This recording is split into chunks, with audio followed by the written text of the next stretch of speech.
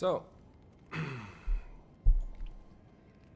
this will probably be the last part to Limgrave. About Limgrave, I mean, we're almost done.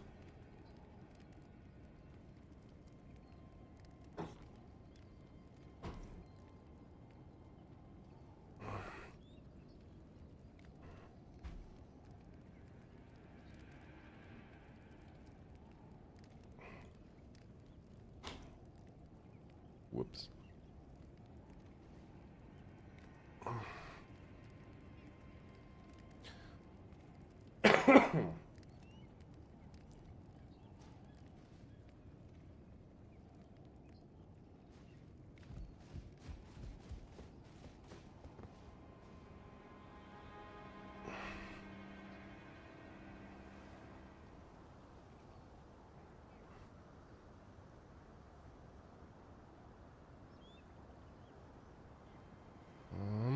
Hmm.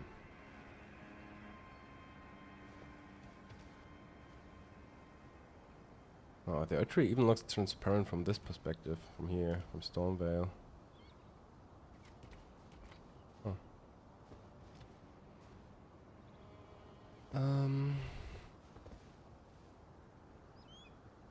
I've been in the church. Now let's see. Let's get on the top, on the roof.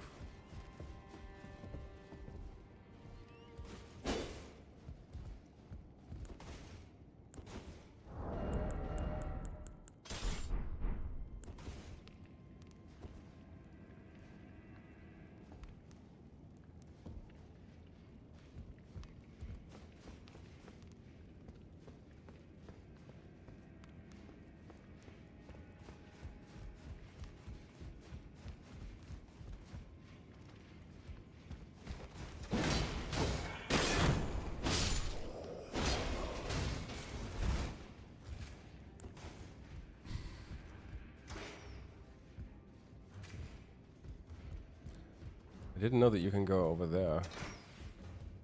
I was always jumping this way.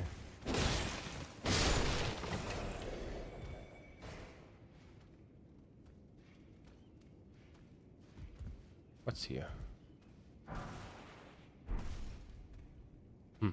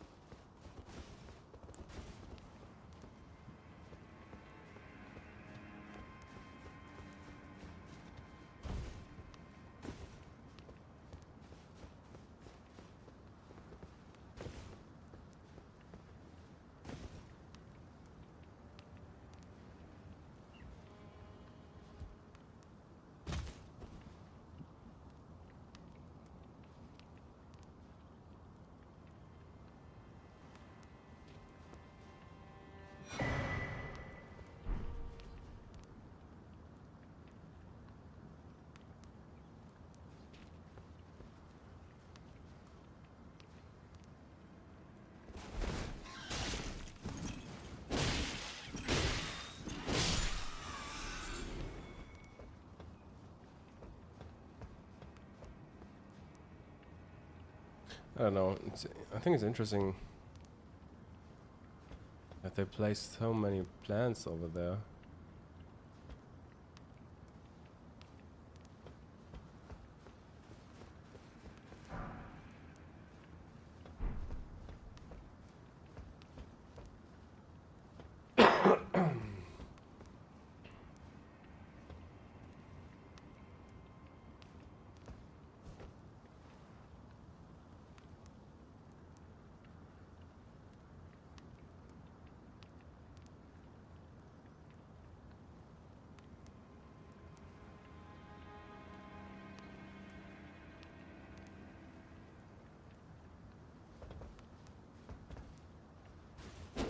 Ooh.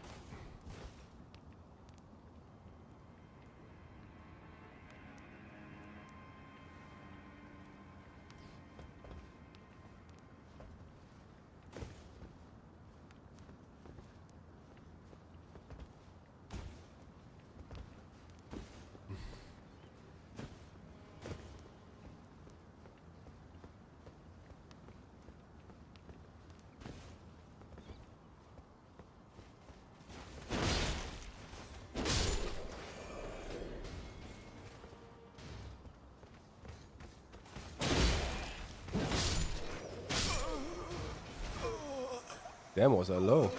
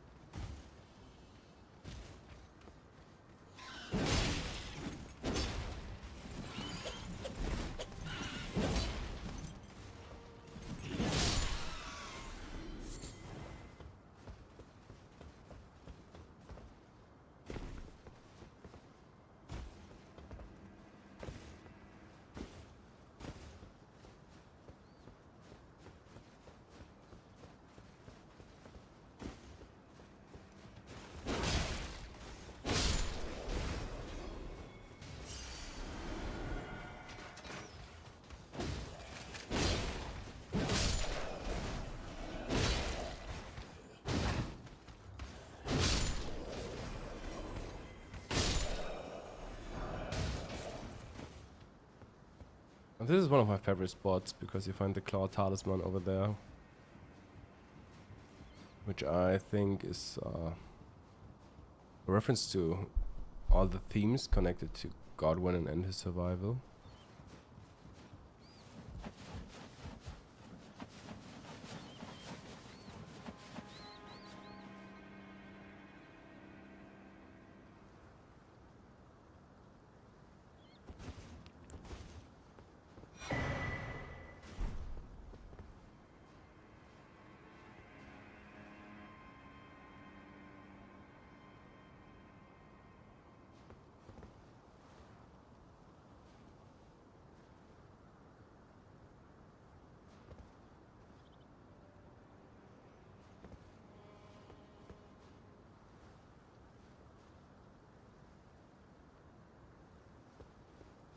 Can I get that?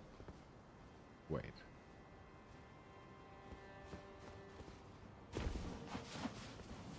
Wow.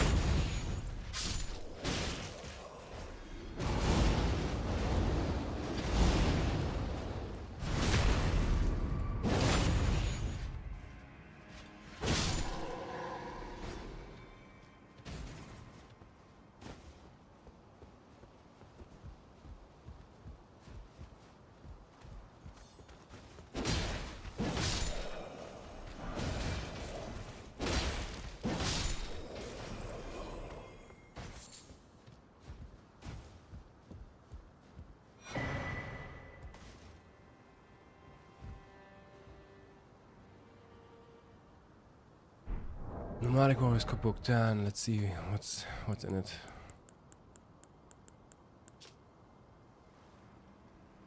Storm wing, bone arrow.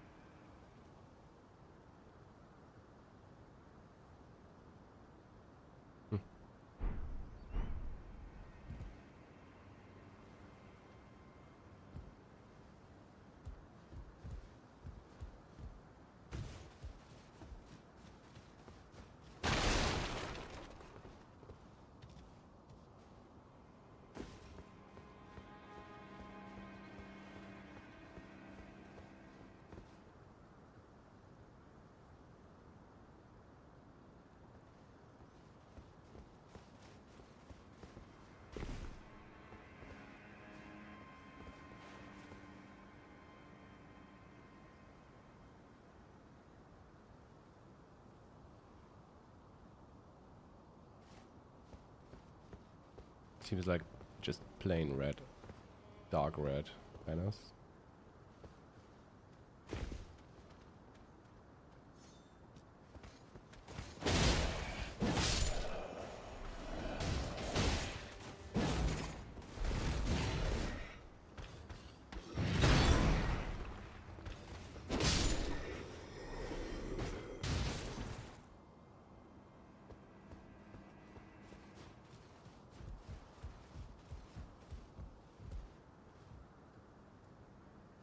Yeah, but these are interesting because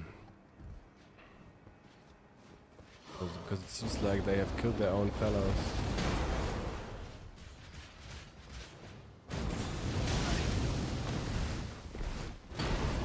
Oops. Oh,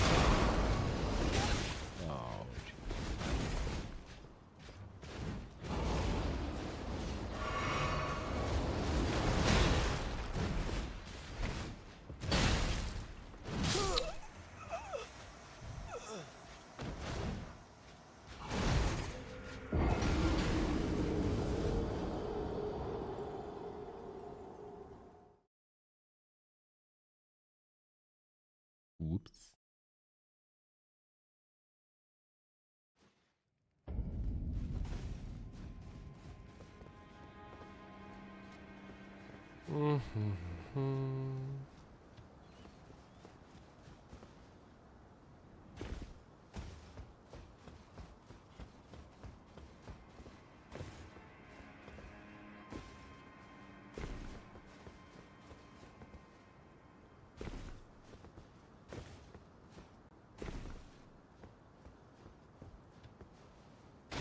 Shit. I fucked up.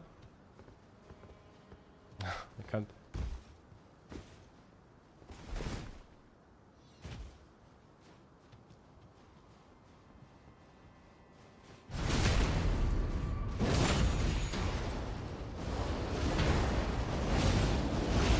Oh my fucking god.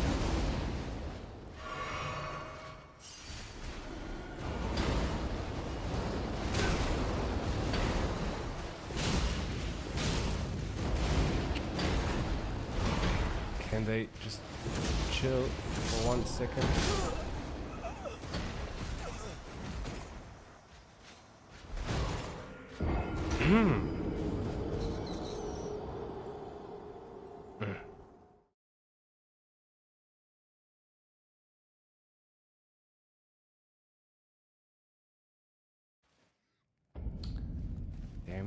Damn.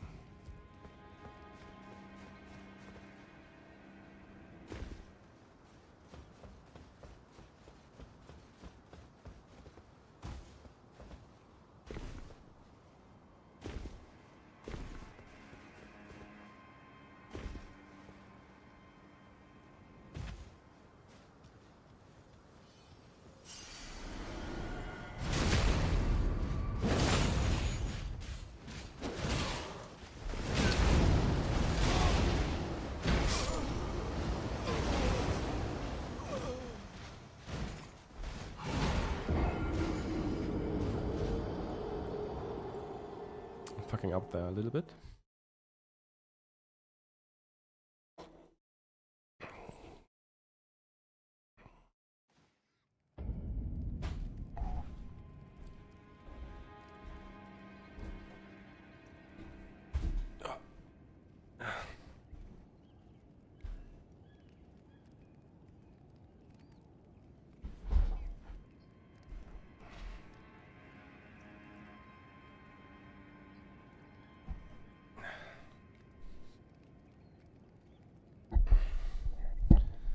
What is more difficult, the fighting in Elden Ring or understanding the lore? Definitely the lore, I would say.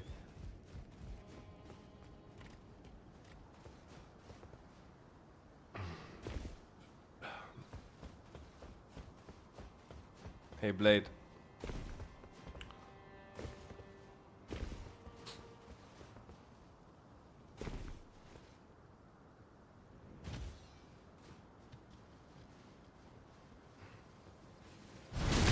People are able to fight in Dark Souls with uh-oh.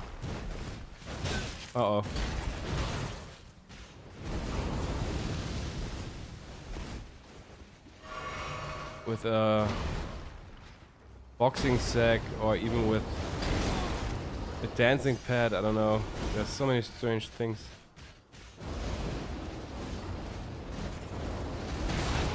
Can you just chill for 1 second?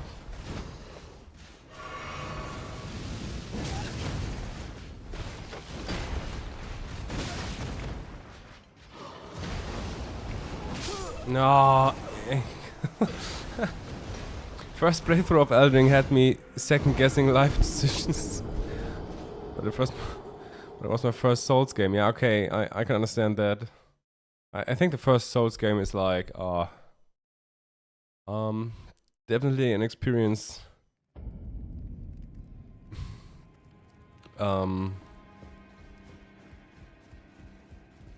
Yeah, it's definitely an experience you remember because it's a lot about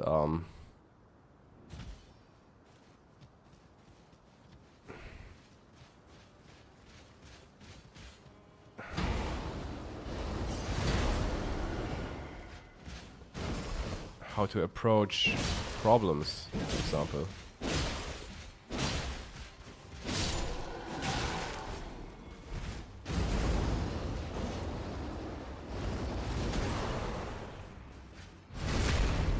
Hello, Sandrino. Oops. I can't see shit. Oh shit. Yeah, greetings back to Brazil. I mean, my first Souls game was Dark Souls 3.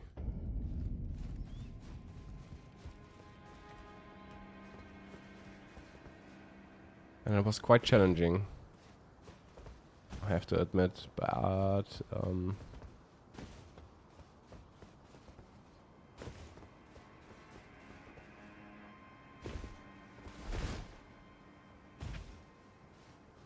the experience is just really rewarding.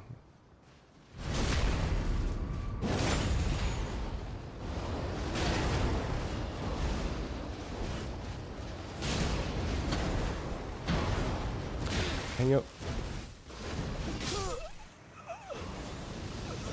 Sekiro is even more difficult, yes. Some would say that Sekiro is not that difficult, maybe, but yeah, I would say so too. But I love Sekiro because it's even more. The focus lies even more on the combat. I mean, that's in the end, that's also what it makes even more difficult.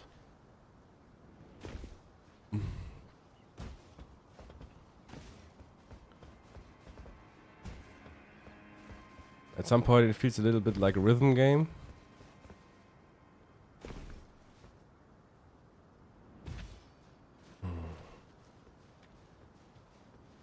I don't even know why I'm fighting these guys, because I don't even get a reward for fighting them.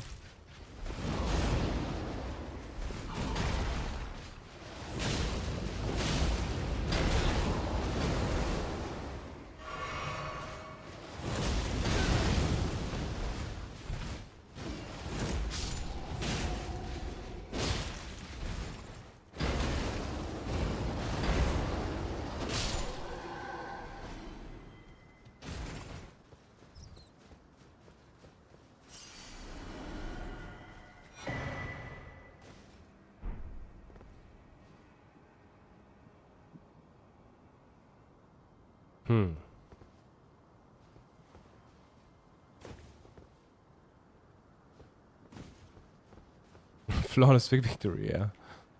Flawless victory after like 10 attempts, maybe.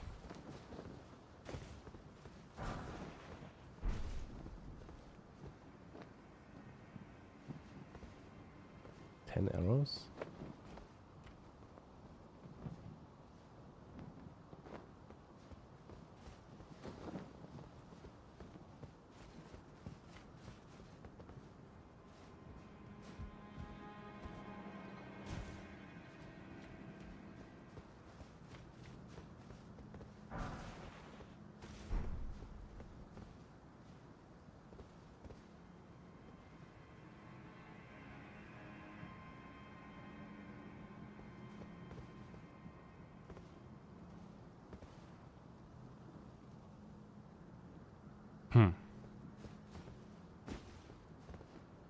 But the lore is, yeah, fucked up.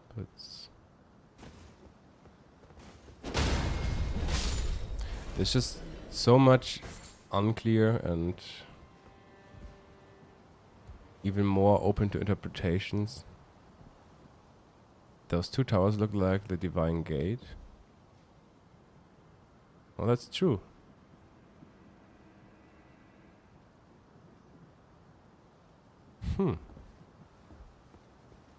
That's actually true.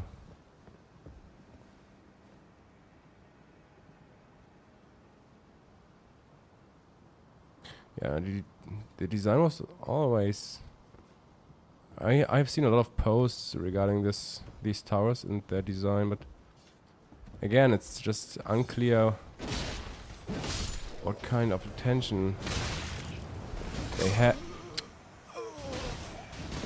by designing these towers, for example.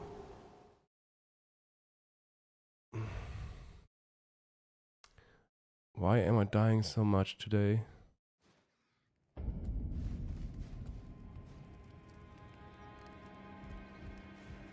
Yeah, Stormware seems... Stormware is definitely important. I think Limgrave and the starting area, Limgrave, Weaving Peninsula, and even Stormware is probably one of the most important areas, I would say.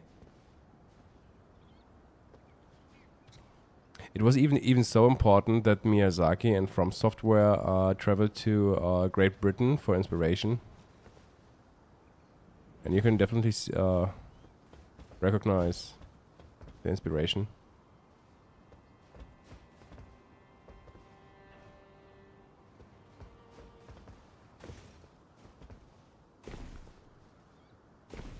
So where was I? I should just go...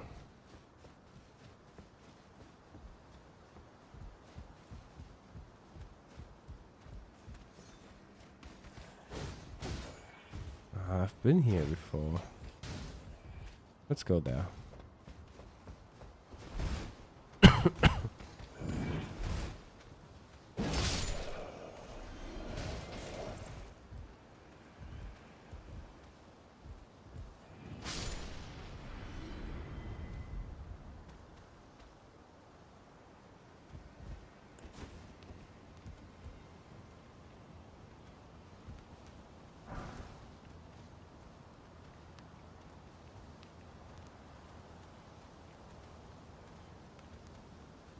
It looks like he fell through the roof.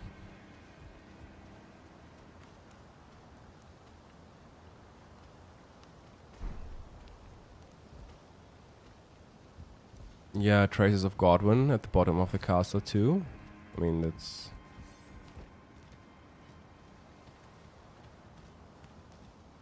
definitely interesting stuff.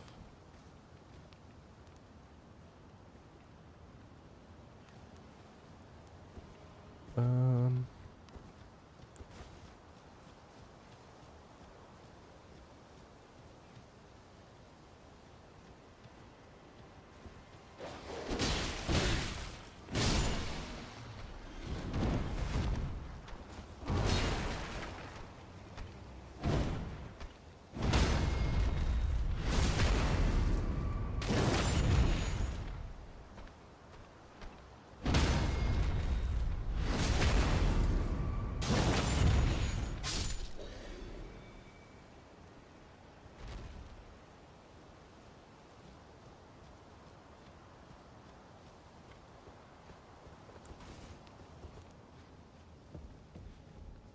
and we have the painting Prophecy.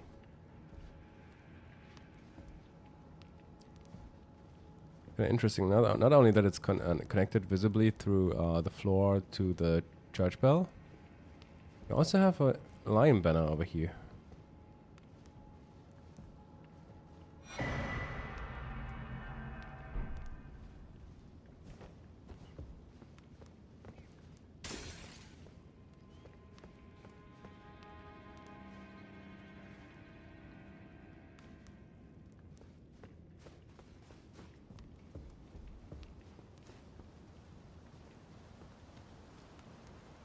Yeah, Blade, but it's almost everything gives some lore details. Not only the shields.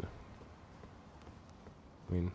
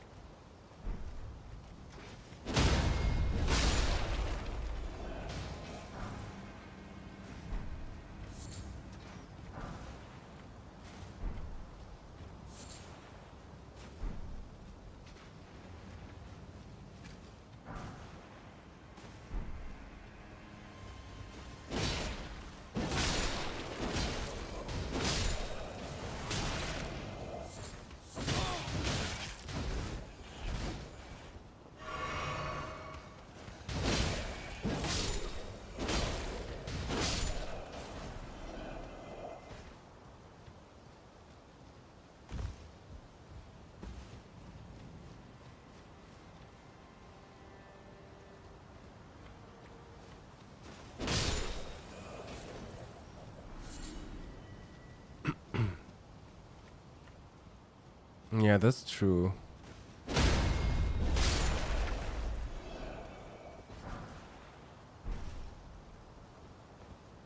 But there are some factions mentioned that are not there anymore. Hmm.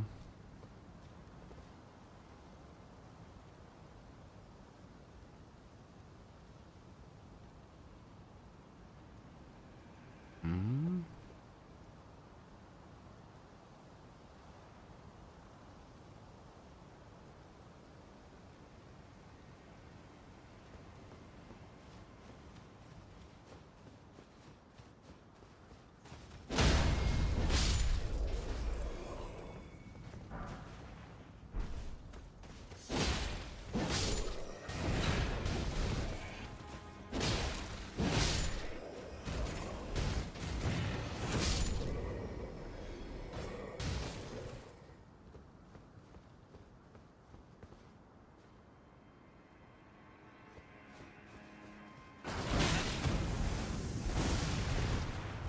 Yeah.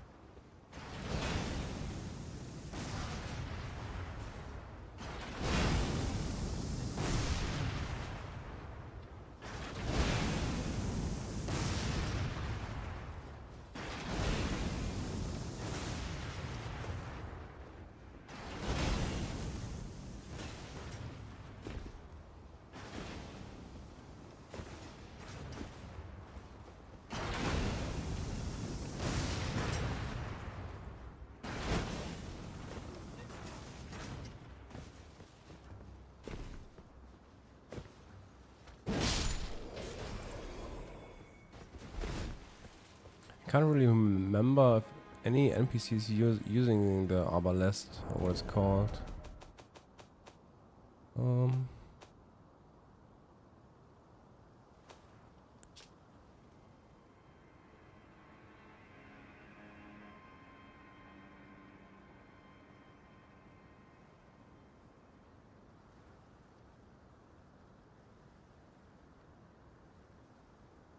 Even helms forged of steel.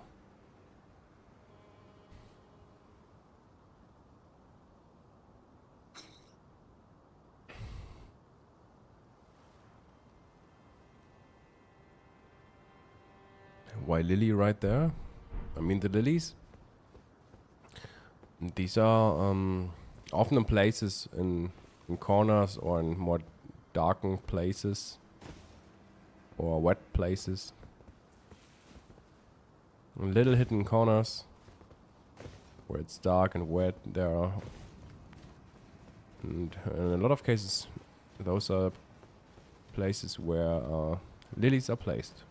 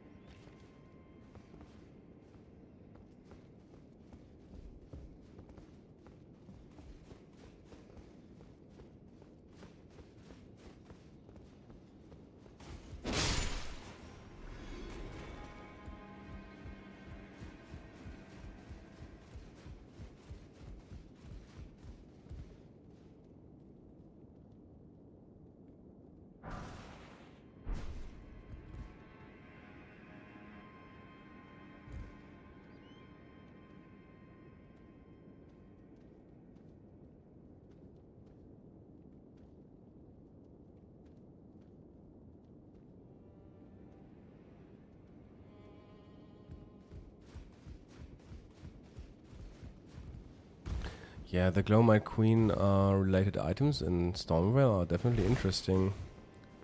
And why they are placed here.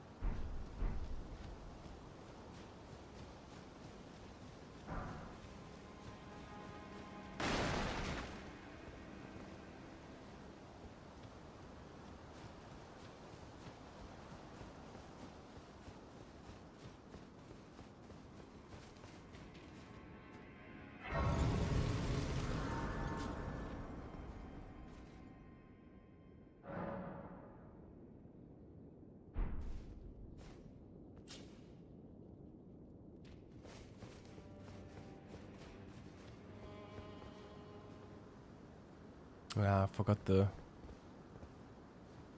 go there.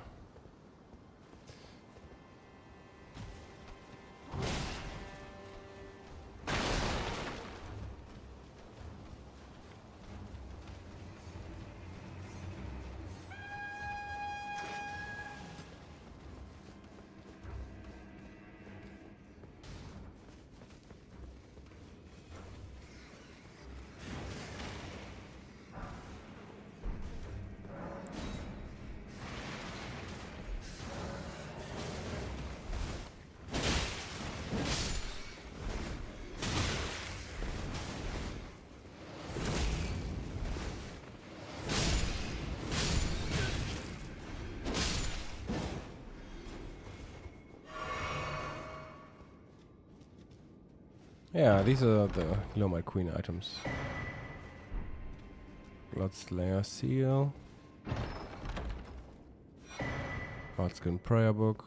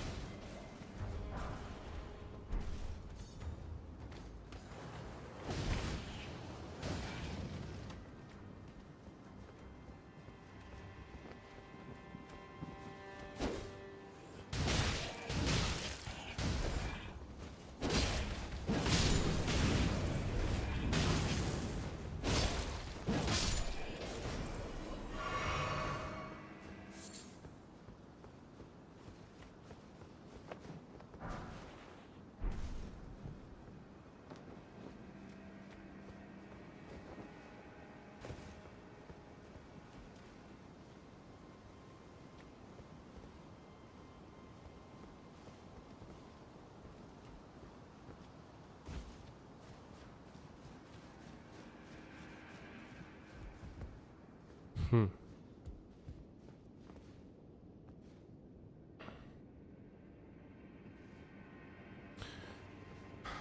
Yeah, this corpse is interesting because it's placed directly above Gosstock's head.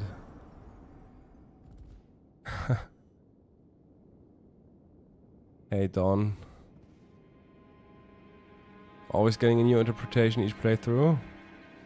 Yeah, there's so much open to interpretation and so much left out that you can definitely play a lot with ideas. So I think this item was directly placed above Gosstock on purpose, I think. It's one of those runes that contains the line, "Do you see the Earth Tree over there?" And that's why I think Gosstock might be a Radagon parallel. Even lost his left arm, which would fit the parallel in some way. We find his armor set here as well.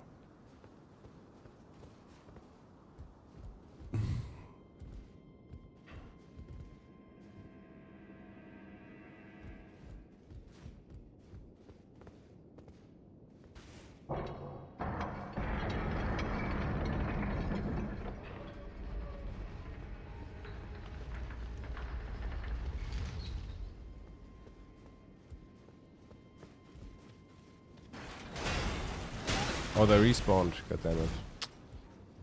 Ah, that was a mistake.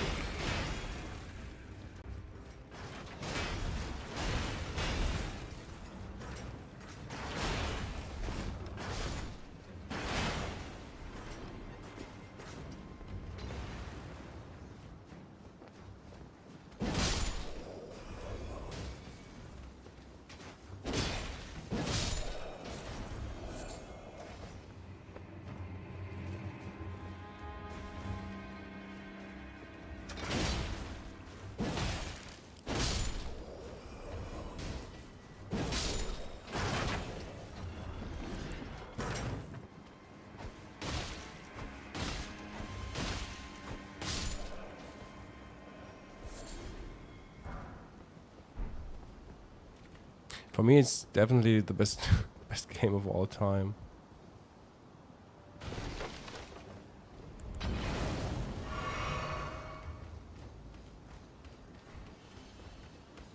But it also ruined the experience with all other games.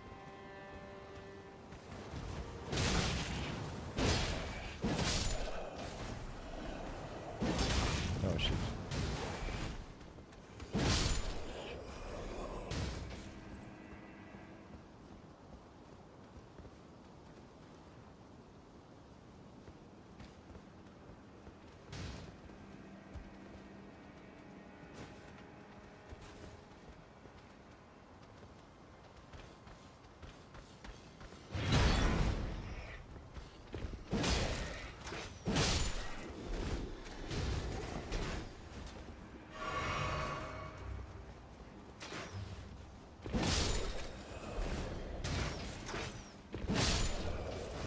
I mean, there are great games, great other games, but it just doesn't feel the same.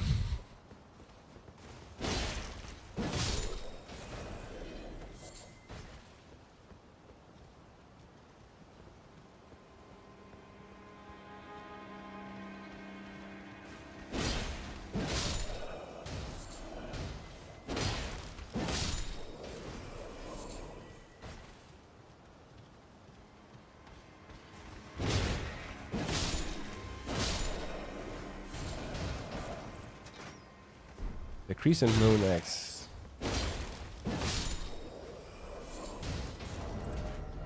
Oh wait, there's still one left. Come over here, little guy. Uh-oh.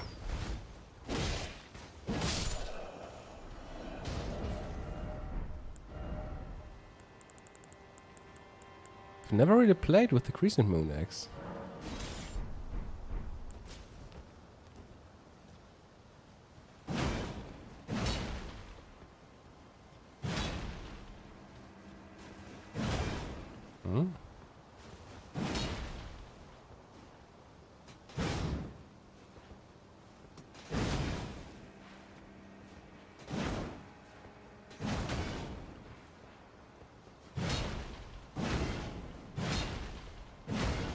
It's kind of cool.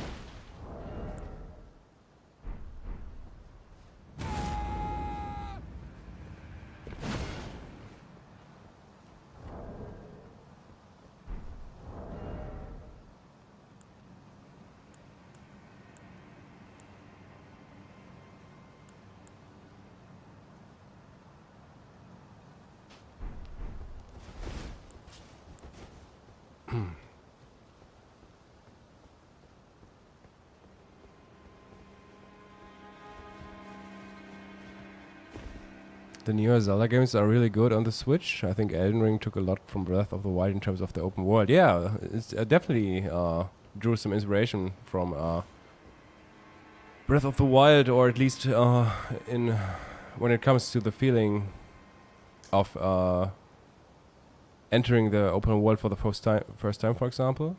I think Miyazaki even mentioned Zelda at some point, but I'm not sure. Just what I remember.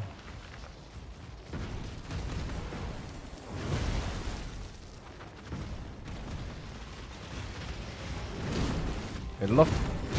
Oh fuck my life.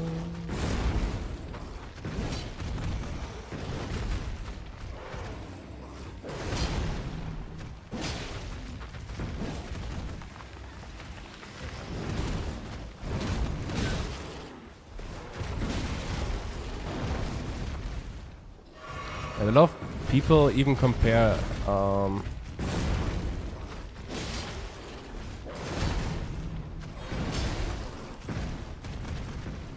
a lot of people are describing Elden Ring or From Software games as The Legend of Zelda for adults.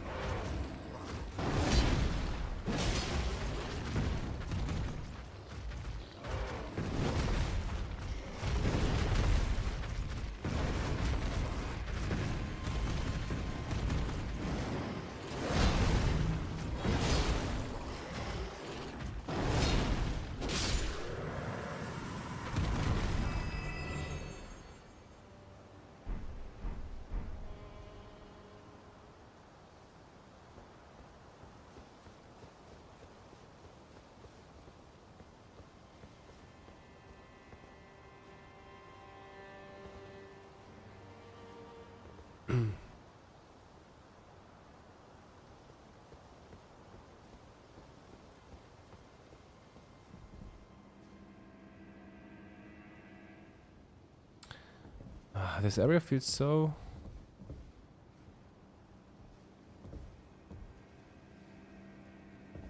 interesting.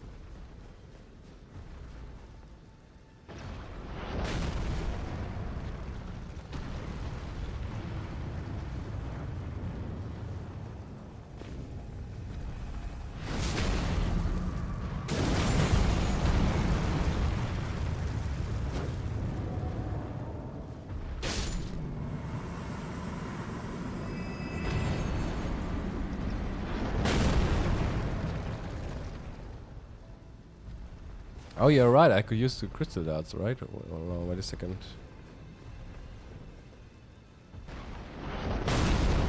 Wait, what?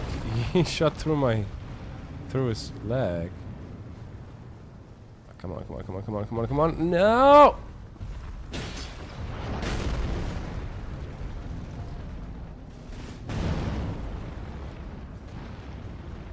Do I have crystal darts? I don't have any.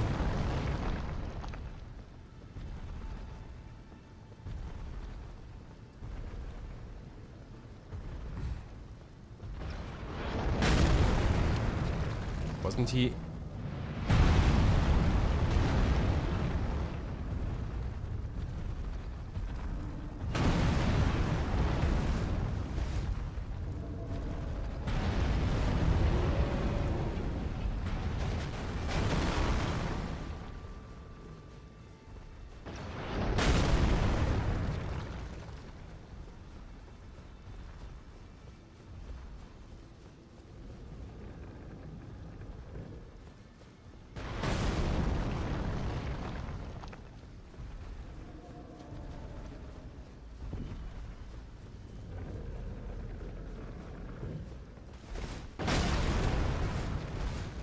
Yeah.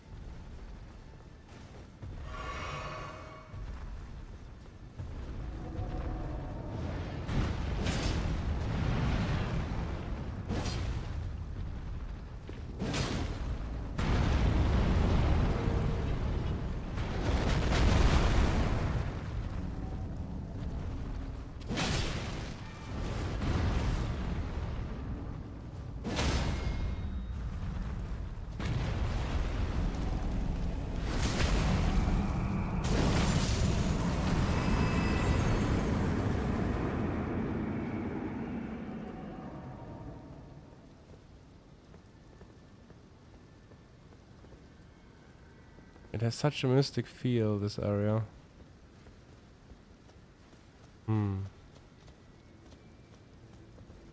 Here should be an item, I think. Oh yeah, there.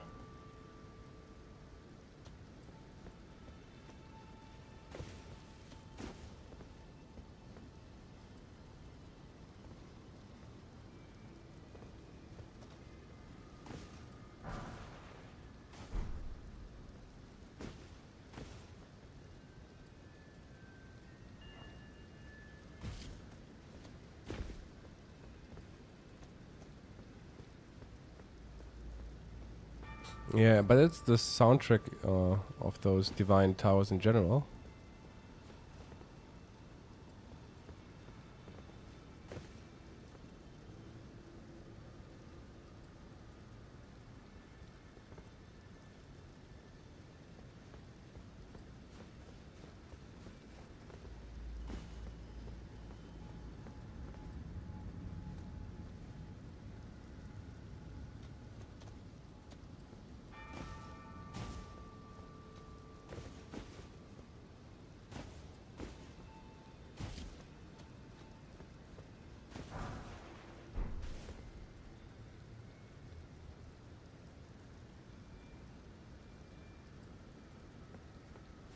Mm-hmm.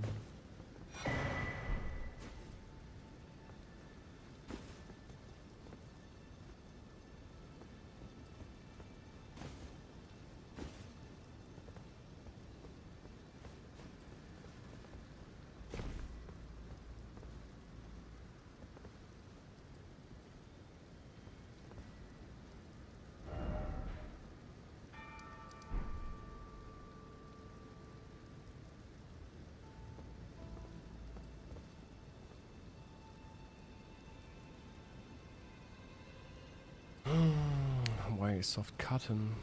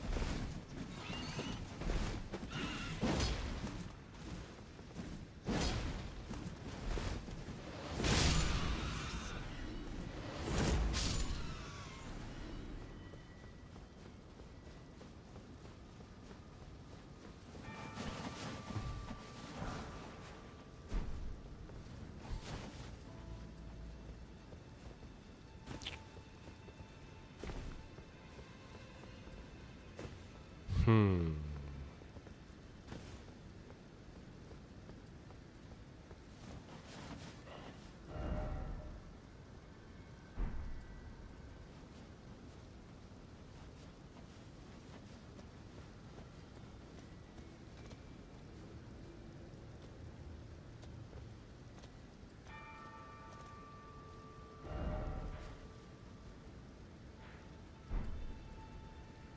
Which divine tower is this? Is that's the carrion one.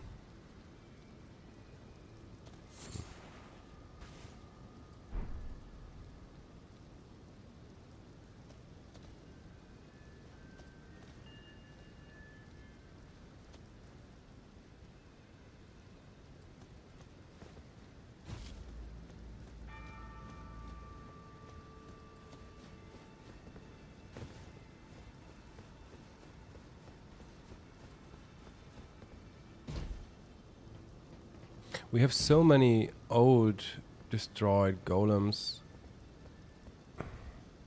I'm pretty sure that they are hinting at some kind of war that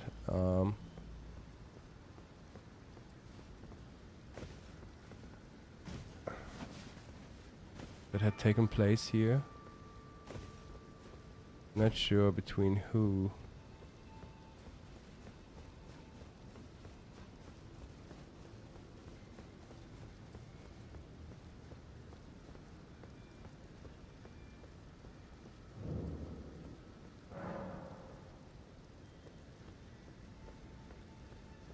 Oh, I can't open it yet. Oh, god damn it. Not even the sides of grace. Okay, then.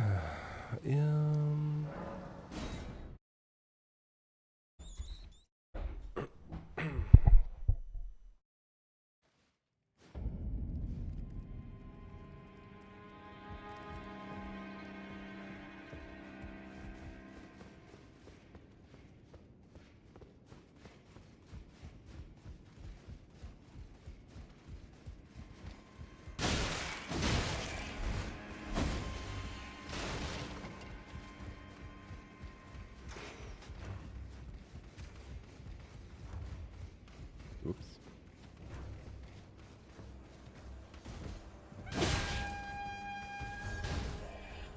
Oh no, I fucked up.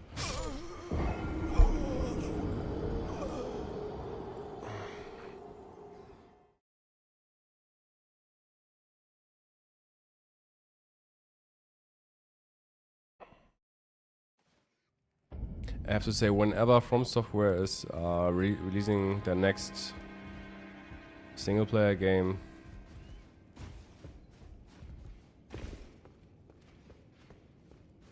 it will be, yeah, I don't know. I can't wait for the next one.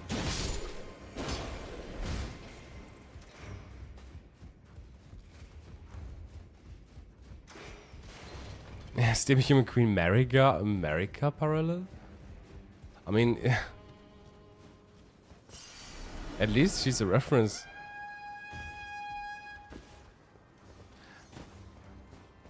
I love those demi-human queens because regarding the demi-human queens, it becomes very obvious that they no. That they are using these kind of NPC enemies as references.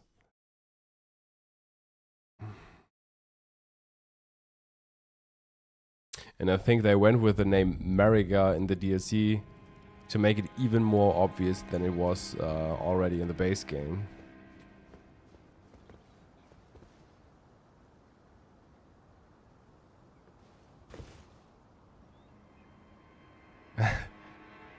I want to say I think you got a great view with primarily using the information and clues within the game for interpreting the story. Start calling it the inner order rule set. Thanks, I appreciate that you are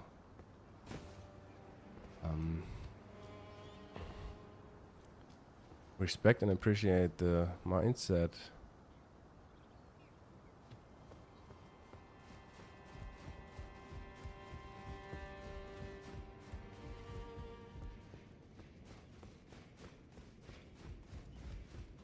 The demi-human queen is dead in that one fought with the bloodlust knight at the top, yeah.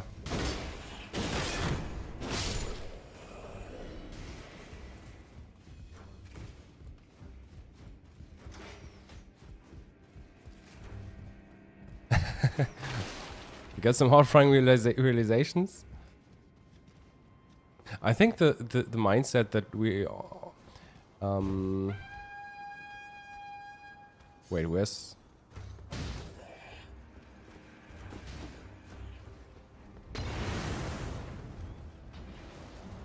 I just think it's more fruitful to engage just in a more depth and detailed way with the information we already have in the base game, in the game itself, I mean. And I think there's just way more to it than we might have thought. So, and what kind of realizations did you have? Now I'm intrigued.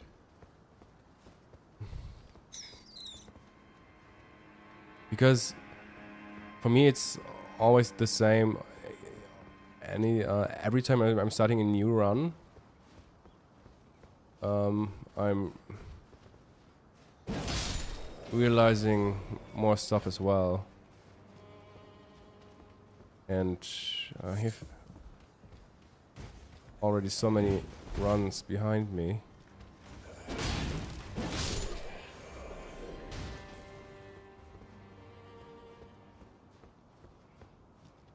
The scale of this game is just huge. Is doomed to the 10th power. What is this? What does it mean?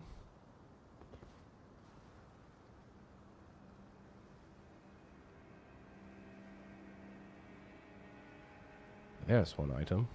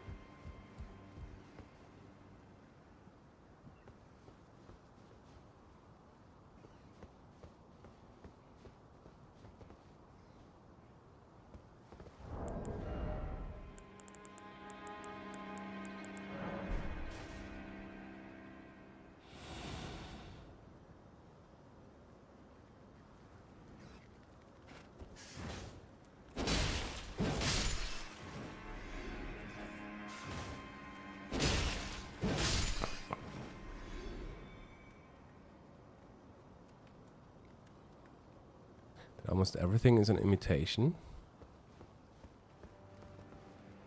What do you mean by imitation?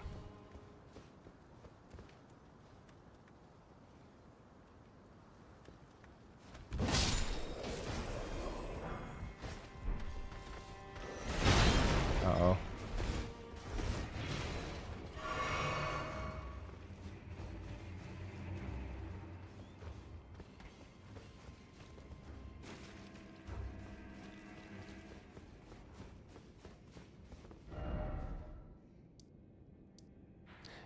I'm not sure if I already checked everything in this area, but it seems like that.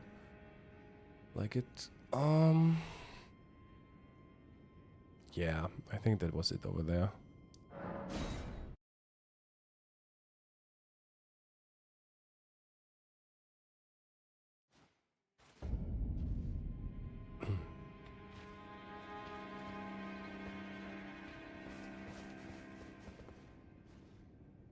The golem seems to mimic fire giants. Oh, I know what you mean. I just wouldn't use the term mimic though.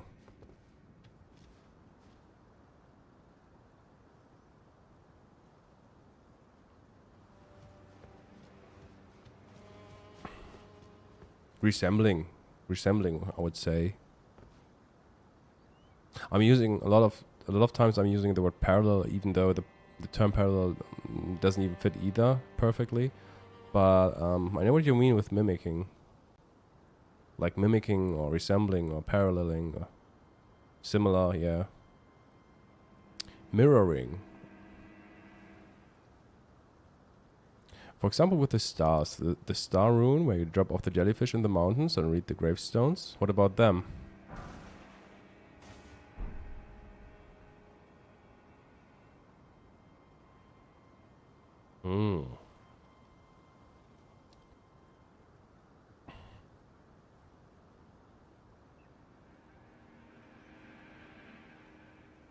Let's not drop here.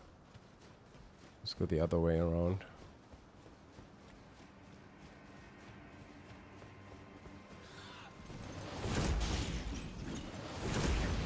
Nope.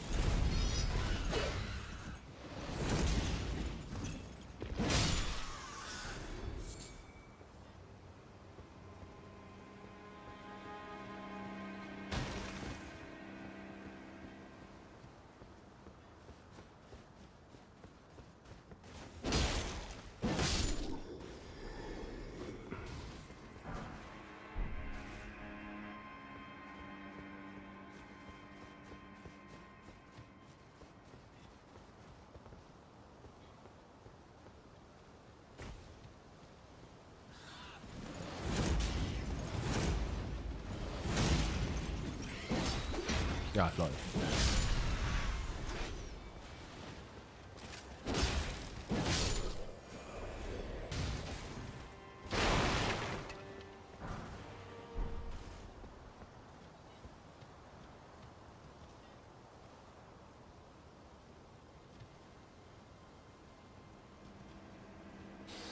The writing that the sisters never saw the stars despite them twinkling in the sky makes me think they are similar to the underground stars.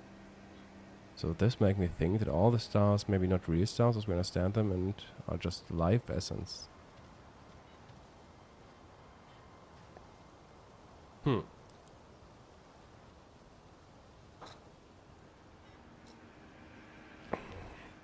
proud.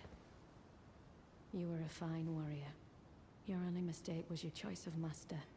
Let the winds lift you to a higher place.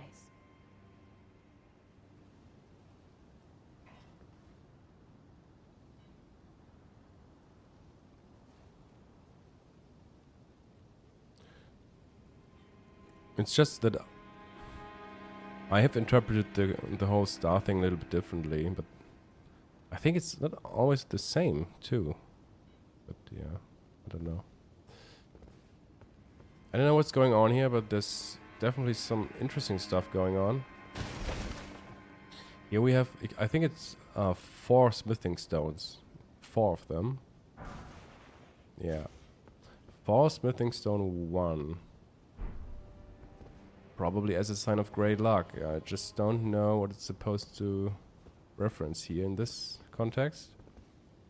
Maybe of a sign of great luck in regard to this warrior that is paralleled here.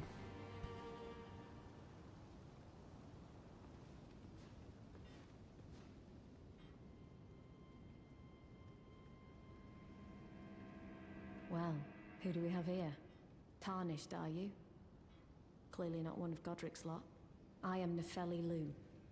Tarnished and warrior, like you. I'm here by decree of my father. How utterly repellent this is. This grafting of Godric's ill befits a lord. He's tainted the very winds.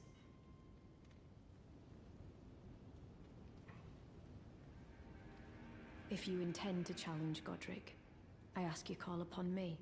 The winds run foul with his deeds. I'm certain father would permit me aid the fight. Apologies, but I've idled long enough. As fellow Tarnished, we must each follow our own guidance, down whatever road takes us to the throne of Elden Lord. Apologies, as fellow Tarnished, down what... When it comes to the jellyfish sisters, I think the whole star topic is about reaching the... I think it's supposed to parallel America's thoughts, and it's about the age of the stars actually, and to free everyone from the influence of the greater will.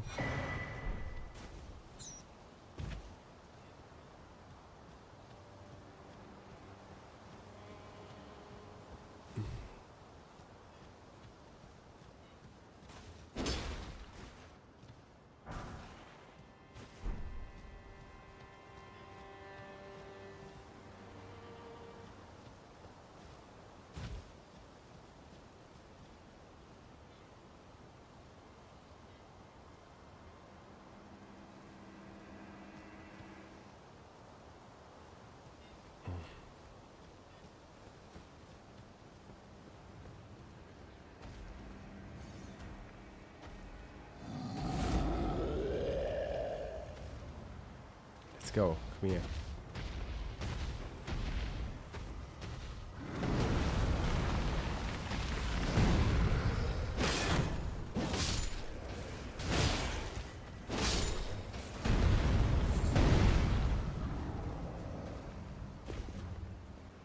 It's kind of insane. You have to bait that troll up until to the whoops.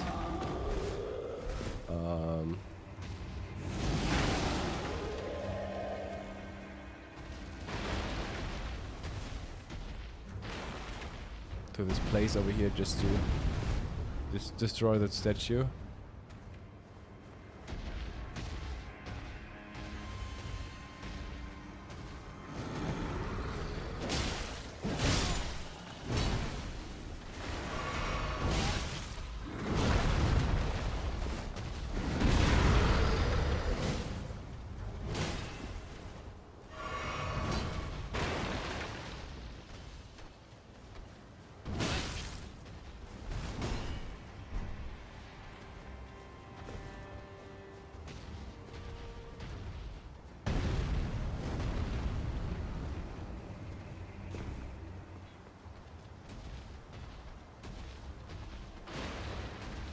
Now I have both.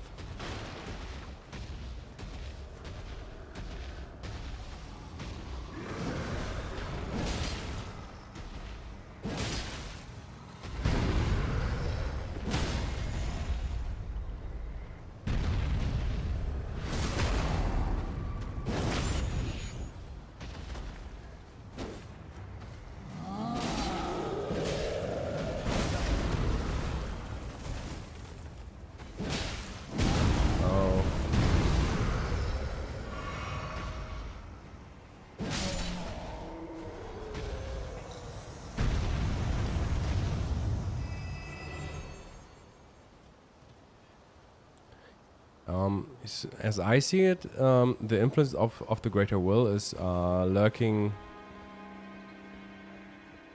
a lot of people into becoming Elden Lord. And the threat is about exactly this, that someone becomes Elden Lord and a full god together with the Elden Ring.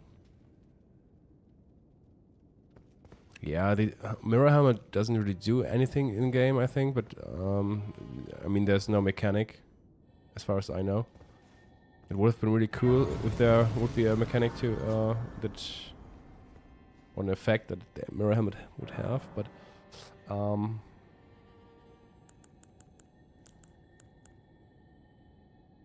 mean, that's the thing in the end. As I tell the story in my videos, I think we are manipulated without noticing it.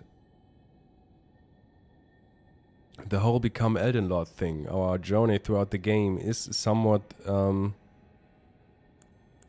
influence of the Greater Will, because he's giving us this purpose.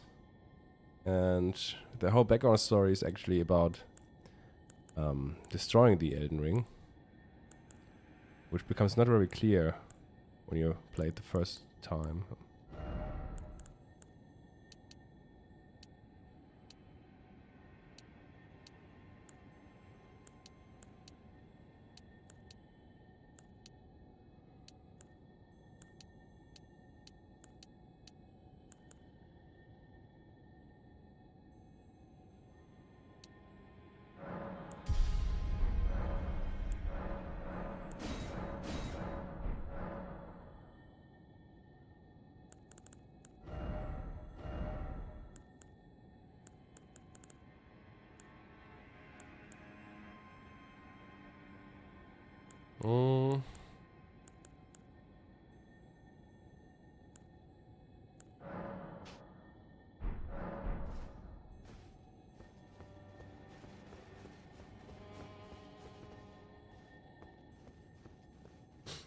I think at some point Godfrey fought the Storm Lord in here, the Storm Veil.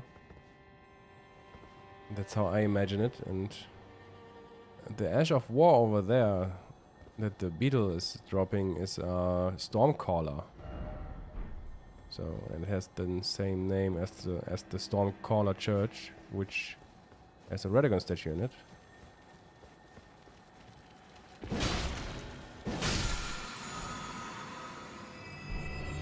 I'm very convinced that Radagon is actually the one who's called Stormlord.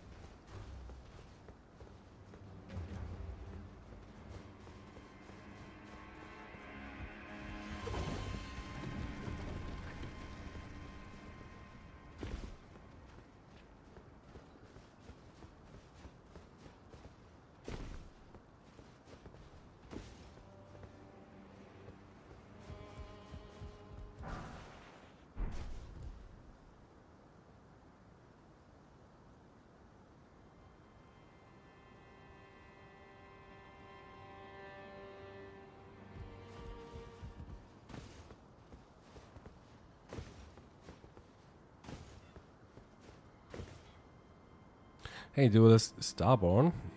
Imagine if Radagon was a curse or blessing. Marcus bloodline. Yeah, I actually think it is some way like this. I actually see Radagon as a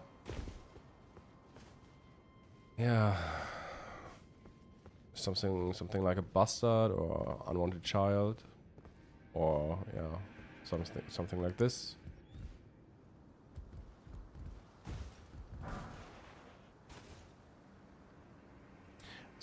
Three smithing stones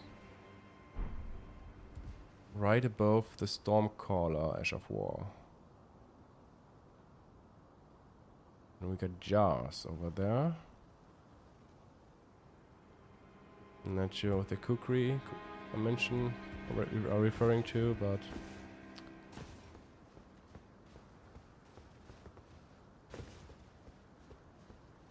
Trina Lily, Godwyn Run, Smithing Stone.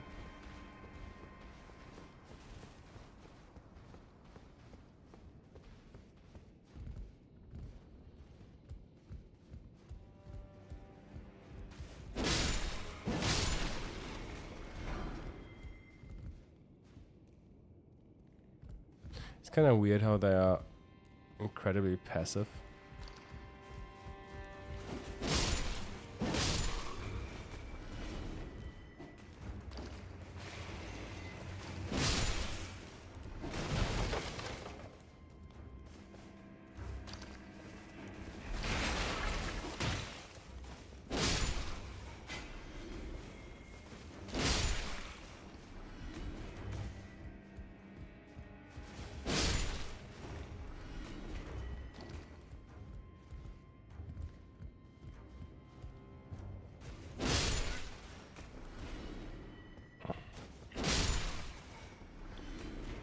Can just imagine Godfrey stomping, just pancaking the higher floors. Oh.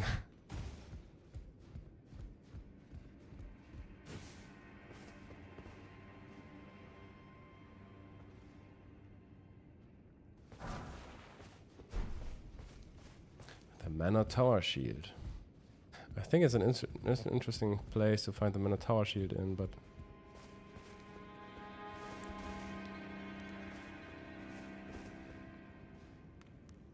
can't make any sense why they place it here. 1, 2, 3, 4, 5, 6, 7, 8, 9, 10. Hmm.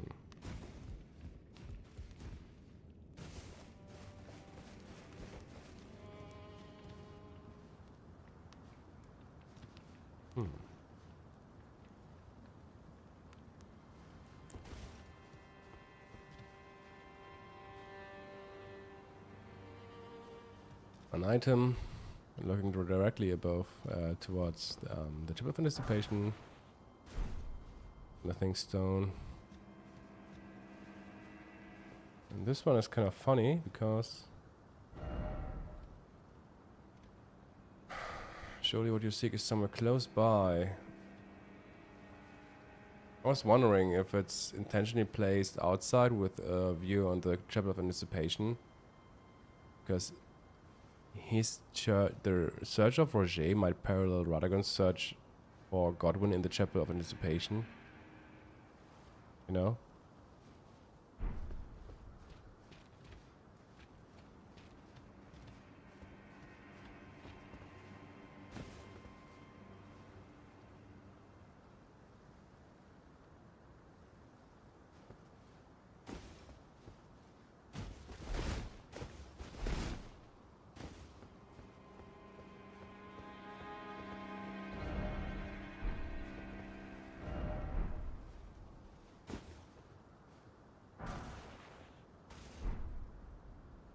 Golden Rune.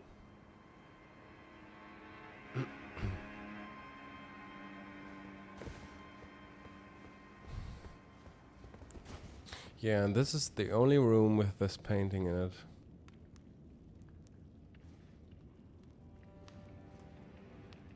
depicting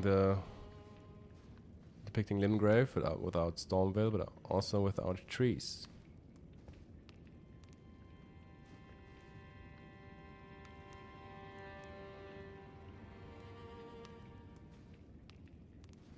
I actually am firmly convinced that these were supposed to be the Badlands. So I'm firmly convinced that Badlands were actually Limgrave, or even more of it, in the very distant past.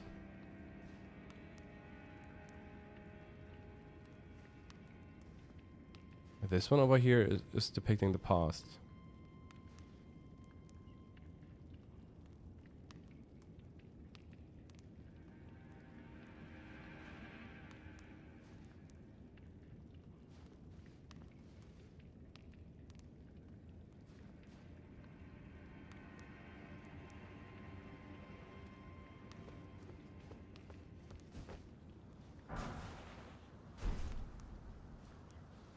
Rainbow stones?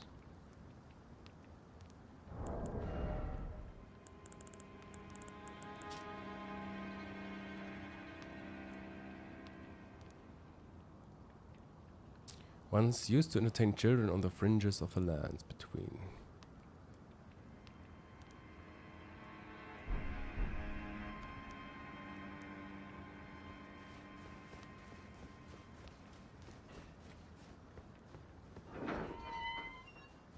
Why would it have been somewhere else originally?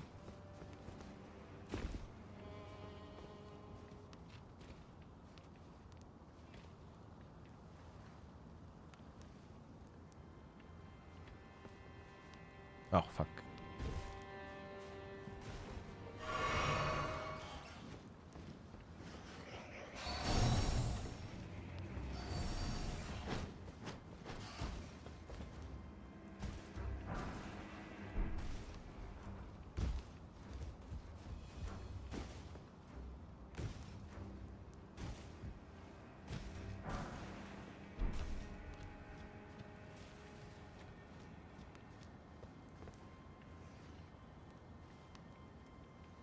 Stormwind would have been there?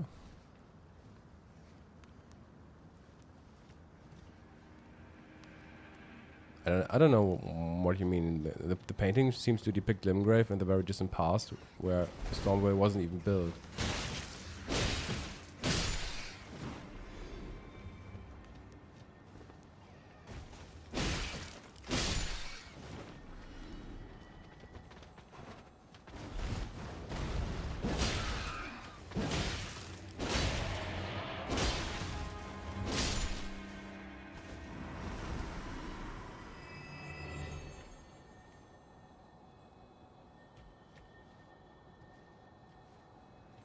So let's get the sorcery. Where is it? Oh, come over here. It's the Rancor Call, which is connected to the Sage's Cave. 3 poison blooms?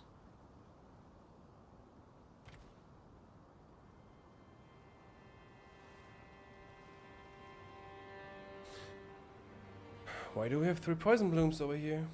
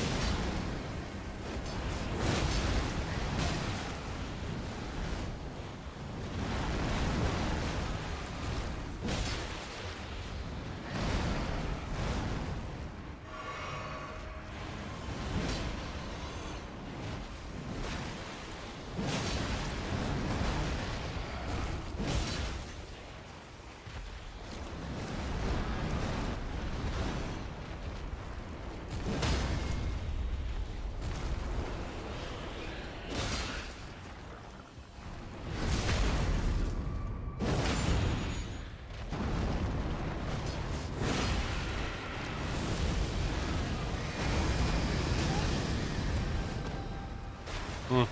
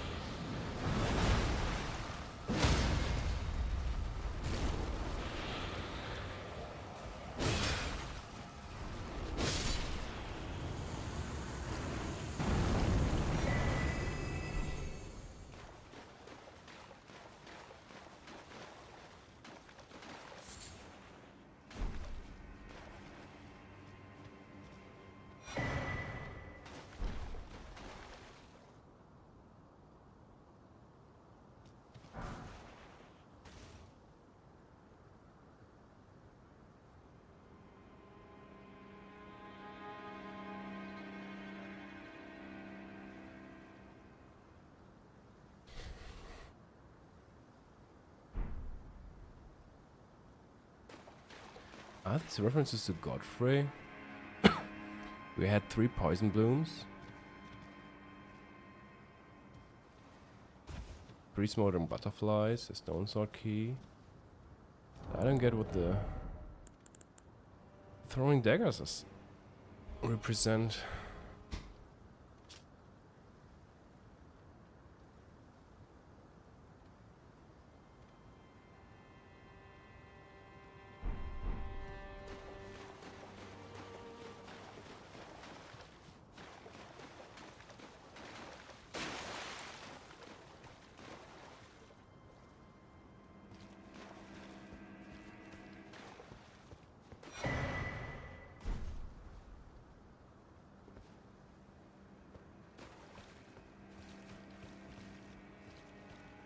Oh wait, yeah, this one is nice.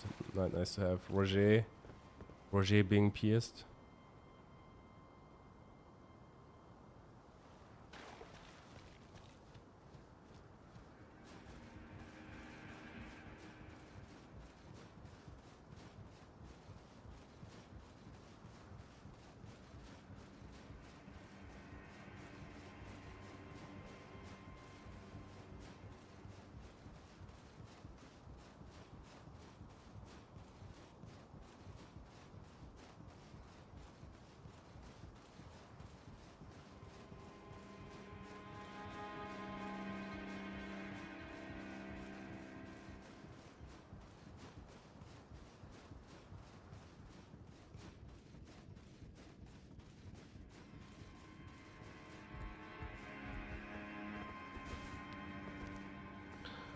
Ooh, this took some time.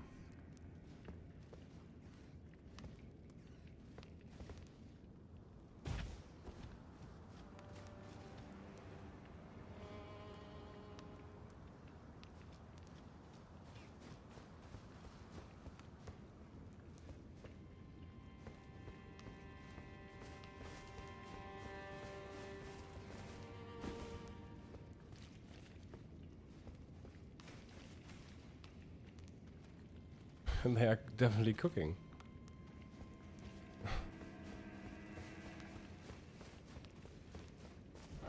So let's see. We're almost done with Stormvale.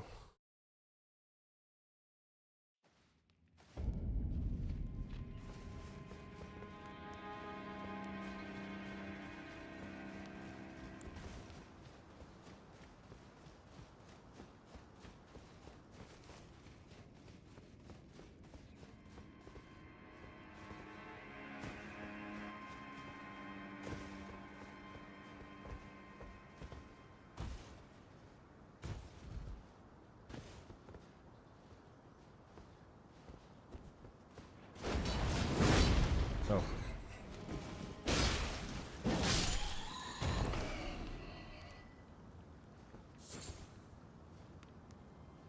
Flying bat hanging over an Altaria leaf.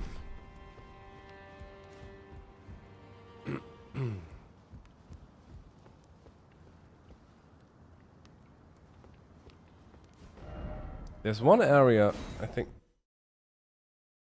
that is really easy to miss, and I always There were several that that I were forgetting. And in the past, but there's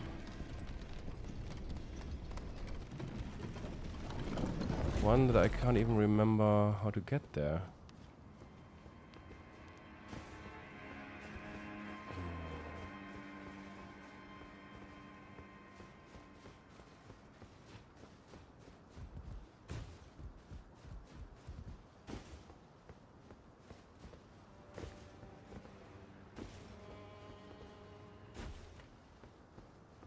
Oh, it's here. I just have to... Yeah.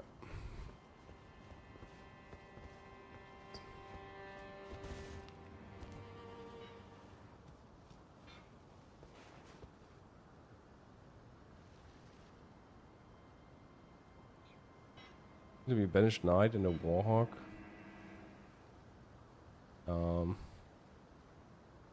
Mourning a fellow.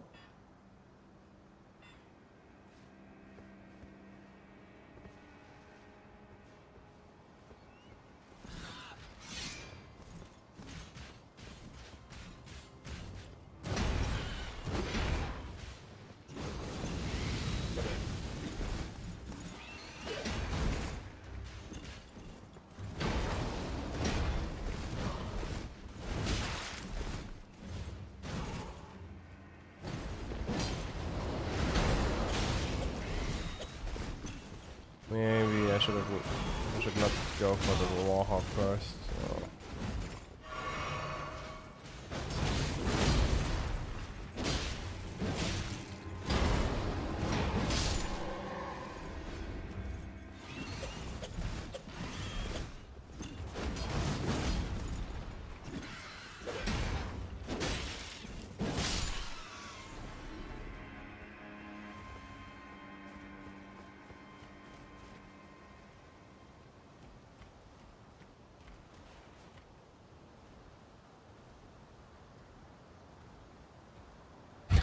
For a moment I thought this would be an arrow.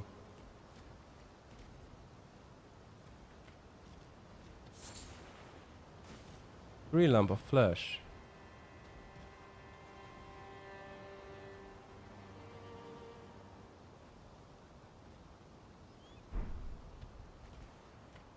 The whole scenery seems like referencing death of someone. Maybe.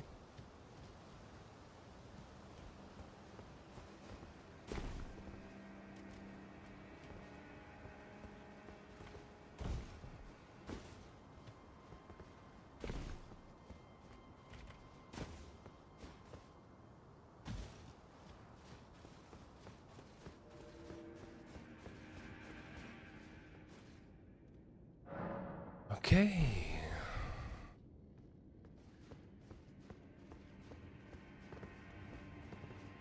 Let's do this.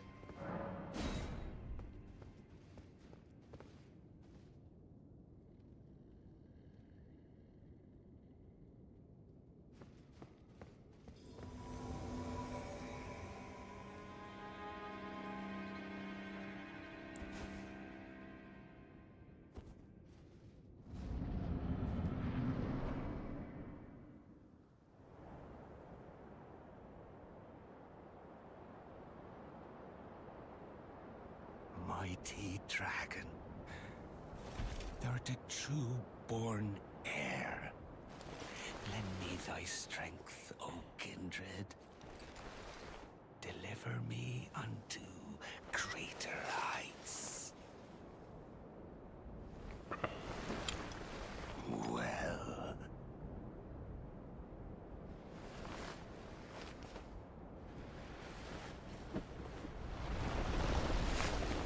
Alone tarnished. Playing as a lord. I command thee, kneel! I am the lord of all that is golden.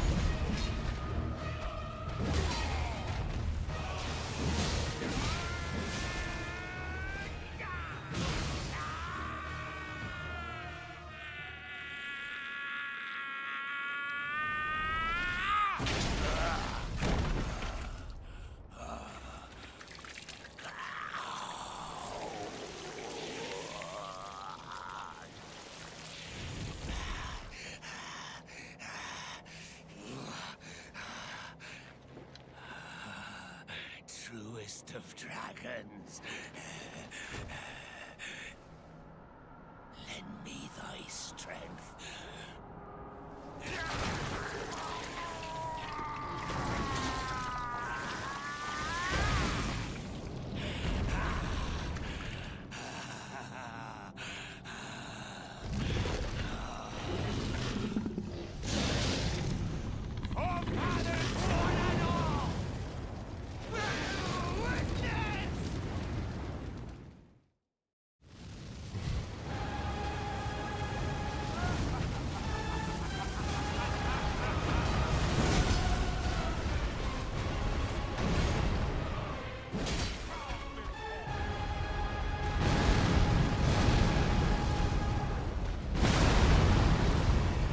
Ouch.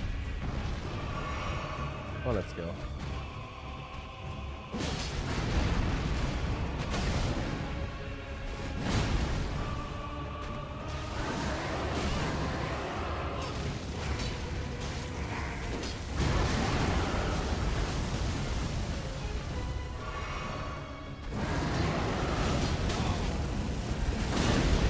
What the fuck?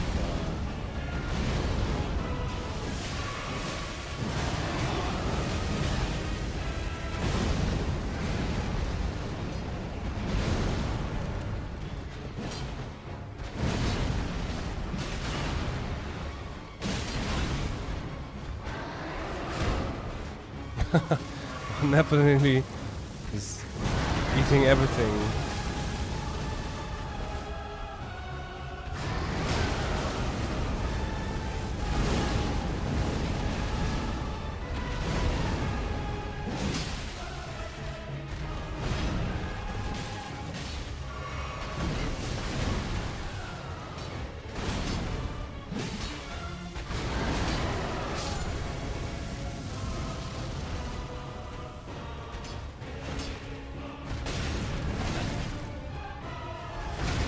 Oh my god, no.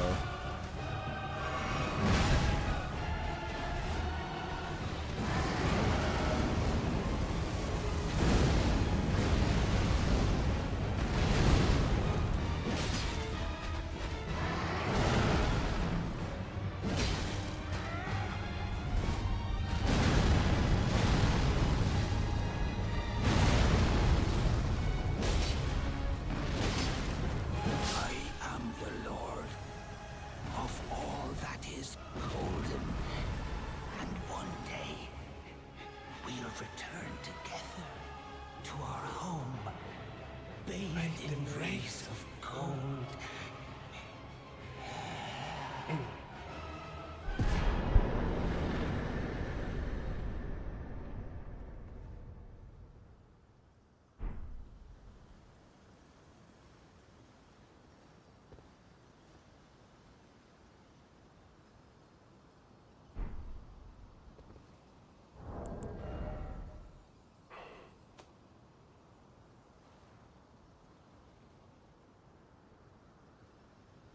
Did Godric find about the Shaman Village? I don't think that the DLC and the base game is directly tied to one another.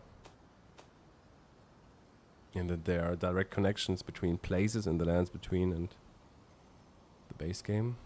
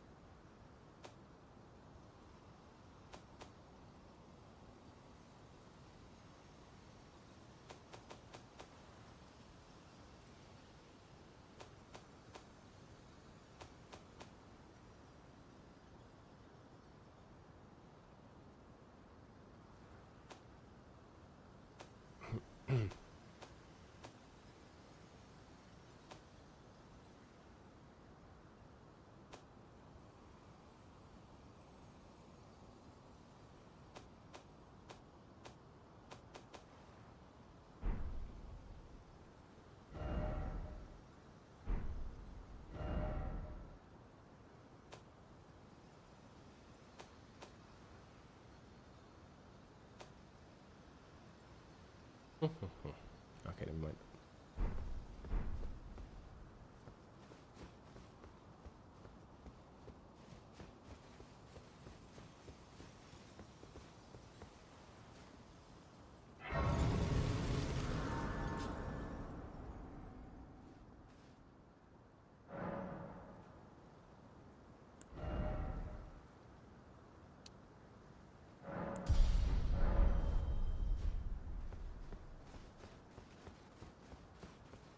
What a pathetic excuse for a lord you were. Craven to the bone. Pushing me about like that. And after all that grafting, where did that get you? Look down on me, would ya?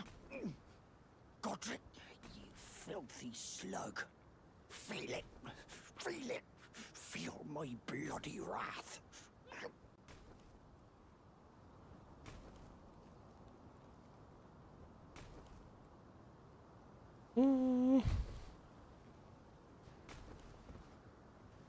Oh, hello there. This weasel was... Godric was always looking down on me. He got what he bloody deserved thanks to you. I tell you though, what goes around comes around. He had an ugly heart, an uglier countenance, and met the ugliest of ends, eh?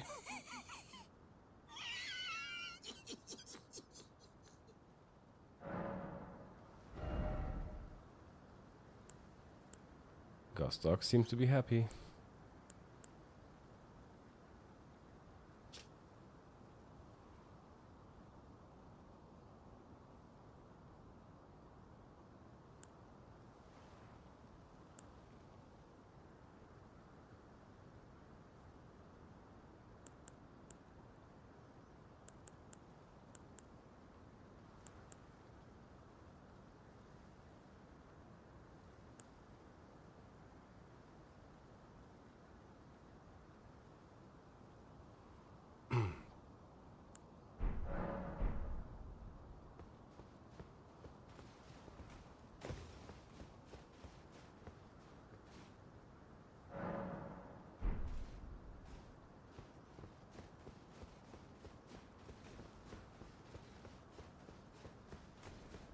Now I can do whatever takes my fancy. Can I, mate?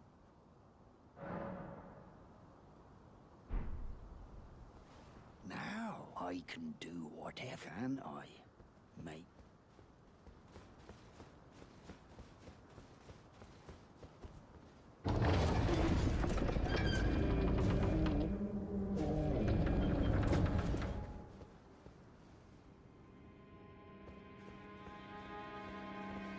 Oh, yes.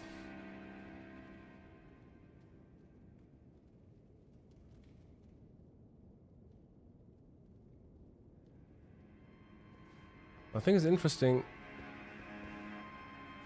is that there is no depiction of a woman in this room.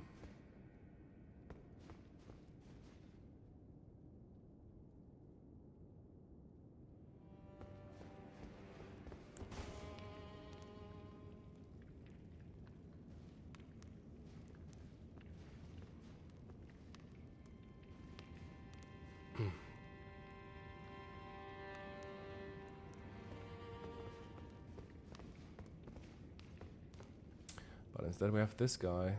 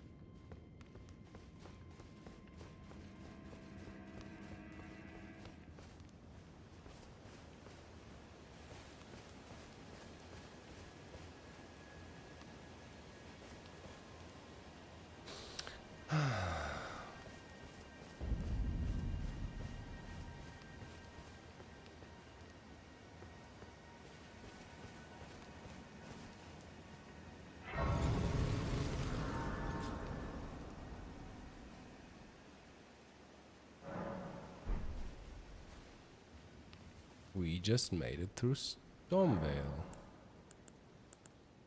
Mm.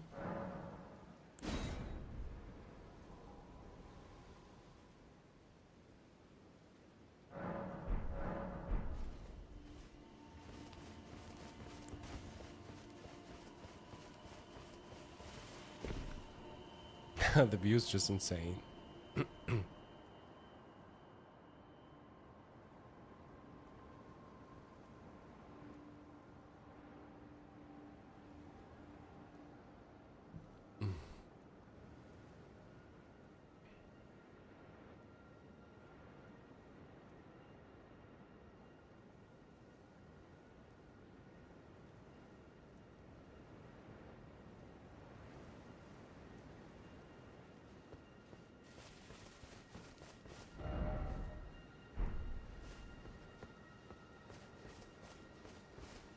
Hello?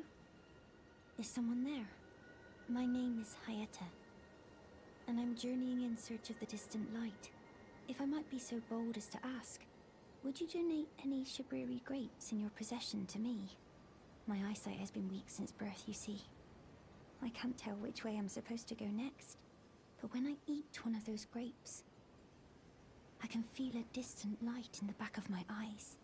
It will lead me to my true duty as a finger maiden. Hello? Would you donate? I'm on a pilgrim when I eat. Oh, many thanks to you. Now I can feel the distant light once more. You are most kind indeed. May the blessing of the fingers be upon you.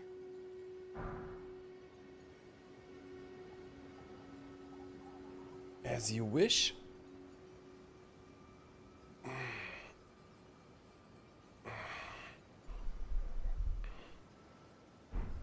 You are most kind indeed. May the blessing of the fingers be upon you. No comments on Hayata.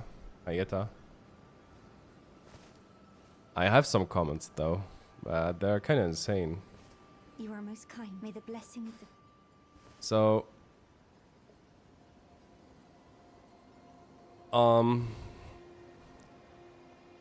I think, or I mentioned in my videos that I think that Radagon was Marika, or Radagon is Marika in a way. That most of the time that when Marika appeared, it was actually Radagon disguised as Marika.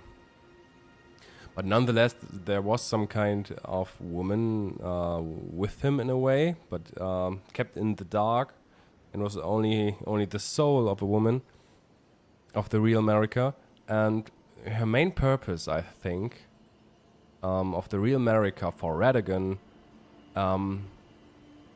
was to, maybe to turn runes into strength. The same purpose that Melina serves for us. And I think it's also what's referenced in the runes. Runes are nourishment for the development of any tarnished, provided a finger maiden can be found.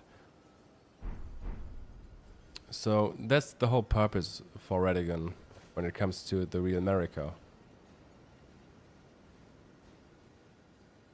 But as I said, it was just the soul of the real Marika. Most of what happened was actually Radagon. And yeah, Hayata is paralleling Marika.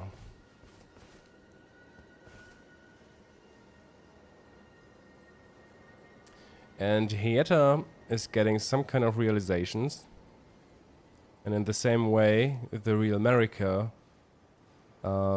is discovering a terrible truth. In relation to exploring the roots of the Golden Order.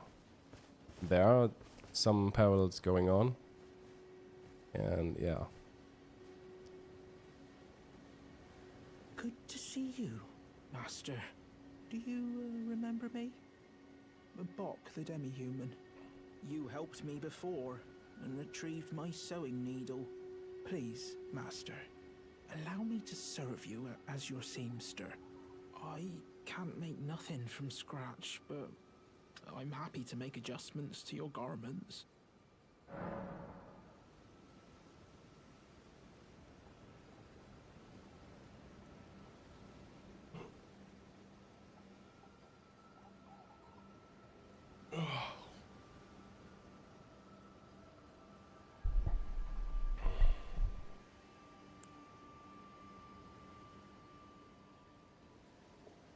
Master, I was wondering, do you ever make adjustments to your garb yourself?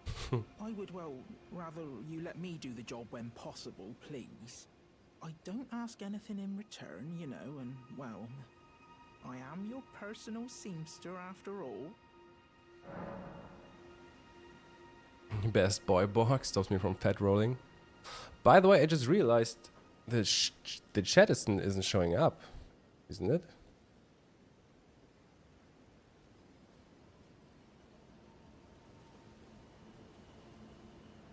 Oh, what the hell?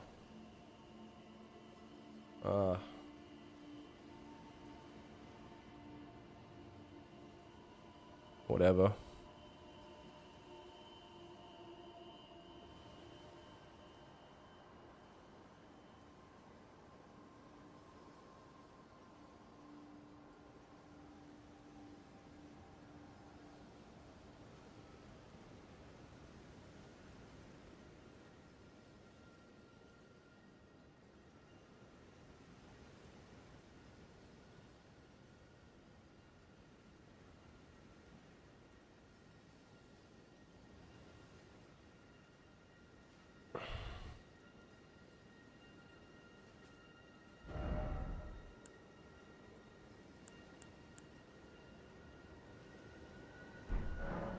Oh, going so soon?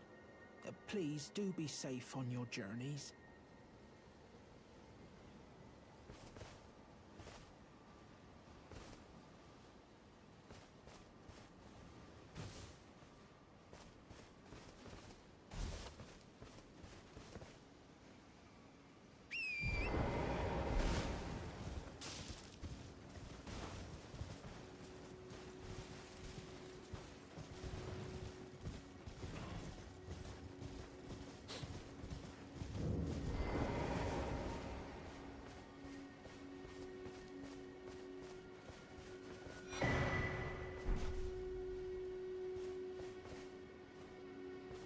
You're tarnished, aren't you? Then perhaps you could spare some runes. Believe it or not, I studied glintstone sorceries at the Academy of Rea Lucaria. For a small donation, I'd be happy to share my knowledge.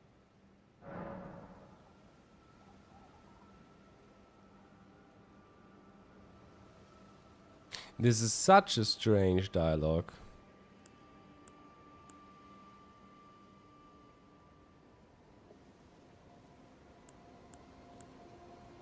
I don't know what this is supposed to parallel. I think this is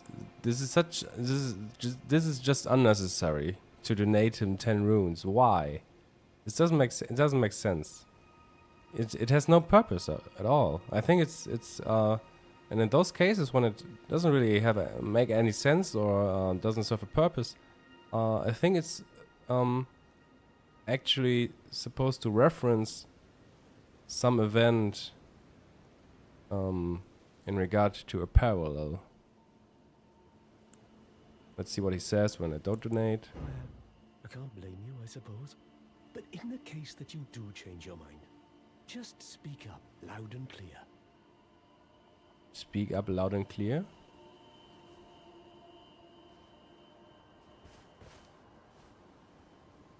Oh, there you are. Care to donate a few runes? Believe it or not, I study for a small donation. Well, but in the case that you do change, just speak up loud. I think so. I'm convinced that he's a Radagon parallel as well, and it could be that the 10 runes are supposed to reference the moment where he was blessed with grace and were resurrected. That's something that I have in mind when it comes to his story. And maybe the dialogue line about speak up loud and clear is supposed to, similar circumstances that we face in the moment of our awakening. Like we are also hearing a loud and clear voice when we are getting resurrected. So. Well, bless you, bless you. You're a true saint. My name is Topes. Presuming you're interested, I can teach you sorceries, as promised. Only, none of them are particularly great.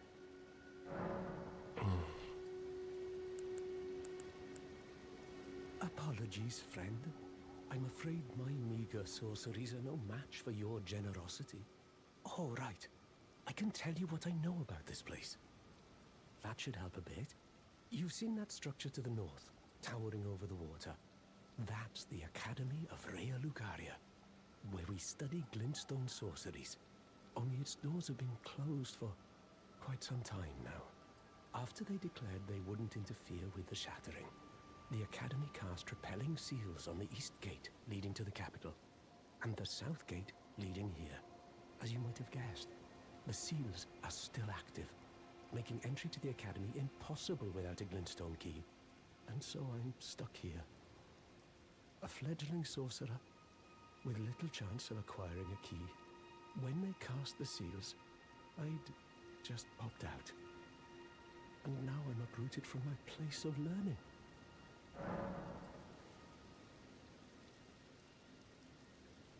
He just popped out. I'm not sure. Maybe it is.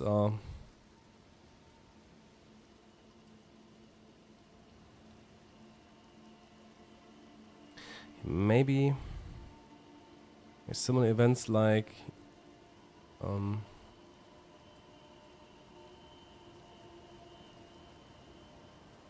It's just that I think Radagon made. I just think that Radagon's story is similar to ours, where he got resurrected. As a silver tier in the past, and it's could be referenced there in his dialogue lines that you just heard, because in the moment of the shattering he popped out of the academy. I don't know. Or it is paralleling the events where he got casted out as Radagon from Godfrey's clan, but I don't think so. We already had Bok for this.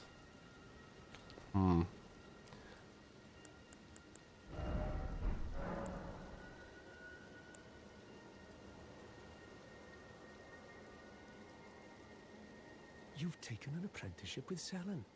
Well, that is something. Selen was well known. The most promising sorceress in the history of the Academy. I followed her at school. But there may as well have been an ocean between us. But Selen was expelled from the Academy, accused of unthinkable treatment of certain sorcerers, under the name of the Graven Witch. I still don't believe the accusations. The illustrious Selen would never do such things. Why not find yourself a glintstone key? Without one, you can't pass through the academy, and you'll never reach the Erdtree capital. And if you find an extra glintstone key, perhaps, once you've tied up all your loose ends, and I can be very patient, would you consider donating it to me? I know it. I'm a bluntstone.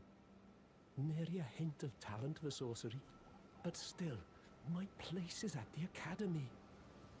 So there were just a few lines that I think are pretty important. It was about him being very patient, because in the story of Radagon, it took a very long time until he got his revenge towards Godfrey.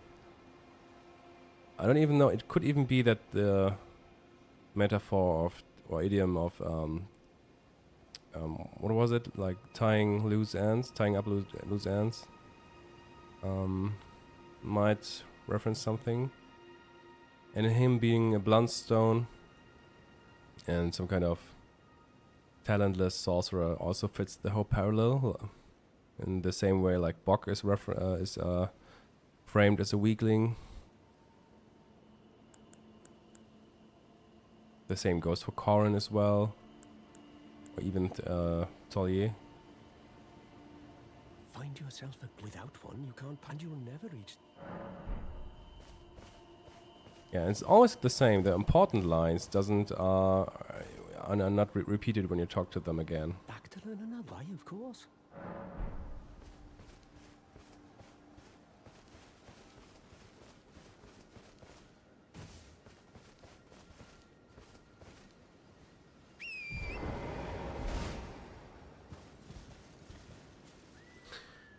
Why can't I see the chat? What's going on there?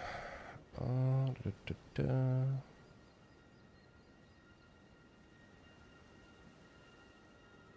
Now it's working. What the fuck?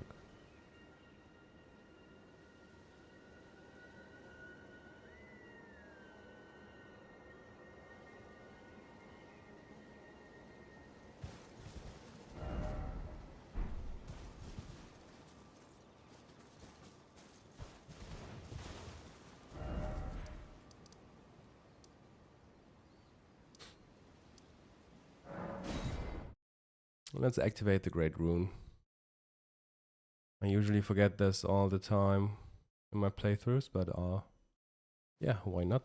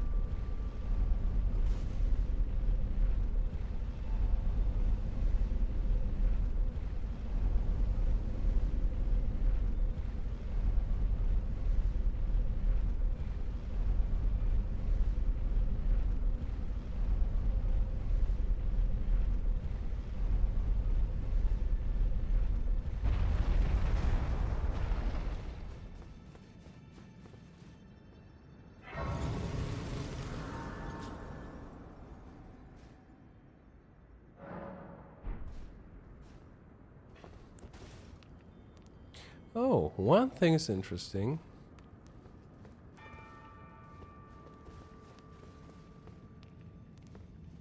We have leaves on the divine towers. I don't know if we can consider those being leaves from the earth tree. Just some fuel for the great tree theory. Just interesting that we have leaves on the ground here.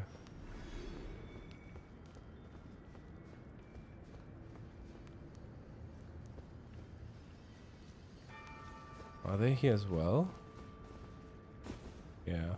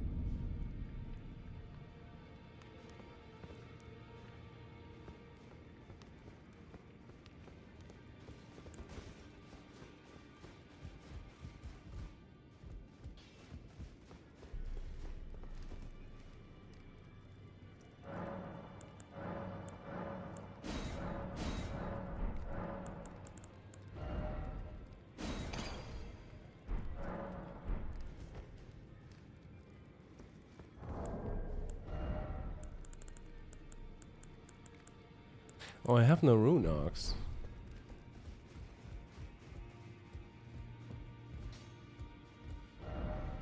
And I forgot to speak to Roderica again. Shit.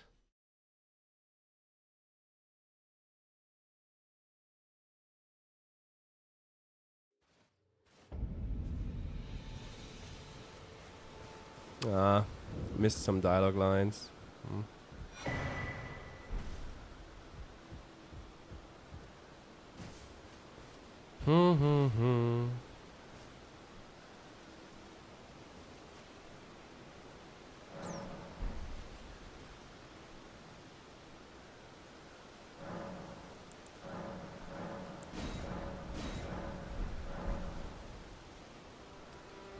Shit.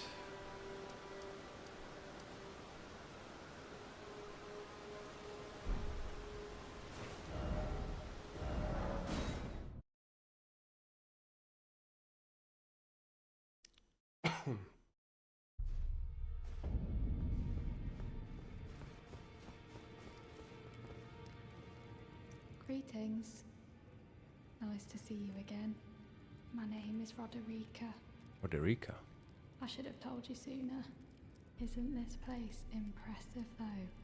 The Round Table Hold, covert quarters of the Two Fingers, and gathering place of champions who vie to become Elden Lord.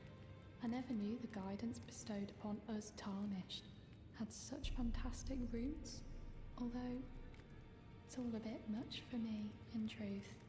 I'm still looking for my own purpose. It's all a bit much for me, in truth. I'm still looking for my own purpose.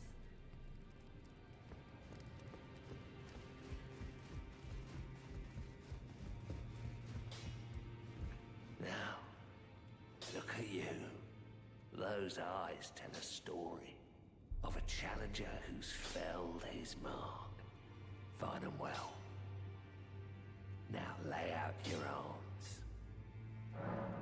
Interesting how From Software is obsessed with eyes. Probably because you gain some grace fighting Godric, and an allusion to that.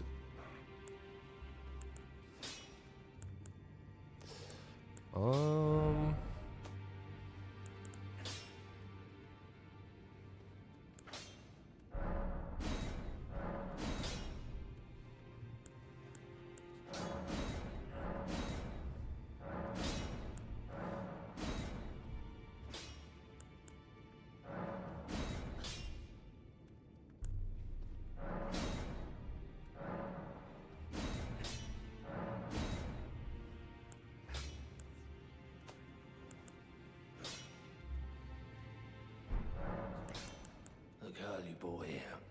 She's crestfallen and can scarcely swing a blade. But she has a gift for spirit tuning. I saw another one like her long ago. Their eyes share the same hue.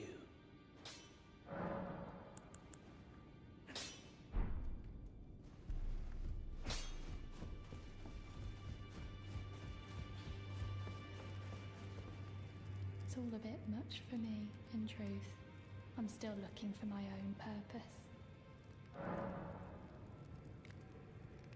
You're telling me I possess some kind of gift?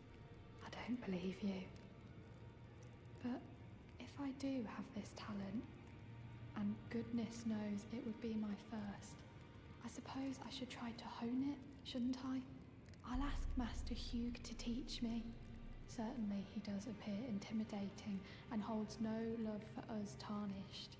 But I know he's trapped here at the Round Table Hold, so I can tell. He's a gentle soul underneath it all. If I do have a talent for spirit tuning, then goodness, I suppose I should try to hope. I'll ask Master Hugh.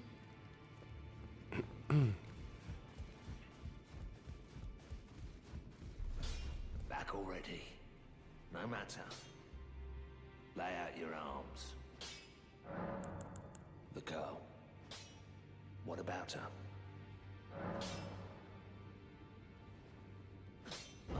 out of your mind. Who'd stay with an ugly brute who only knows how to smith? Absurd. Besides, she'd never agree to it.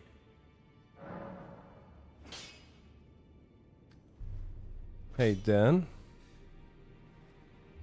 After millennia? Oh, Jesus. Oh, Jesus. Millennia is, yeah. When I'm at that point, you know, you will see that I will struggle as well. And, yeah. I'm already in fear of that moment. I refuse to believe it. I don't doubt you, but I know when something's too good to be true.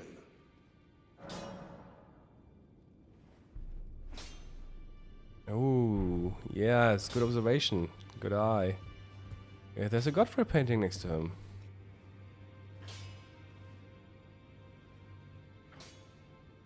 And Hugh is also bearded as the only misbegotten.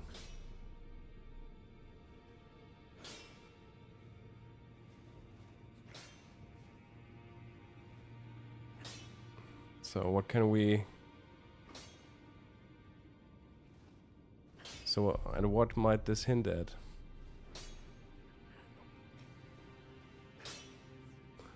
Yeah, the other misbegotten also have some hair, some white hair, but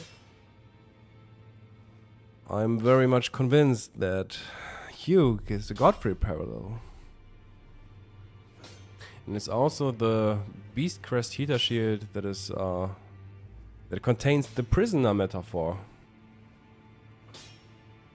So there's way more to Hugh as a Godfrey parallel than him being connected to Radigan, what some people think. He's definitely a Godfrey parallel. And Godfrey has some strong relationships to the Crucible. It's not only his Crucible Knights. Godfrey has also some kind of symbol on his cape, which seems to be a Crucible symbol, because it also appears on the Crucible Knights. And in the end, if you have understood the Crucible metaphor and what the Crucible or the metaphorical concept is actually about, it makes a lot of sense that Godfrey is indeed connected to it as well. Since watching your videos, my Elden Ring playthrough has been crazy. Yeah, there's so much detail. I mean, I probably could have played another 10 playthroughs and I would maybe even recognize every playthrough as something new. It's just insane. But I'm glad that you are, yeah, that I can encourage lore hunting. That's something that I really like to hear. Or in general, when people share a similar view on in-game details.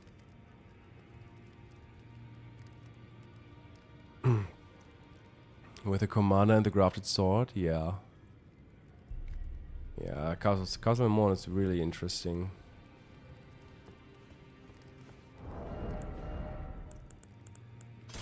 Can I carry those with me without being overloaded?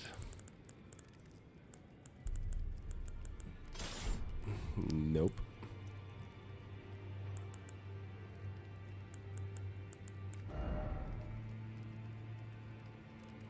Though, wait a second, I'm getting...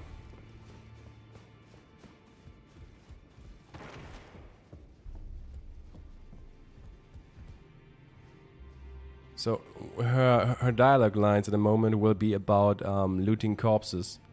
And we get the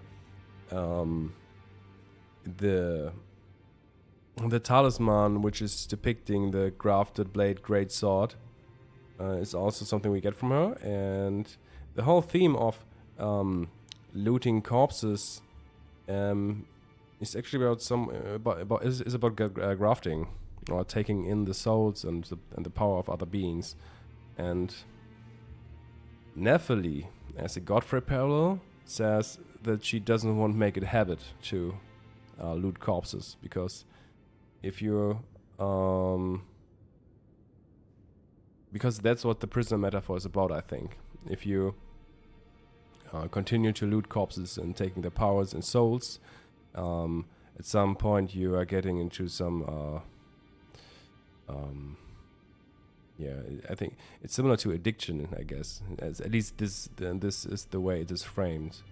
No? Not losing yourself to the arousal of battle. What does it say? Features a beast at its crest, serving a remind to remind warriors not to succumb to the arousal of battle, fight with passion, but become not its prisoner. And in comparison, in comparison, Radogan is the one who is not stopping himself and is losing himself.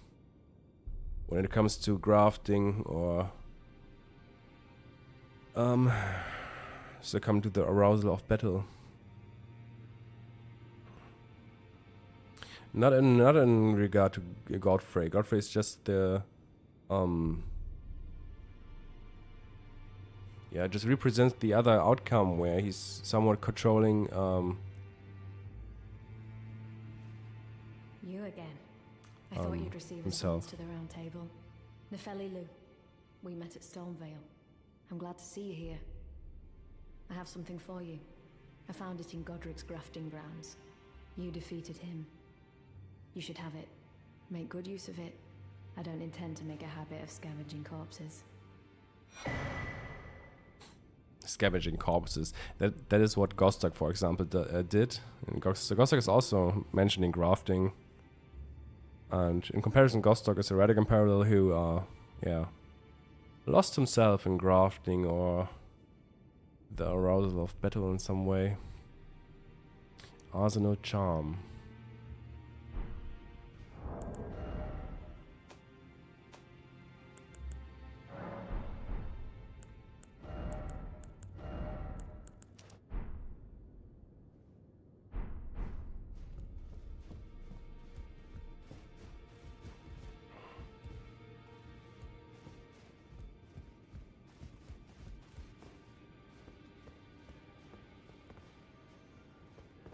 Be sure to tell me if you meet her. She's a servant. She's been my... I've lost count of the number, honestly.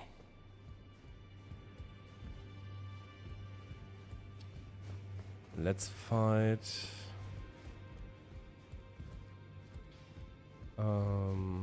Alberich.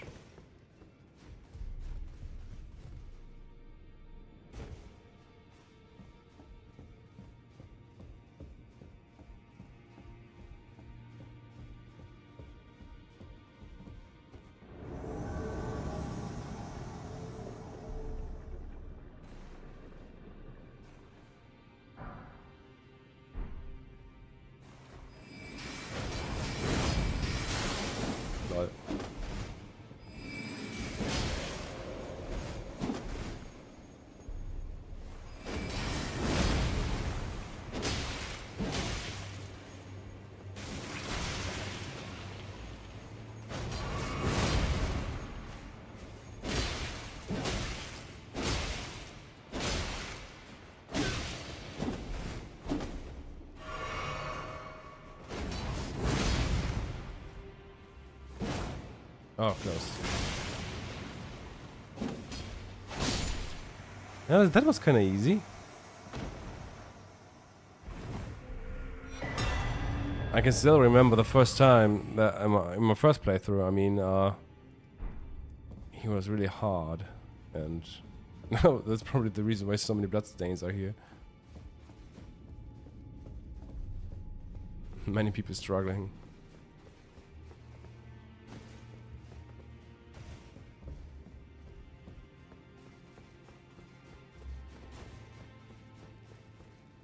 And we're getting to a specific bed. Someone sleeping inside a bed. And decipher Pata. An archery painting above it.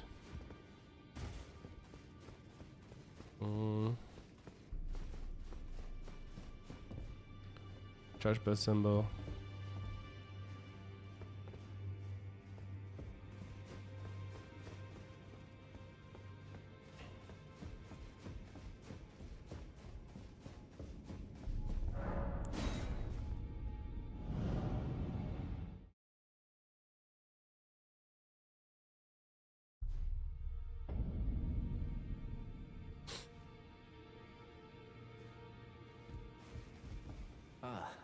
we meet again after all. I apologize for any offense given by my bearing, but I'm quite unable to move, you see. So, what do you need?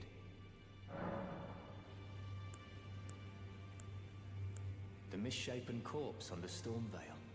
That is a sacred relic of the Black Knives plot, as that famed night of assassination is known. It happened during the golden age of the Erd Tree, long before the shattering of the Elden Ring. Someone stole a fragment of the Rune of Death from Malekith, the Black Blade, and on a bitter night, murdered Godwyn the Golden. That was the first recorded death of a demigod in all history, and it became the catalyst. Soon, the Elden Ring was smashed, and thus sprang forth the war known as the Shattering. I once wished to become a scholar, you see. I've spent many an hour scouring the archives for knowledge of that fateful plot.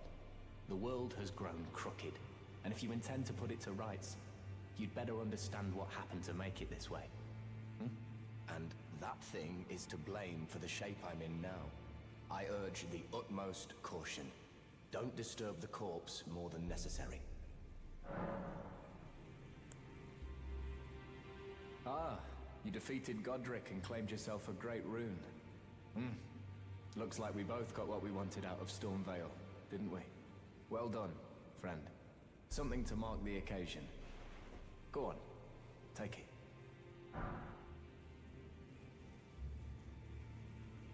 As you might have guessed, I still can't move. My fighting days are behind me. No need to be polite. I've no use for it anymore. Ah, so you've met Dee. Dee is an old friend.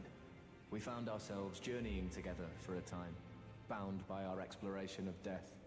But our paths have since diverged, never again to cross. Though that's hardly an uncommon fate for two friends. And in this case, where Roger is telling us that he was friends with Dee, I think it's also was probably also the case when it comes to Godwyn and Radagon. It's just not I'm just not sure when. It could be that both of them fought in the war against the ancient dragons. That's what I think. Maybe they were comrade, a brother in arms. I mean. Dee was telling me that he discovered the mark of the centipede. The centipede is an ancient symbol of the curse mark. As long as whoever finds and uses it is not nefarious by nature, then we may be able to form an alliance. If only I could speak to them in person. And if they were like you, all the better.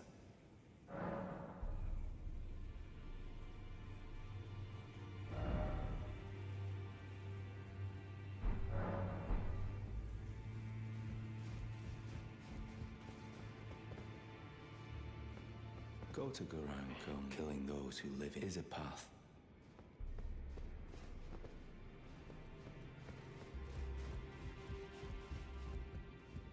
Oh, your divinity, have mercy and grant me forgiveness.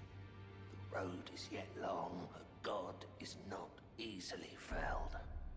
But one day without fail you will have your wish. So please grant me forgiveness, Godwyn Run.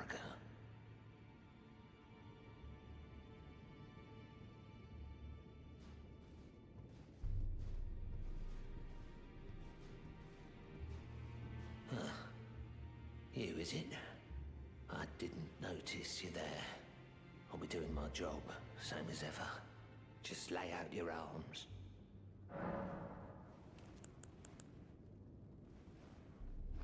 Those words were not meant for you. I may be prisoner to you, tarnished lot, but my prayers are mine, and mine alone. Well, I've had my say. I'll be more careful too.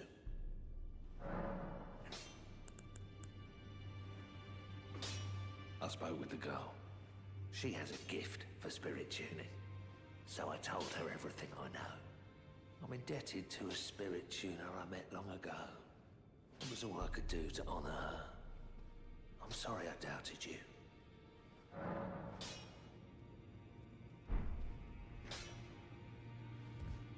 Back already. No matter. Back already. No matter.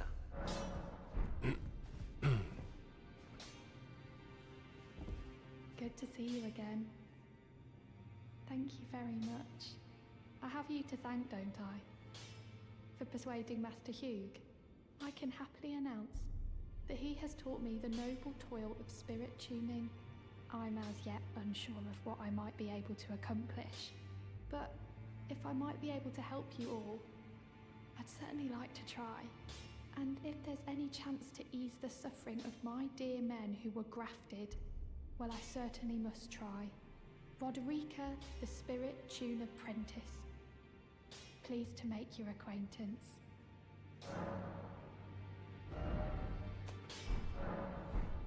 Greetings, are you here for Spirit?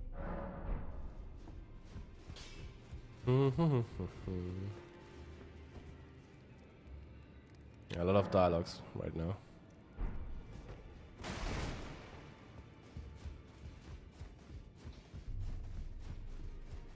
Well, where have you been hiding? I took you for dead. No matter, it's all the same. Lay out your arms then. I think these lines were, by the way, allusions to where we were hiding and that he took us for dead. Back already. No matter. He took us for dead.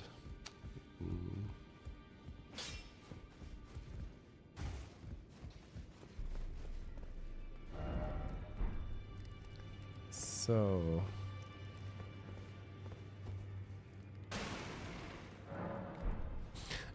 Hugh's story is kind of sad.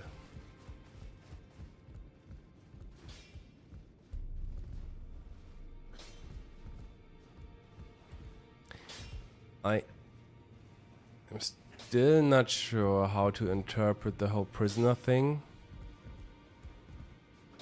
or the enslavement. I tend to believe that it is about being grafted, being bound to the Round Table Hold, you know? I think Godfrey is like most of the others also bound to the Round Table Hold, and I think that's what it's about. Yeah, and him taking us for dead is just, yeah, something that Godfrey has thought. Well, where have you been hiding? I took you for dead. No matter, it's all the same. Lay out He your took us arms for then. dead. He took us for dead.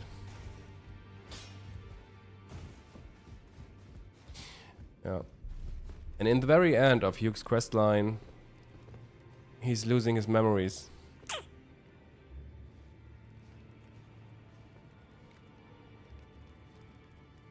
You might recognize the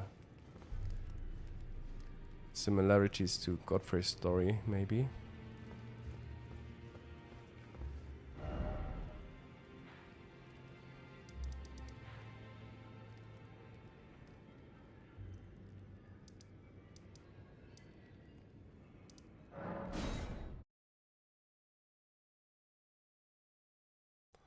There's even more going on, but I will point this out at some point.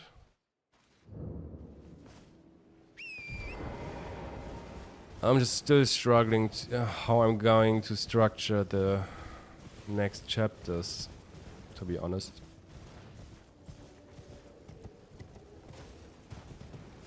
And I still have some questions.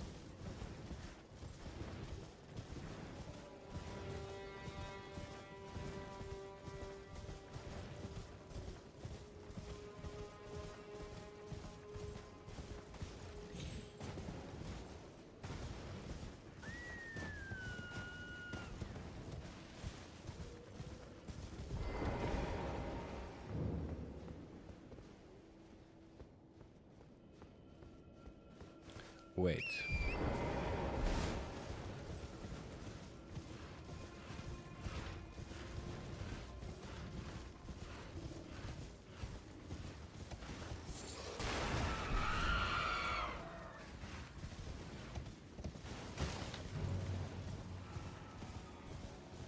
Oh yeah, there's still some items here in this forest I haven't picked up yet.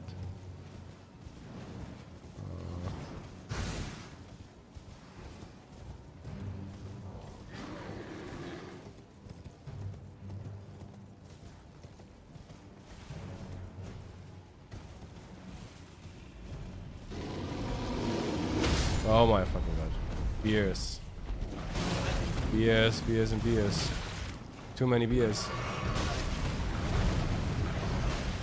One beer is already too much.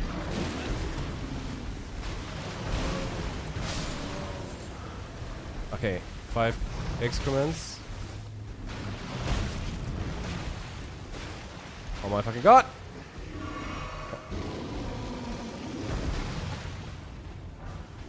One golden rune 5. 5 throwing daggers.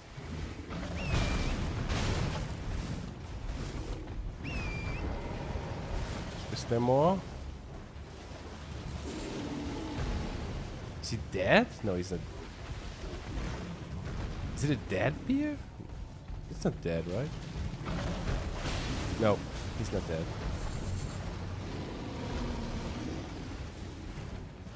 Oh.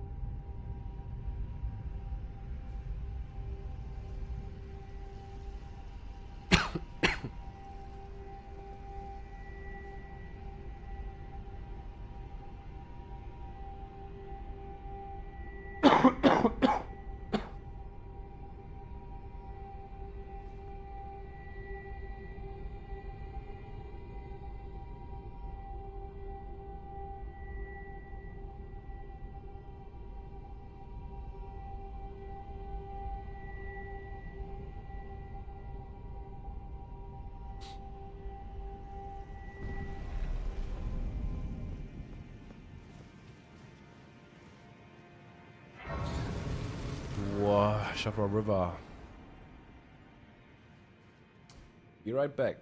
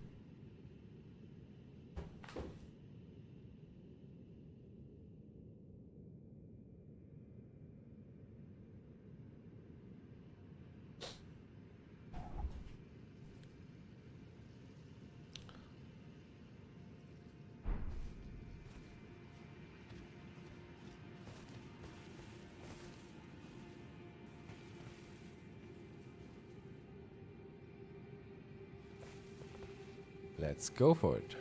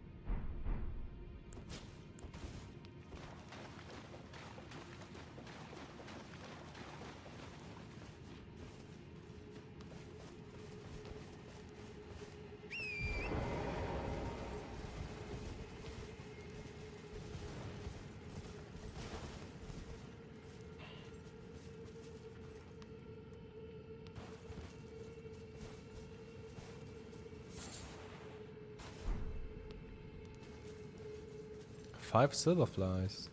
Fireflies, I mean. Silver fireflies.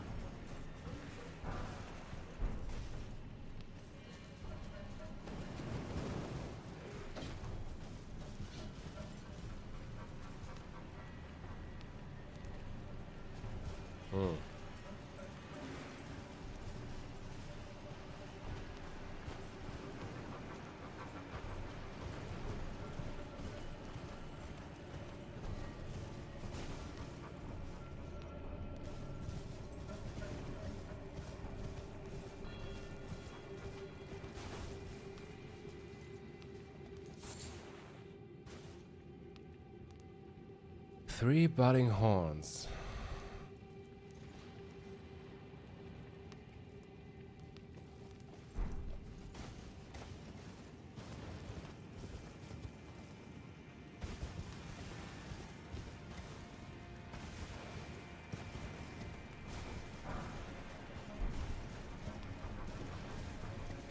Those budding horns are also very rare. I don't know if there's any other place where these appear.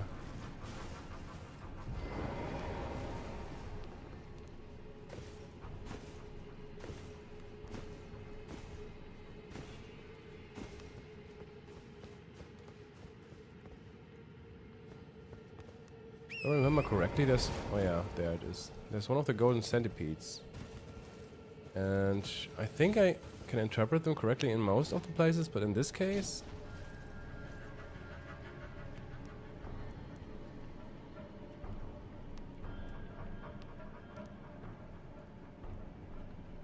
although...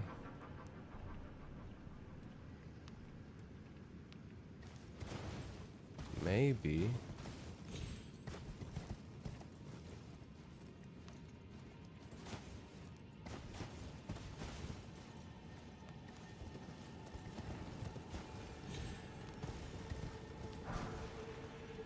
again throwing daggers. Why the fuck are they placed so often? In some of those places.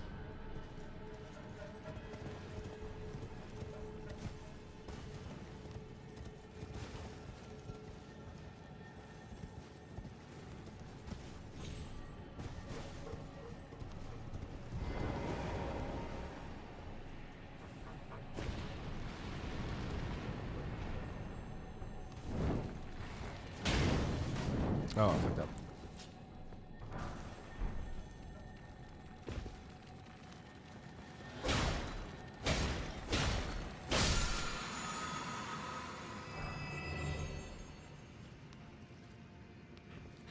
Yeah, these were 3 silver pickled fowl foot.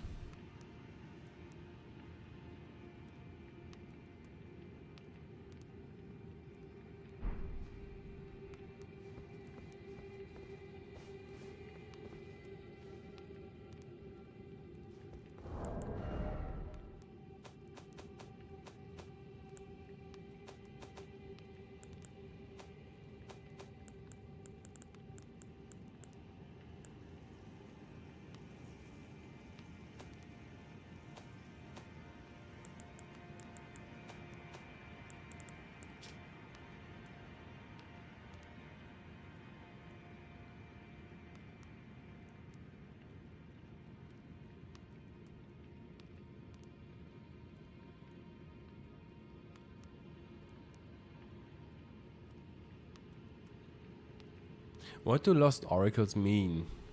I don't know. Is this they're searching for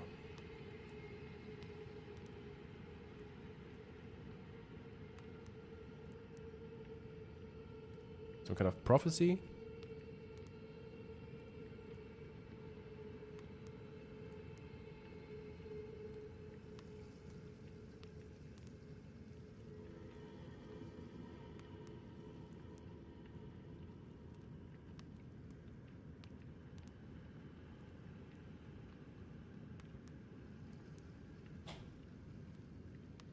It's the Salian sigil in the background.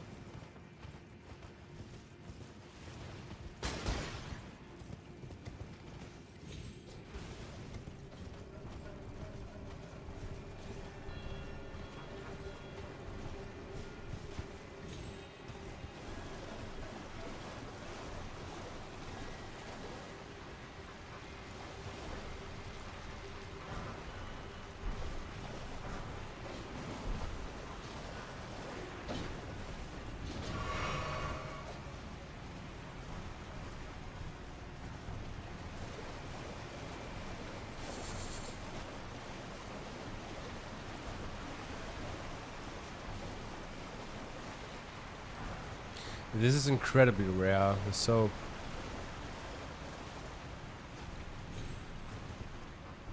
Three times.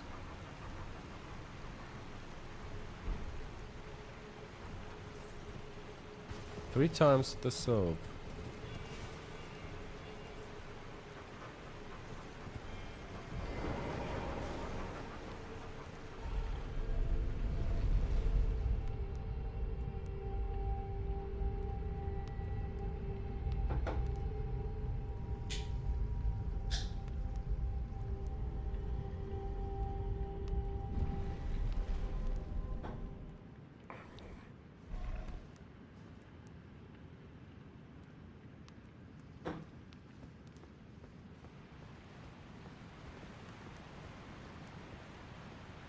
Interestingly, it was under a waterfall, and above it here is yeah, here this is one of those boluses healing scarlet rot, preserving boluses.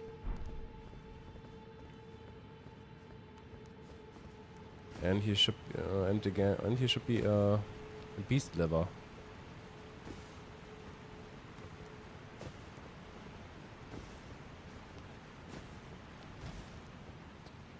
Two. There, somewhat above the waterfall. 3 times, too.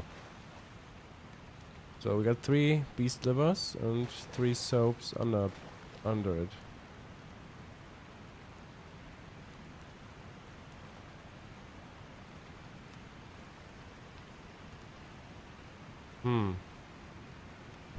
And both 3 times connected to, or in relation to a bad omen.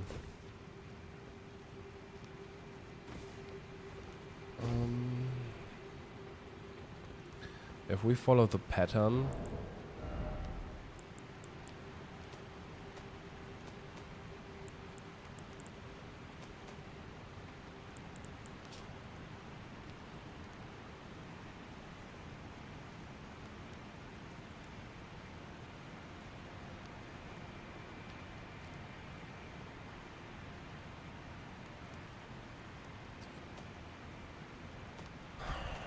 what could it mean? What could it mean? What could it mean? Let's read the description of the soap.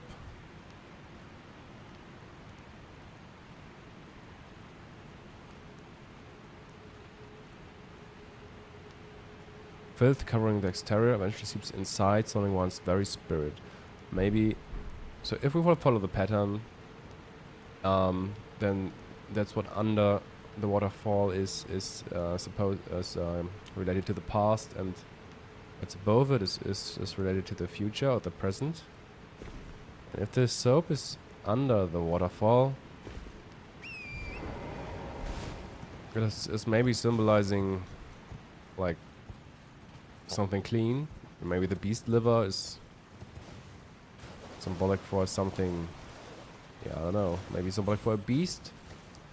Someone who may have made their hands dirty. Maybe a beast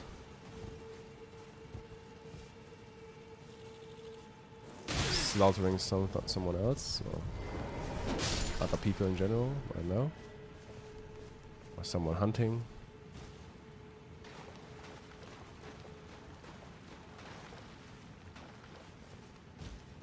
And we still have the preserving boluses too.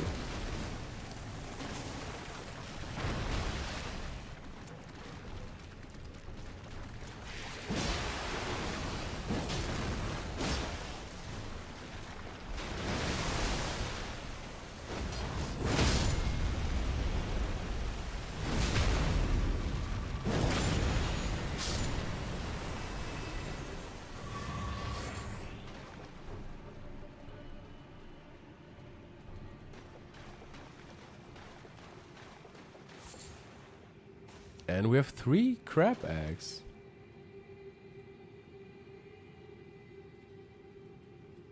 Which seem to be in reference to runes or grace, in my opinion. Because they're speaking of something of value, which is associated with warmth and round yellow spheres.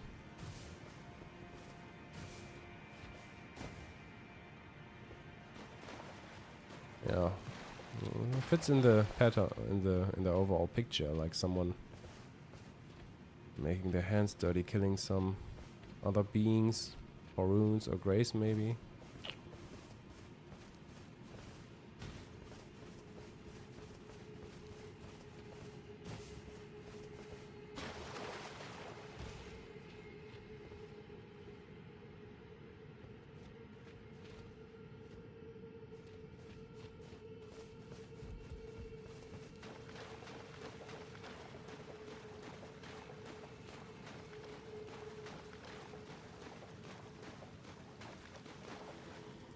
Oh, there's an item.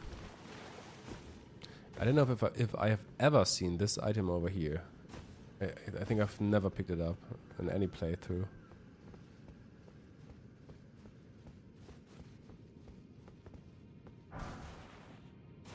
Golden rune.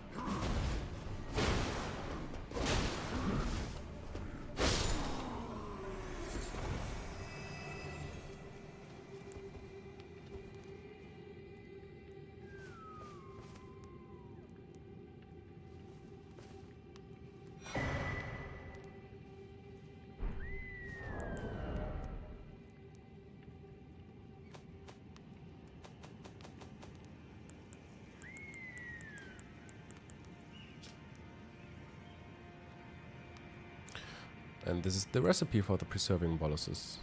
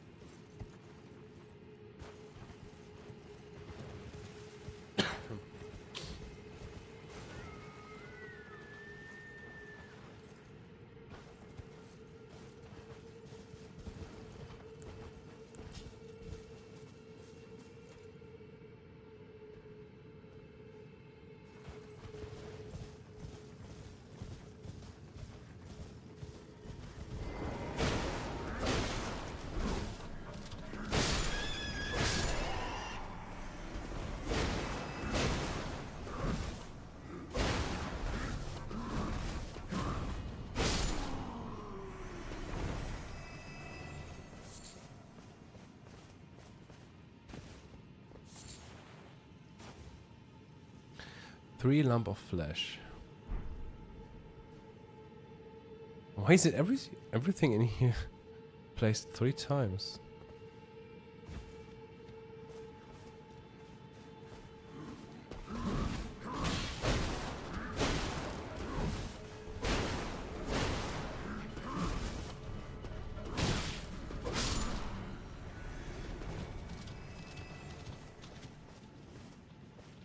Are there no aggressive boars?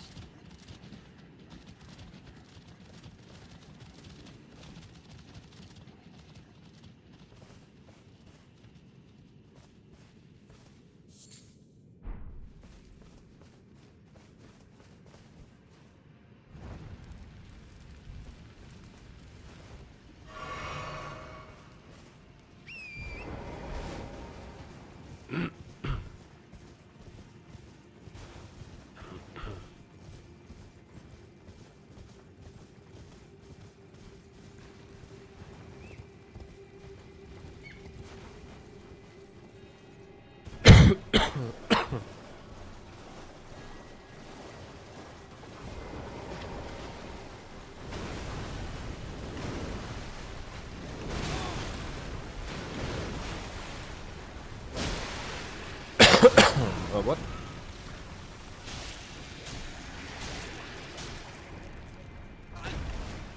I still live.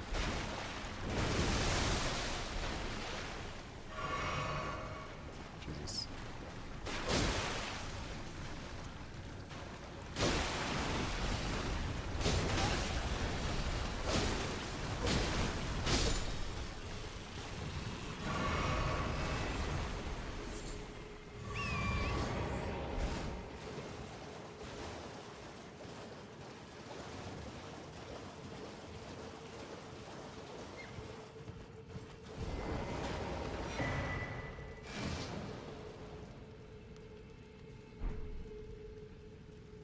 You're cosplaying a bird with the two weapons.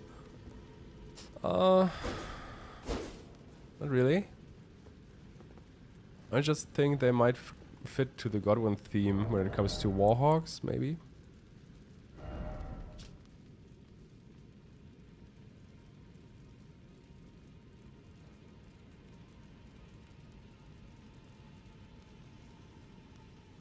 And the Stormvale theme.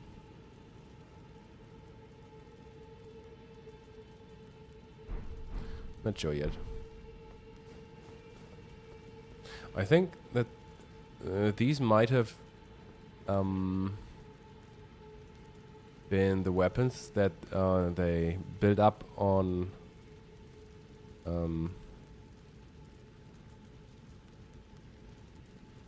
I think that those were the ones that came before the Falks we have in the DLC. Yeah. Is dual wielding quite a weak playstyle? I don't know.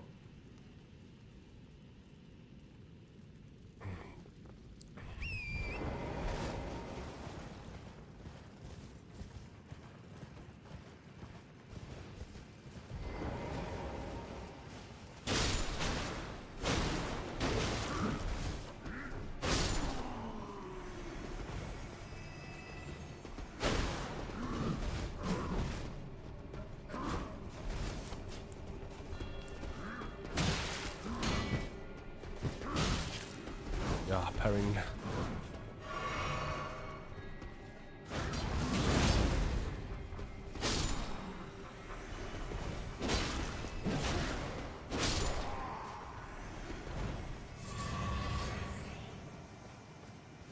Budding horn.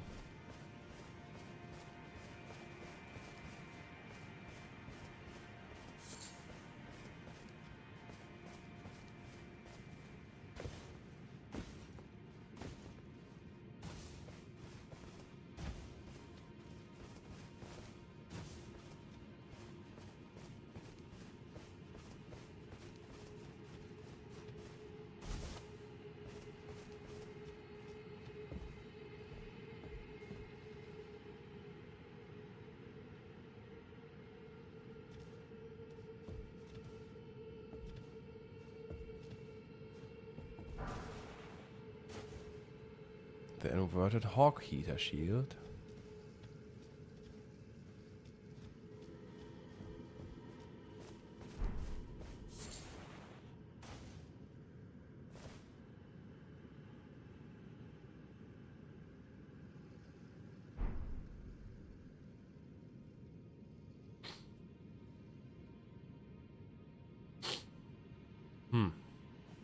Three Eteria leaves.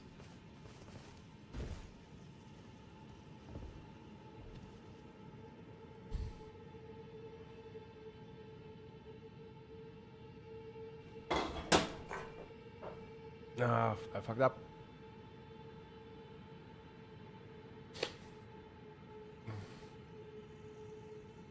I still wonder what the Eteria leaves might reference, because it seems not that obvious. Yeah, they definitely can drive one crazy.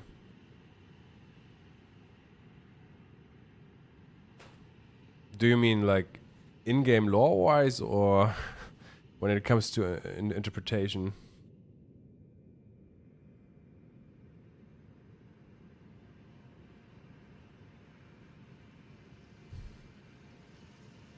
Yeah, with the meaning, right? I don't know. At one point I thought it might reference Godfrey as a character, but that doesn't really fit in some places. So it might referring to, yeah, to maybe a concept or circumstances or something else. Yeah, I mean, it's speaking of boiling blood. We have, but it's something that we see. I mean, it fits Godfrey's appearance in his boss fight as Horalu, but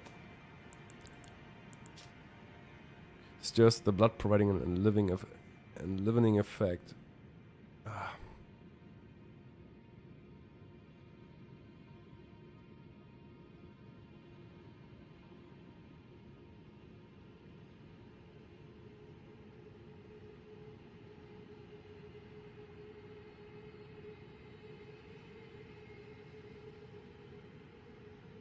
Did you notice 3 things together a lot in merchant shops? Yeah, way too often.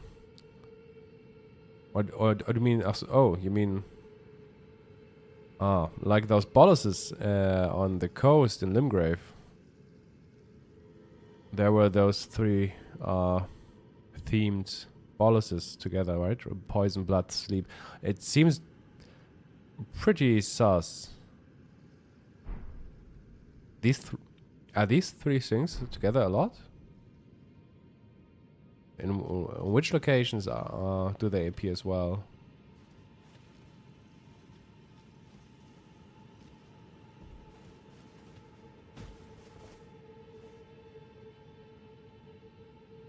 Or maybe it could be a reference to Godfrey.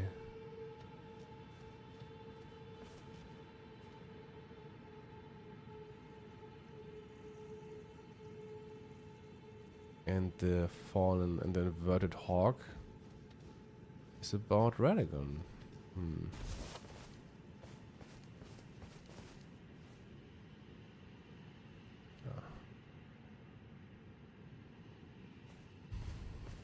If you, yeah, just would be interesting to know in which places these 3 appear also.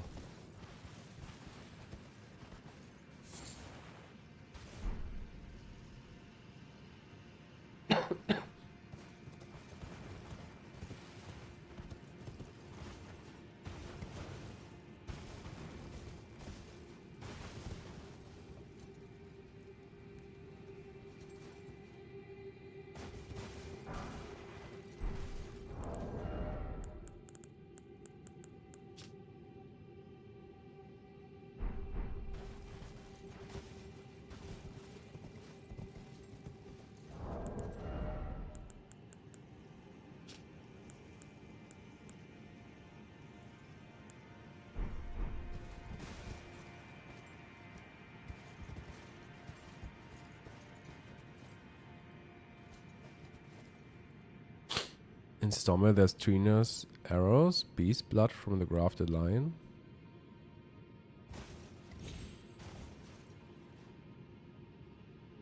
Yeah, the Trina's arrows are intriguing. I know exactly what location you're speaking. I know where they are placed, like in one of those holes in the wall in the very beginning when you go through the left hidden path.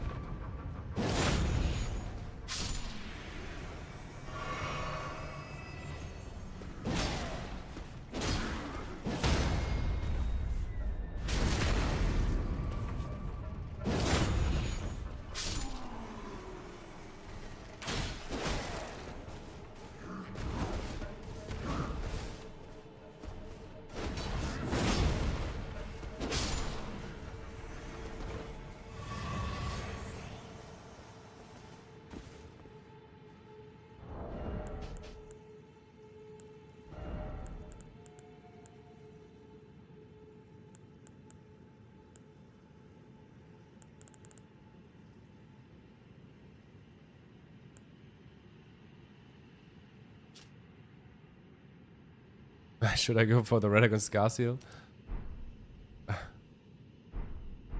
Let's do it.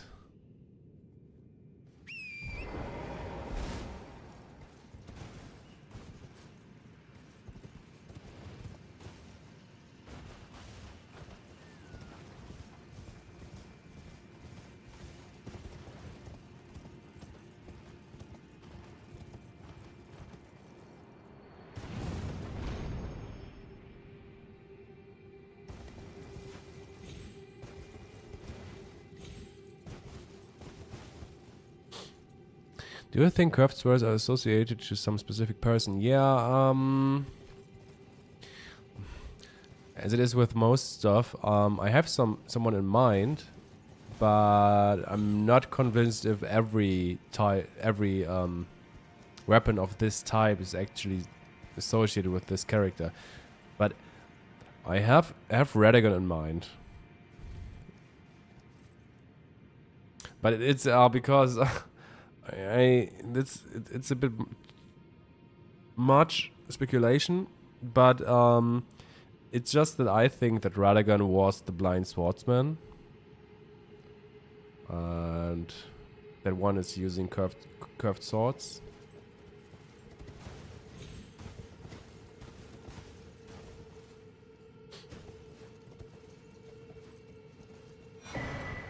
Stone sword key.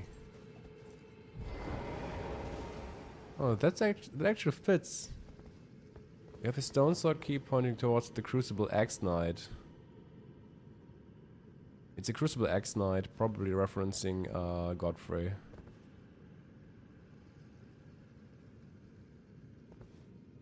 Yeah, then Zaman Knights are also using curved swords. His name is Cliff. Sure. I'm pretty sure his name is Cliff. At home he has a wife and 2 children. Thinking about them all the time while he's standing there. And he probably doesn't know how to escape this platform.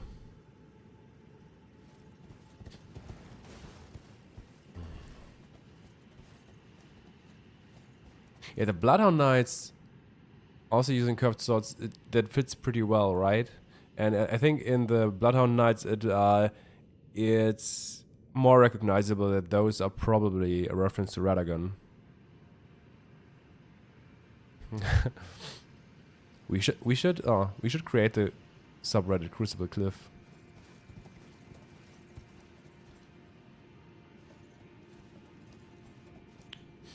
Standing at a cliff. We should write some poetry about Cliff, I think.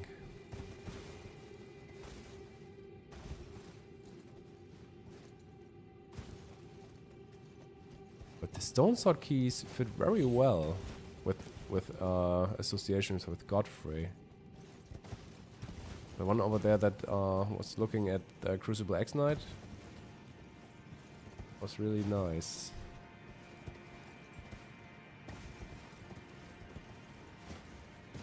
There's something over there.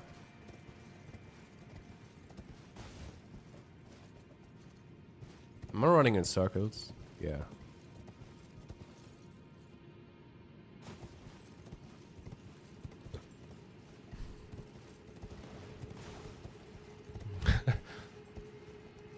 Are you kidding? Does this subreddit exist?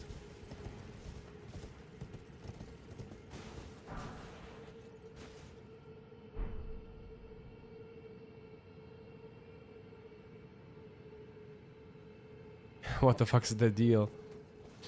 There's not much lore to them. Besides that they're usual Lille Hounds.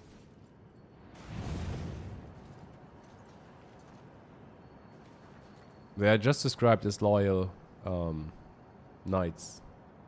But the name Bloodhound sounds a little bit bloodthirsty.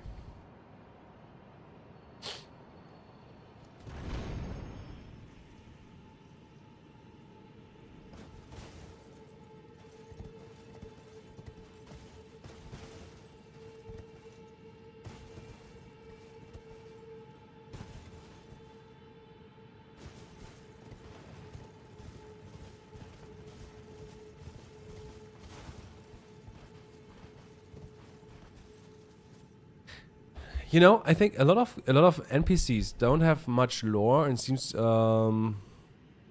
like a loose end, like a lot of other stuff, just because they are designed as a reference to a character, for example. I mean, the Red Wolves of Radagon, for example, don't have a lot of lore as well, but it's definitely you can definitely see that they are somehow connected to Radagon. And I think they just serve as a reference. So everywhere one of those red wolves is placed, it's just supposed to hint at some circumstances in that Radagon is involved.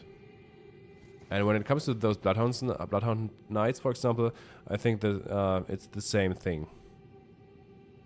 And it's also the same thing with the Demi-Human Queens. And why they are named or have variations of the name Marika.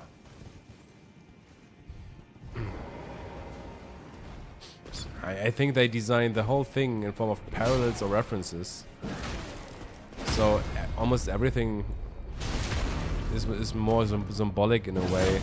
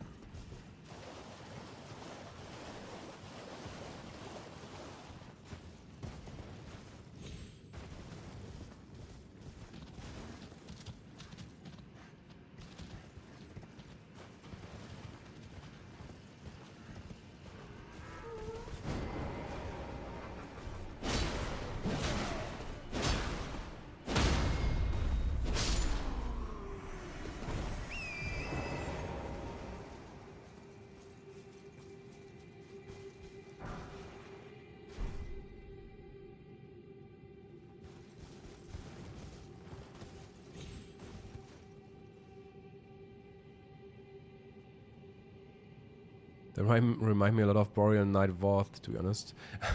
That's one of the few bosses I still can remember. Such a cinematic fight.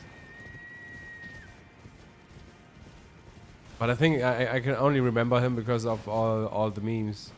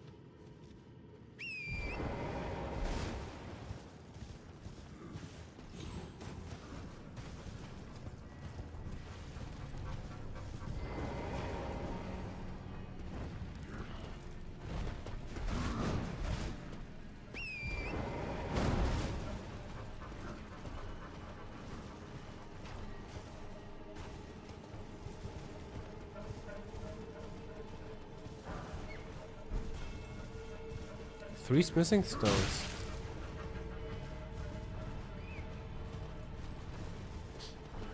Three smithing stones. Why? Why? What a... 10 dwelling arrows. What else? Oops. Grappled cured meat. Interesting.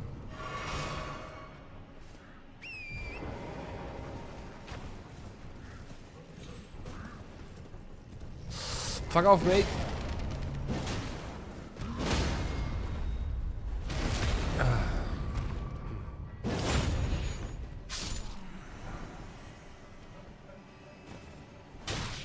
Ouch.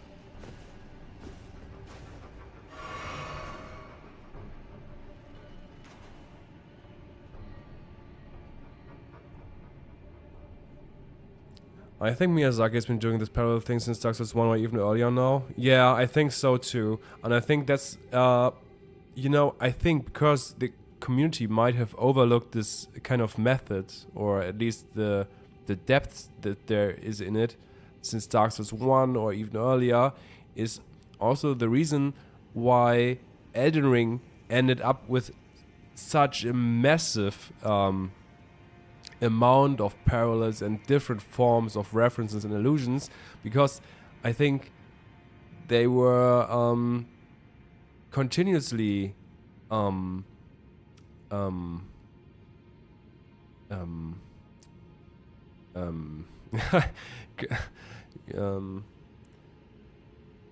expanding their repertoire when it comes to those different kind of parallels or references. Because there is, it's not much. But yesterday I have spoken about the kite shields, and this is at least one thing that I'm convinced of is some kind of double meaning that they were using at least since Demon Souls. And maybe this is not the only kind of allusion or double meaning that they were using since earlier games. And when they were continuously gathering these kind of double meanings, then the Elden Ring will probably have a massive amount of these.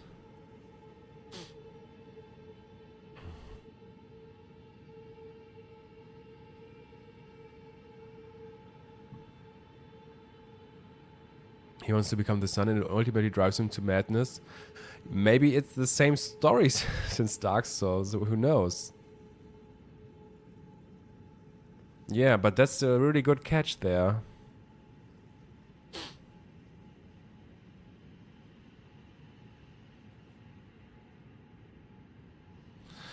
I am...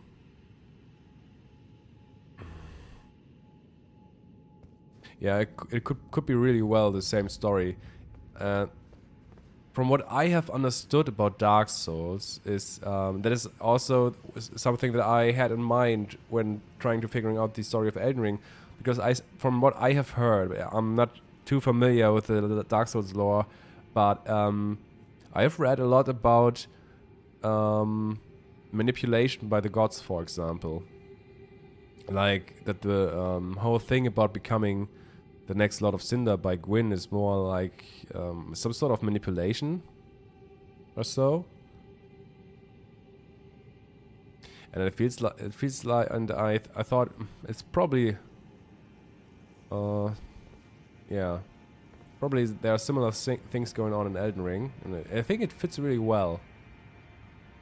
That the Elden Ring is in the end something that tries to manipulate us into becoming the next big Elden Lord.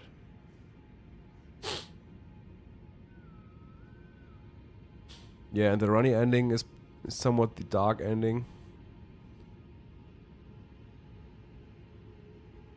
Yeah, becoming Elden Lord in any way is continuing the yeah, I mean, it doesn't match one-to-one, of course. I think Elden Ring is a little bit more complicated, but in the core concept, I think the core elements are present in Elden Ring.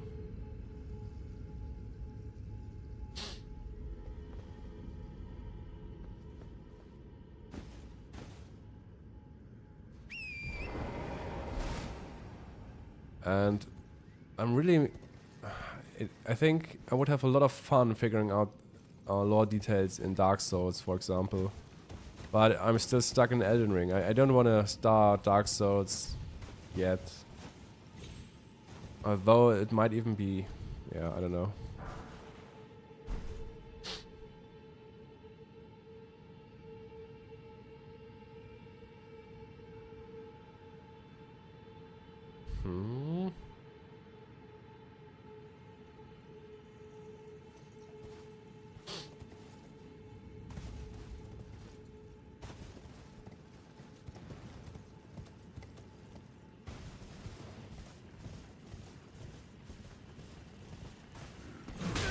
But it's kind of fascinating because that means that there's probably a huge amount of lore details or connections that haven't been discovered yet, even in Dark Souls maybe.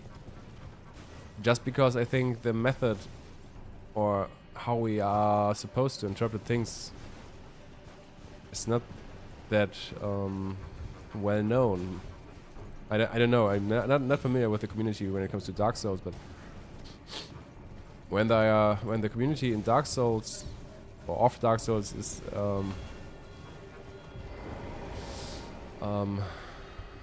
very similar to that one of Elden Ring, then yeah, then we are fucked. I mean, then we have probably still huge amount of lore revelations to come.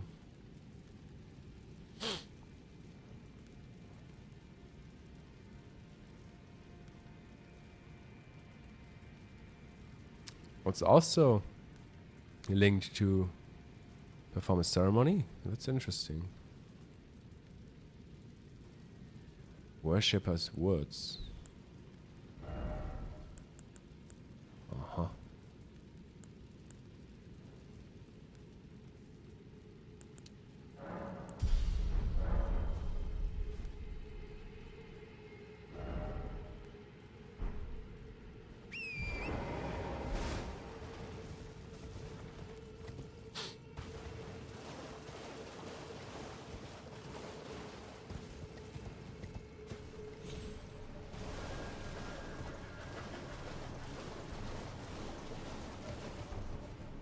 Okay, just an empty room. Nice to have.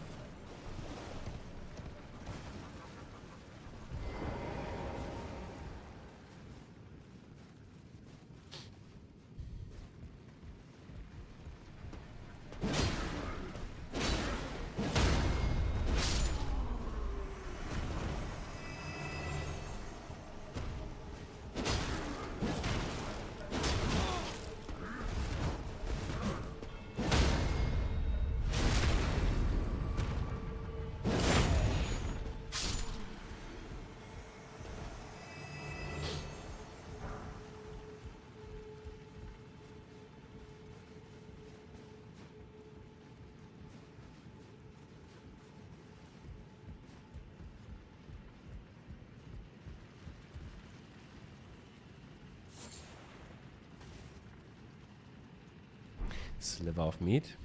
Why?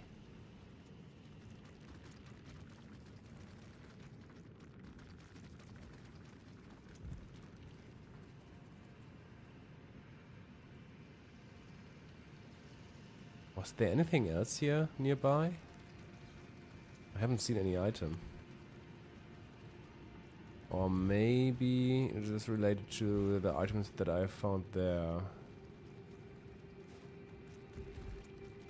Were they there? No. Were they?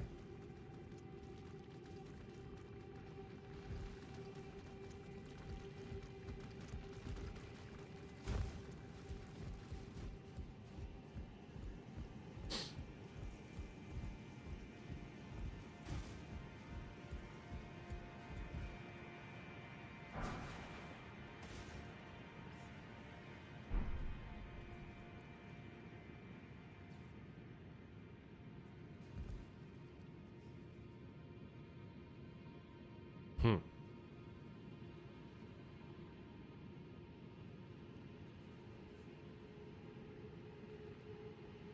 Hmm.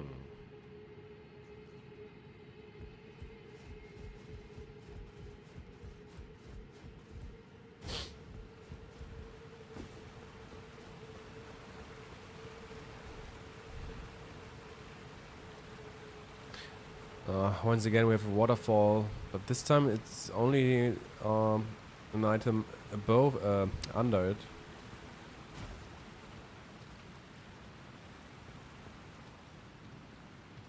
I just don't know what it's.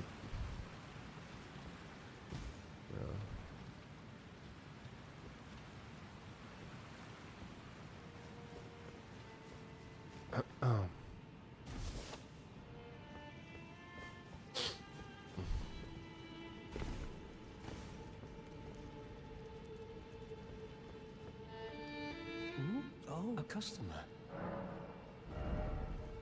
Soap. 3 times.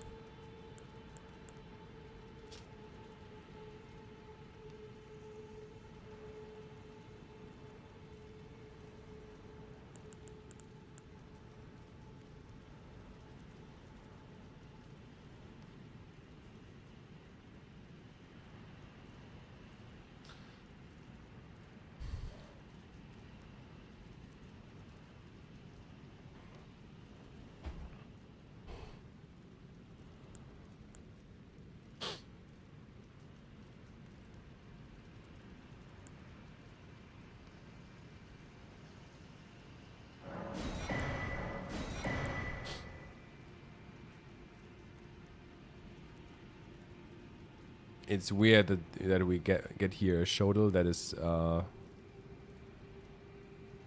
mentioning hunting down humans.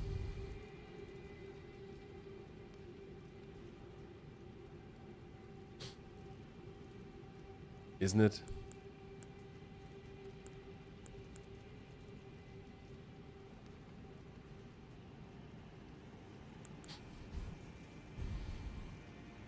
I think the weird thing here is that although soap is symbolic more for clean, what is the noun of clean in English?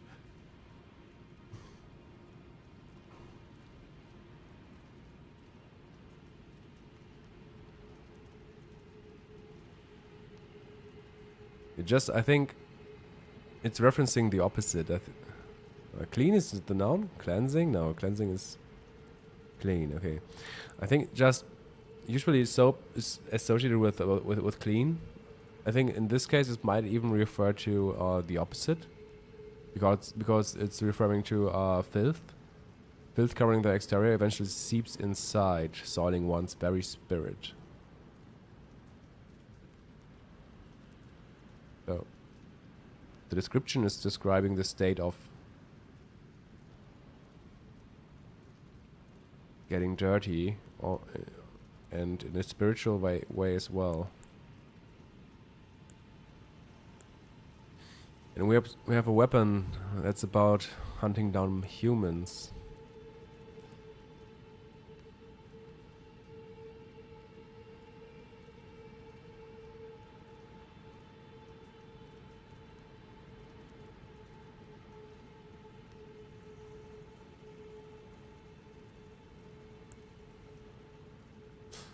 And I think, you know, the double cured meat. Goodbye. I think that items associated with colors,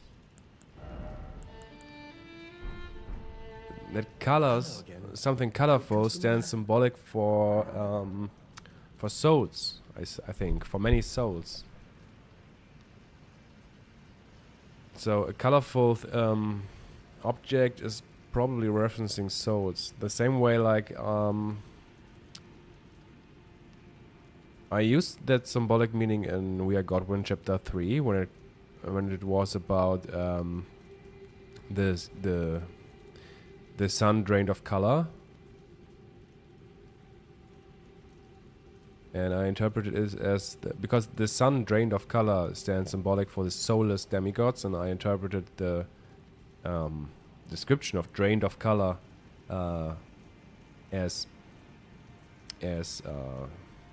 with the meaning soulless. So in reverse, a colorful object or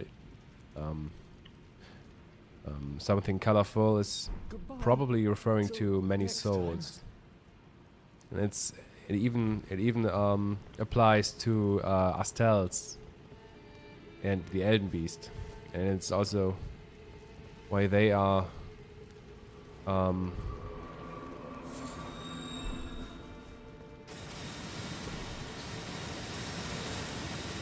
related to a colorful theme. The weapons related to Astel are mentioning many colors in their descriptions, And I think it's the case because they contain souls, a lot of souls. And it's also the reason why some of those falling star beasts or astels that hang from the top appear in some gray or black and white hue, because those, on the other hand, do not contain any souls. And that's what they are striving for. To consume souls.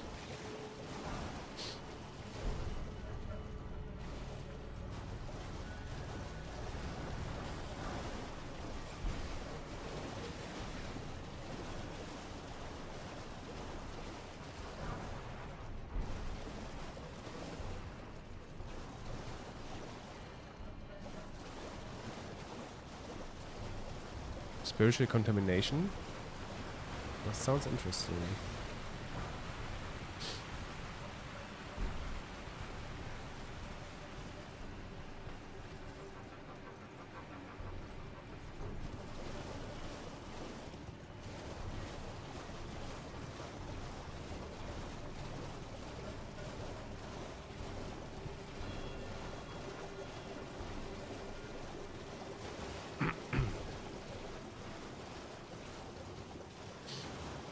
Cleansing rituals are one of the most common forms of religious activity worldwide, mate. Yeah.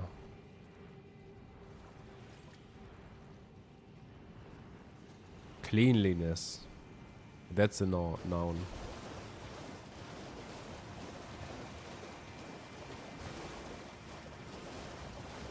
It's the best noun.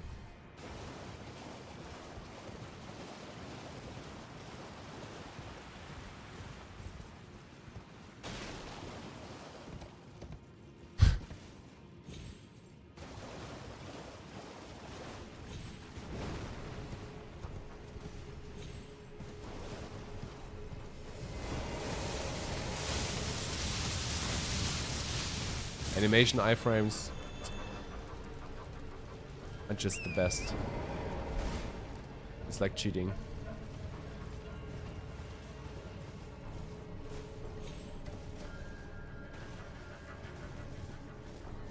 There's one of those parodies. I think it was one of those very popular ones. I forgot the name of the animator, but where he's just opening doors the whole game to escape enemies.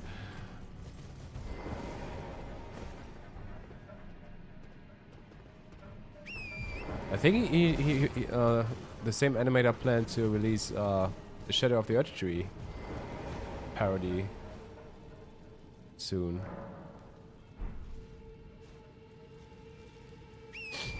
Hey, Blofeld, by the way.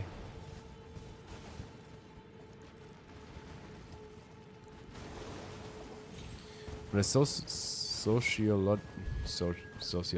level, it's all props due to the cleanliness having defined definite health benefits. Eldering, yeah, yes. I was speaking of Eldering. Eldering.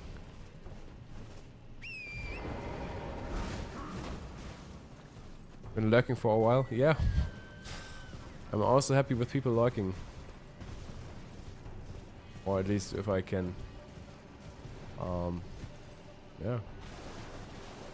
If you enjoy to lurk, then just lurk.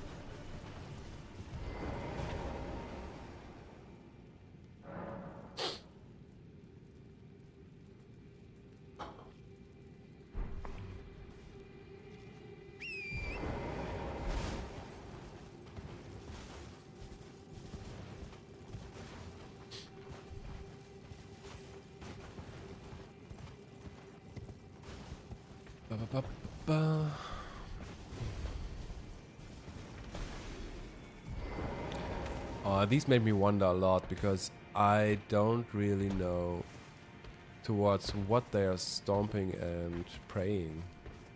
I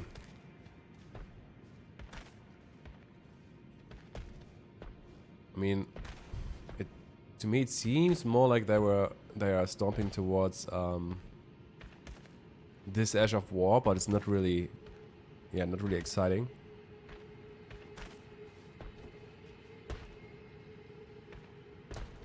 So I don't know. Could it be that they're stomping towards the Eternal Cities?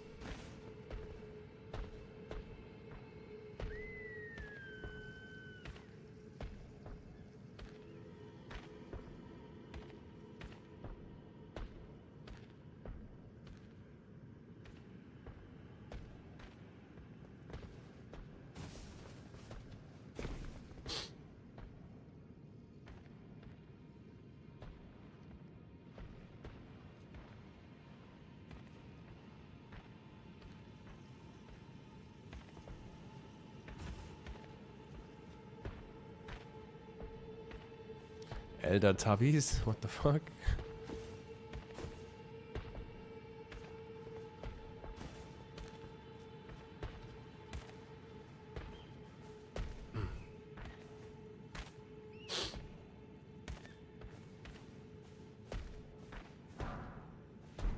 Oh, 3 smithing stones.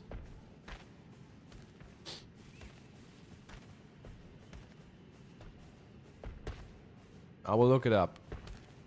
I will check it out. I haven't watched parodies of Elden Ring for a long time. I think it's time again that I have to watch some parodies for entertainment.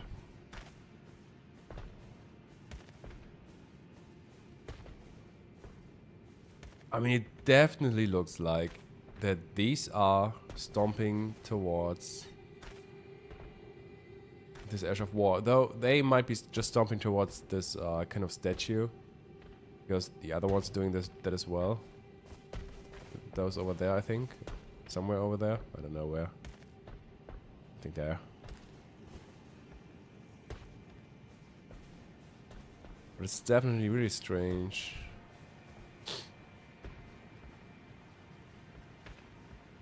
What kind of aggro range do they have? That's oh, okay, no, never mind.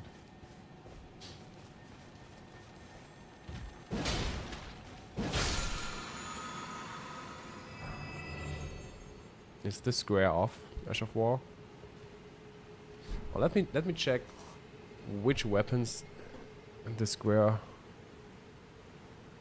Which weapons are those with the square of Ash of War?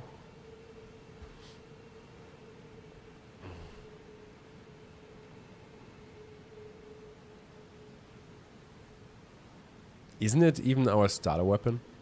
The starter weapon, the longsword that we start with.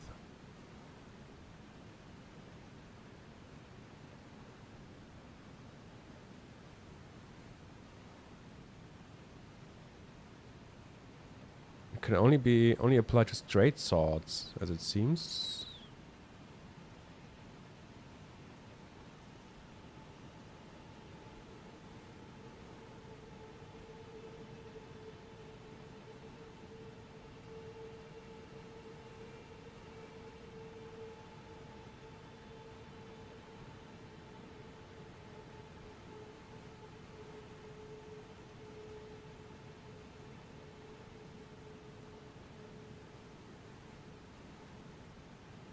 Wait. Are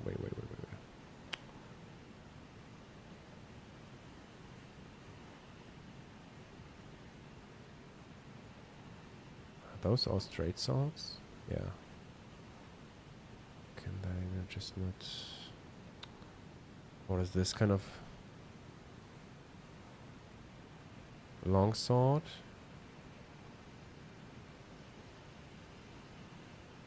Oh, there we go. Longsword, broadsword, weathered straight sword. There are a lot of those with square off.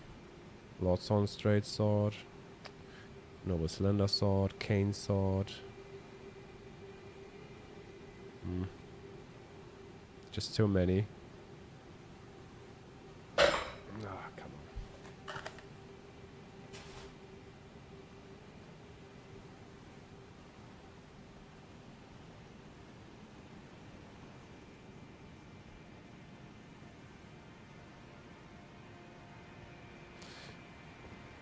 on. Big hairy daddy bears dancing in front of a giant pulses really makes you think. Yeah, I don't know. I mean, it looks so served on a plate. What is, you know what I mean? It's a German idiom. I don't know if it's the same in English, but on a.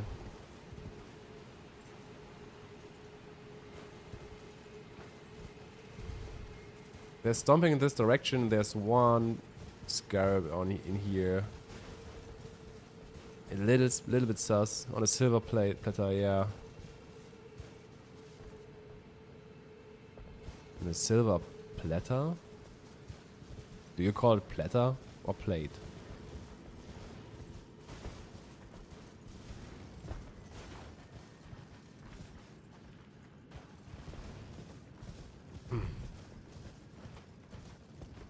By the way, I'm really glad that you guys are dealing with my language barrier.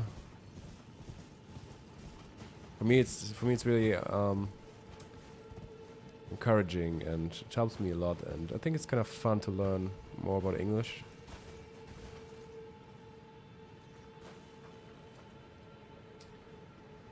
I mean, those are. Yeah, I mean, those are stomping towards... What the fuck are they stomping to?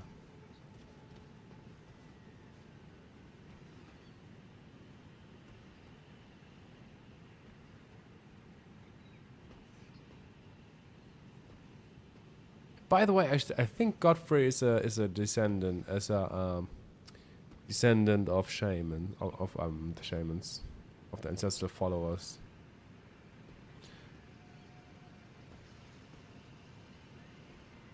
The stomping fits really well, and the connection to beasts or animals and spirits as well.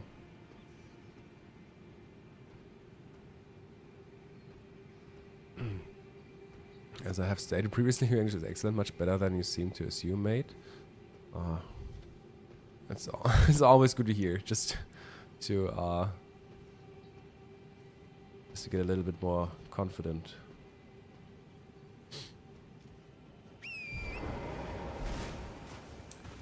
I don't know.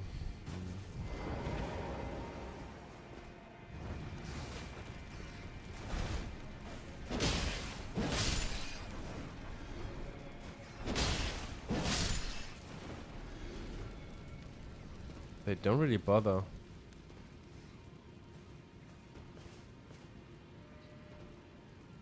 Is he bothering? Oh, yeah.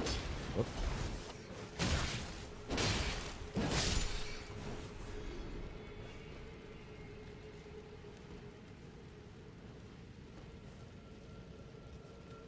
So one thing I just recently noticed is that here in this area with all these ancestral follows, there's not a single animal that seems to be aggressive.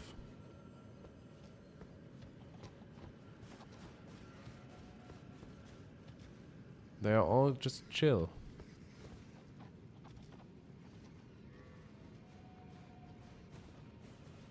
If you want, I can speak German instead. Sprichst du Deutsch?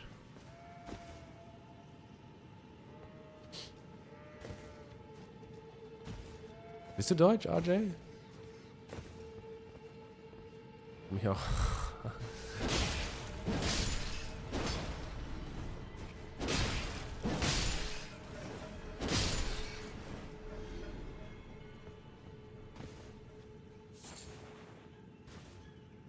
Sliver of meat 3 times. Für mich auch Heidelbeerpfannkuchen. What the fuck?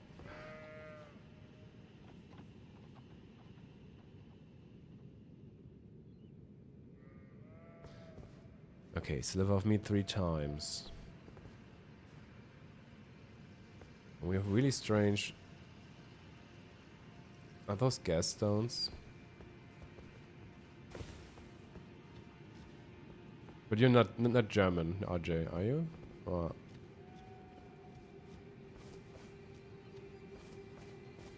Let's get the Sides of Grace first.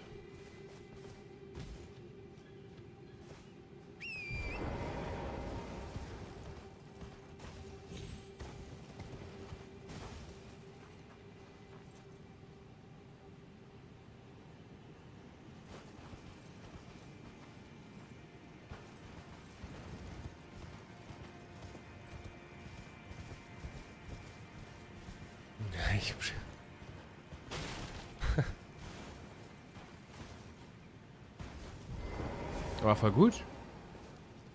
Yeah, you're I mean, you're writing pretty well.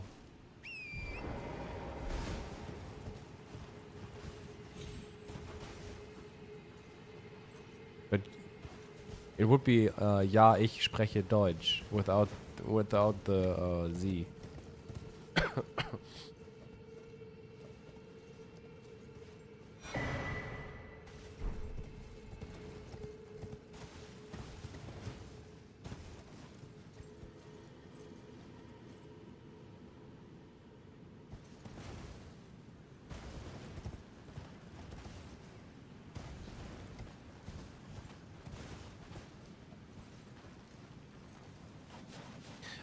I think, yeah. But you can speak or write German better than I can speak French, for example.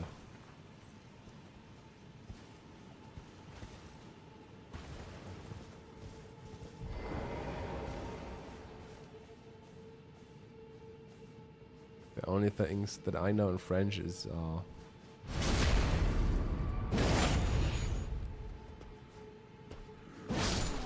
Je m'appelle.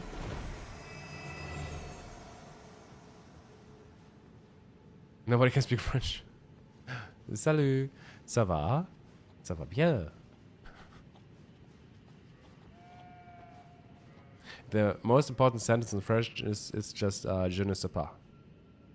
So you can always say it, you don't know. Or je ne comprends pas. Then you can't understand a thing.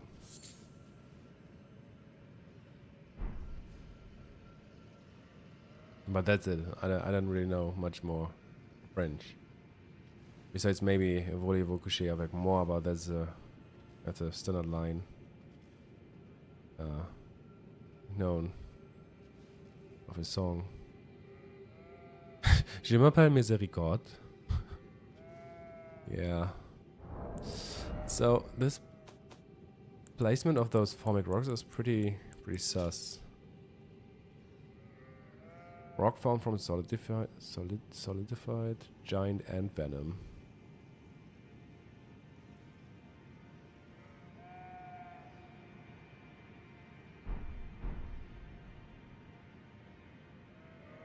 This is incredibly sus, isn't it?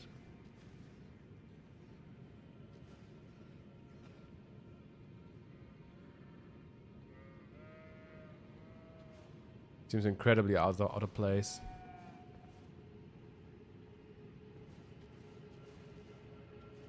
And I don't think that there's another place here. I think this might be the only one as well.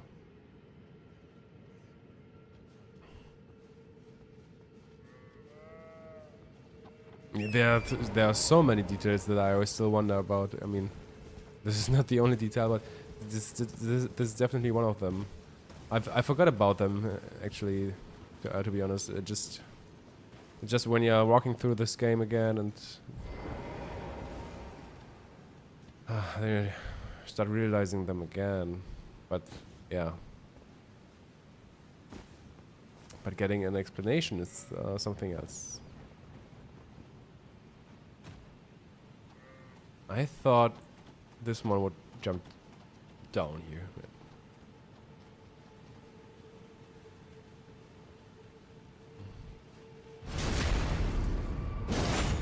Yeah, the ant rocks.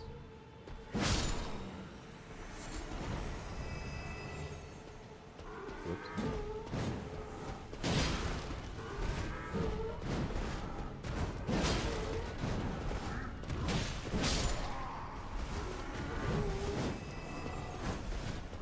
Oh wait, it's fucking wrong one.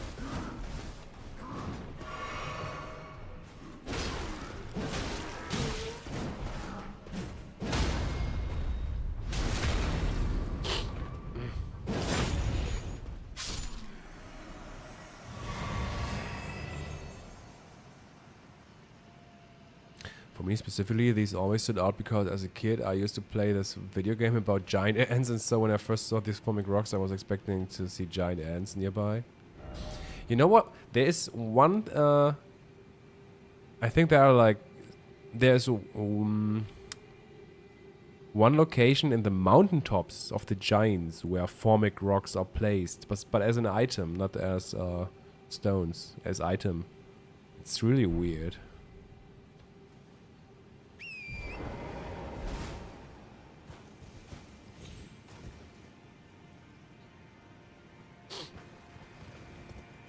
But ants are heavily or strongly related to rot and poison as well.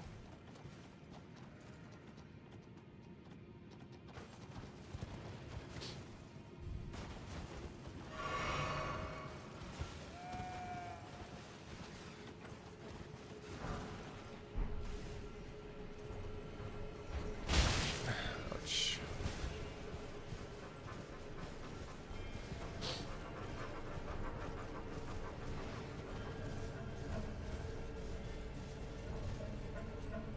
Isn't it interesting that for some reason rats are so... There's so many rats in here?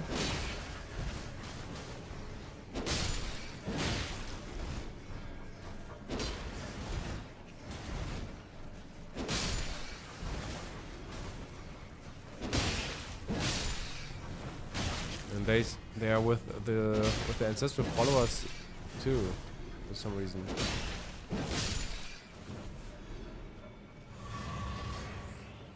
What is the connection between ancestral followers and rats?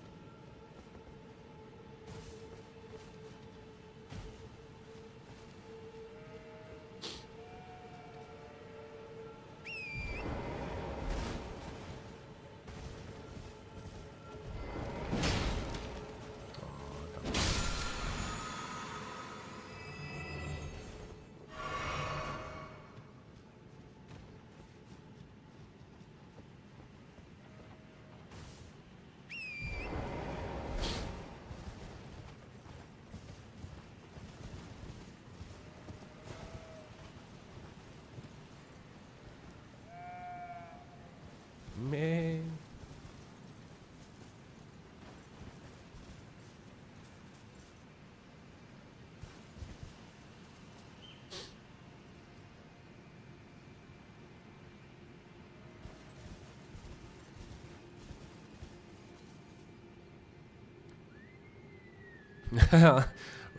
Rats having high intelligence.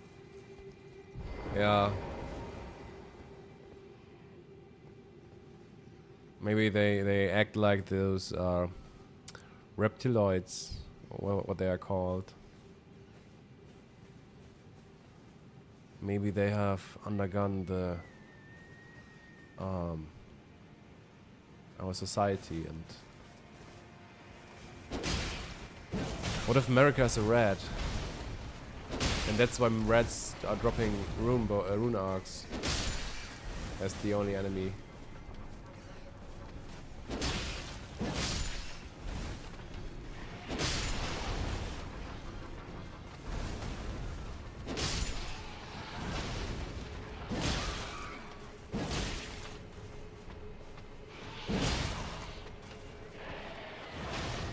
By the way, are these rats always that dirty? There are no clean rats, right? They are always a bit filthy and festering with some kind of pustules. I wonder if there's any interesting mechanic that is unique to them or so.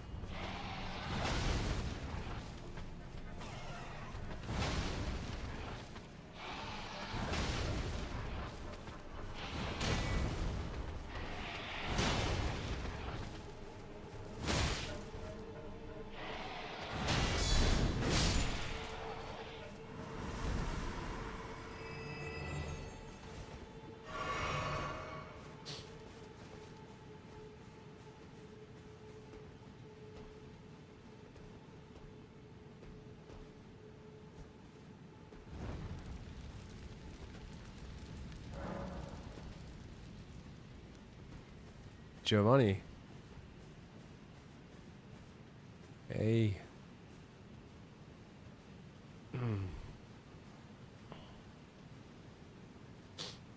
And how often they are placed to kill me. Shouldn't they kind of mimic crabs, since they should be eating anything and everything? As far as I know, rats are either in the state of advanced disease or decay, or they must associated with like madness or whatever.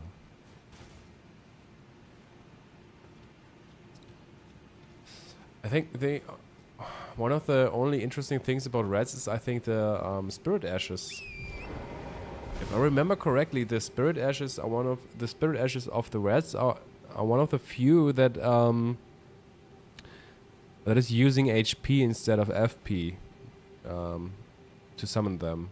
But but if I remember correctly, I mean, I'm not sure, but it should be like that.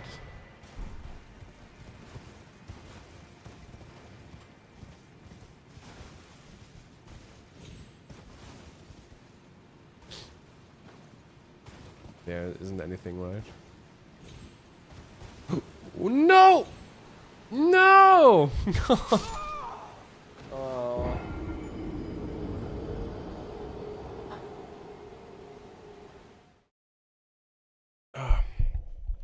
Torrent is sometimes... You can't tame Torrent. He got his own mind sometimes.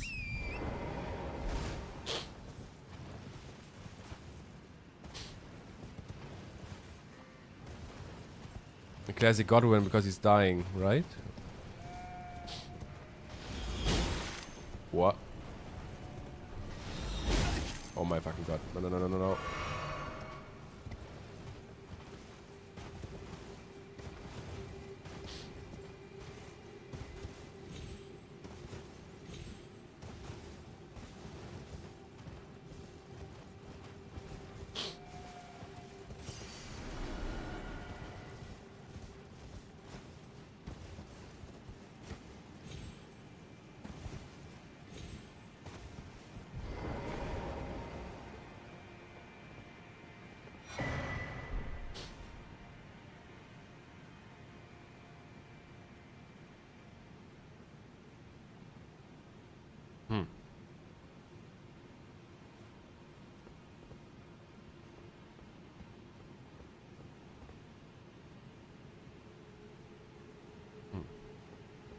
Could be.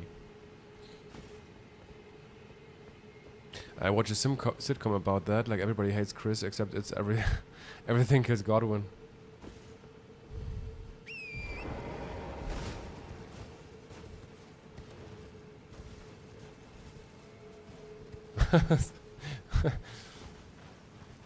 Something like Kenny from South Park.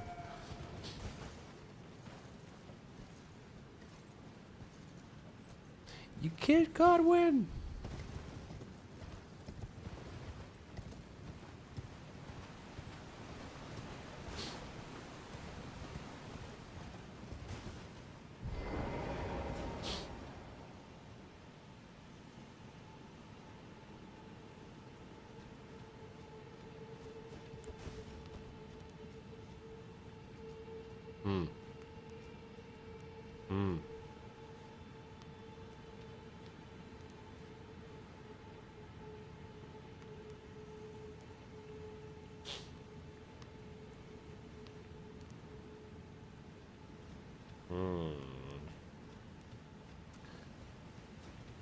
So, the thing is,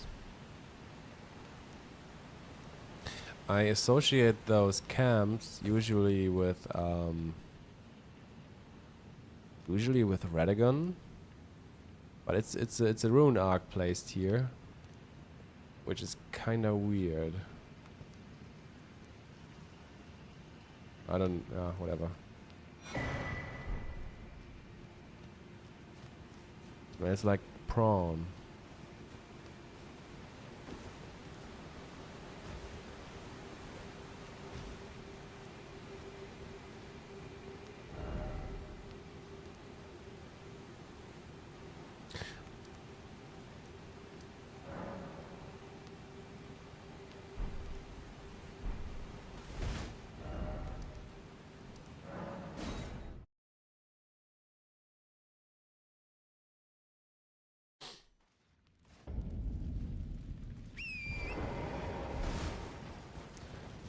Have I checked everything? I think I have missed maybe 1 or 2 items.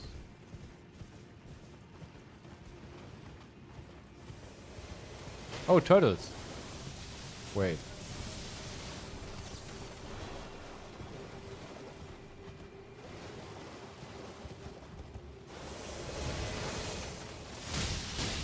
Ouch, ouch, ouch.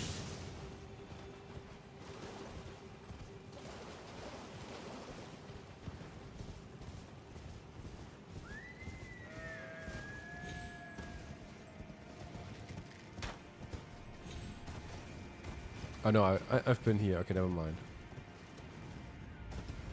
Then I have everything I need.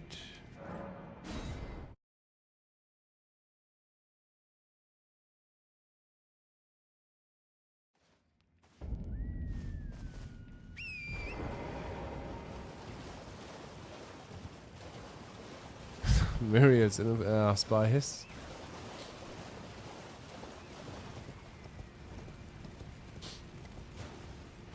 They are like those,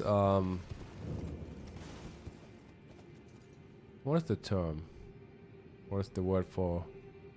What is the word for poor people, calling for money? Beggars? Yeah, like those beggars in Skyrim. Like Myria probably has its own institution of little turtles spying everywhere. The real all-knowing.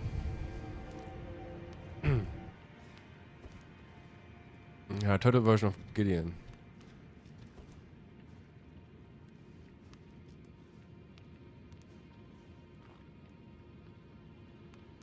For the Thieves Guild, yeah. I am wondering if...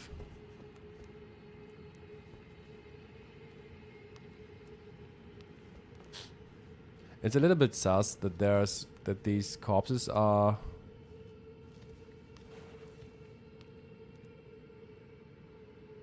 These are shrooms, right?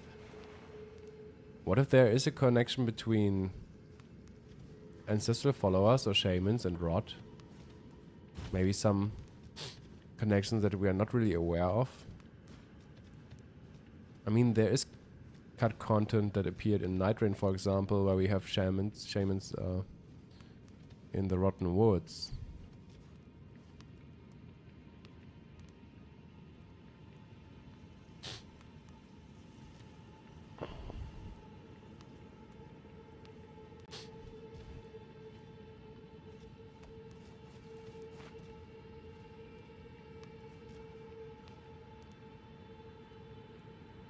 We got human skulls here as well. I don't know if that's intentionally that we have human skulls here as well.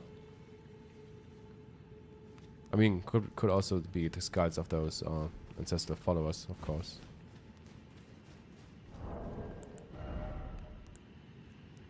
Oh, it was also the first rune arc.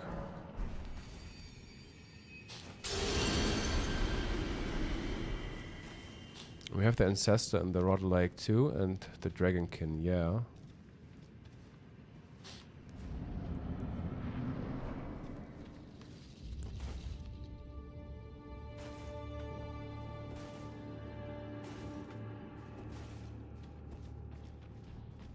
Let's take it on.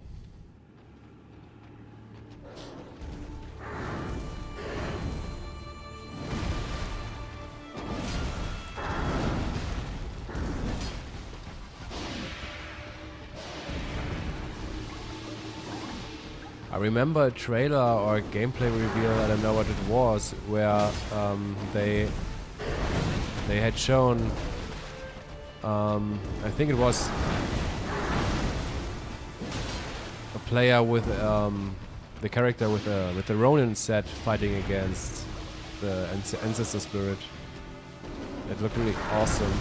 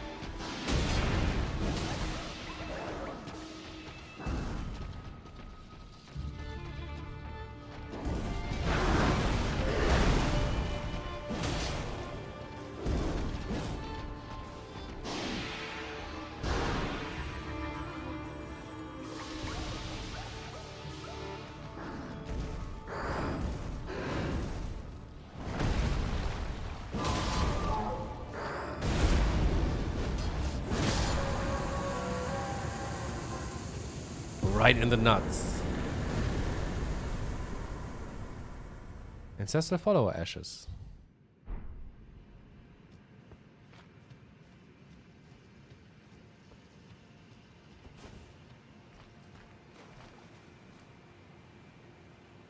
You know what I always thought was weird is how all those ghosts you find that are just sort of stuck frozen in a moment of time, they all have these strange little mushrooms stalks growing around them. Which spirits do you mean? Salute for the guy's balls.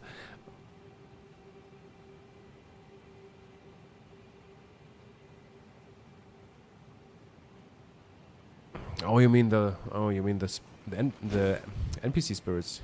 Yeah, that's true. It's kind of strange that they all have those mushrooms around them. What if let's theory craft a bit. What if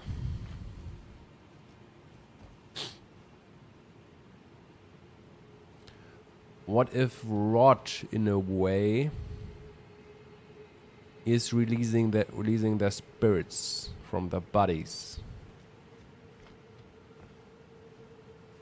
What if this is how the ancestral followers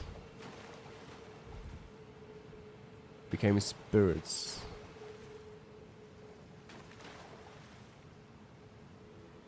I don't know. Just an idea.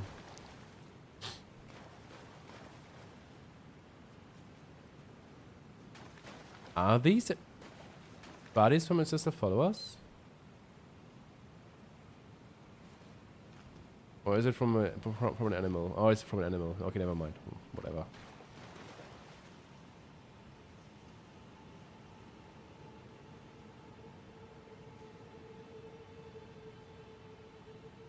Yeah, but we have got humans and animals.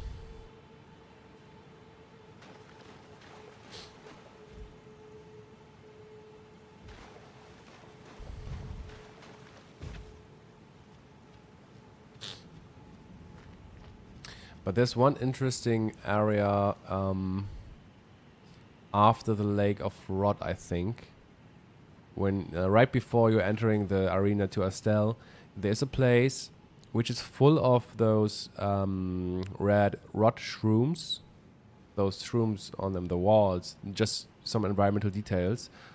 But in that area, in that place, they are glowing turquoise, which seems to indicate that those shrooms have some spiritual energy, or even maybe spirits in them.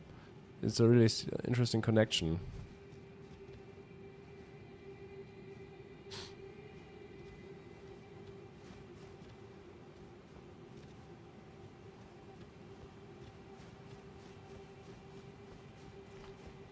It's interesting how those shrooms stalks around the ghost NPCs are just as ethereal as the ghosts themselves, but the fungus all seems very corporeal.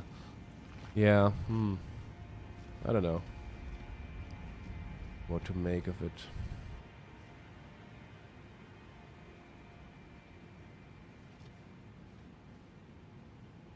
The ancestral spirits are in general a little bit strange, because is this a real place, for example? Or are we inside of this inside of the corpse? I think it's supposed to be a real place, alright? Do you think we are getting teleported to a real place, or do you think we are inside of this corpse in a strange dream world, maybe? It's a video game, bro.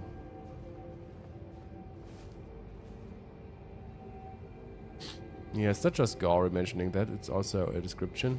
The poison mist incantation actually mentions this as well.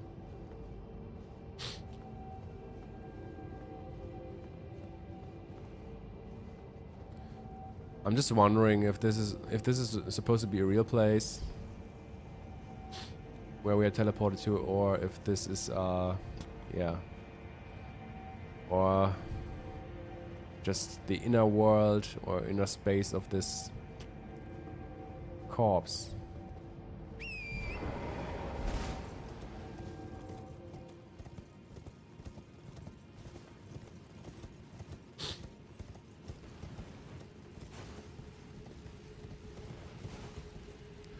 Oh, now that you mention it, it's very similar to how you access the DLC. Bro!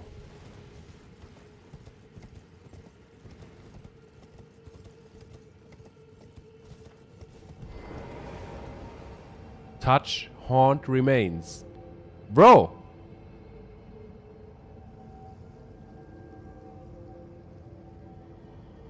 It even says touch the haunt remains. I think you might completely nailed it right now. You might have completely nailed it right now.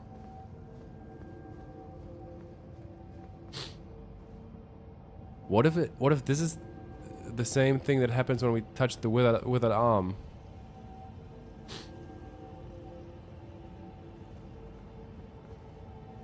I mean, it's even in the same region as the ancestral followers.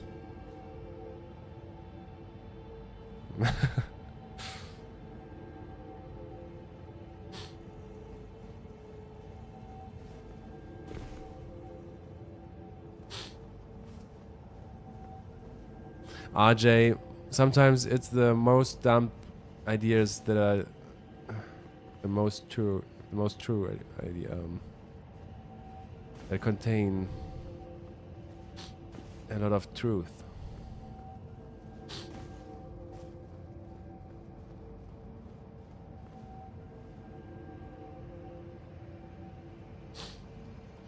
But it fits so well with what we have right there. Also touching some remains. Oh, damn. I think it's a... I'm not 100% convinced, but it fits really well.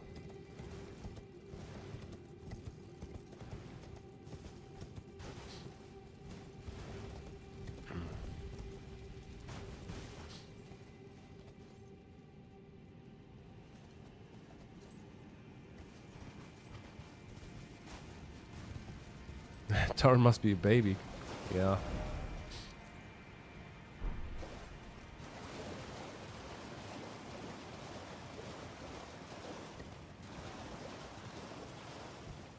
Oh, wait a second. There should be... Uh-oh. 3 turtles? 4 turtles. 4 turtles? I mean, 3 turtles would be a bad sign, but we got 4 turtles. We got the 4th one here on the stone. Is that a good thing?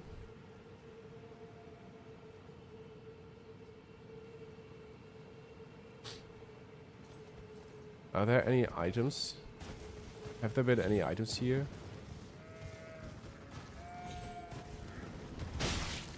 Bro.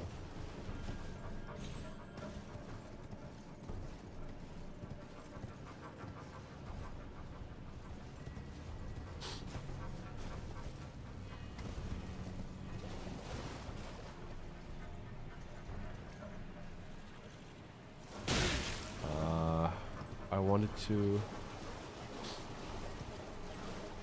Isn't there a portal here nearby somewhere? There should be one portal that is...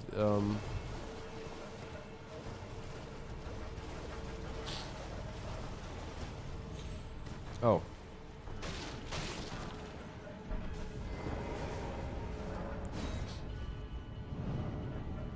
Makes me wonder if you've been able to access the lands of shadow if Mikla's corpse was somewhere else, such as the Harlech tree.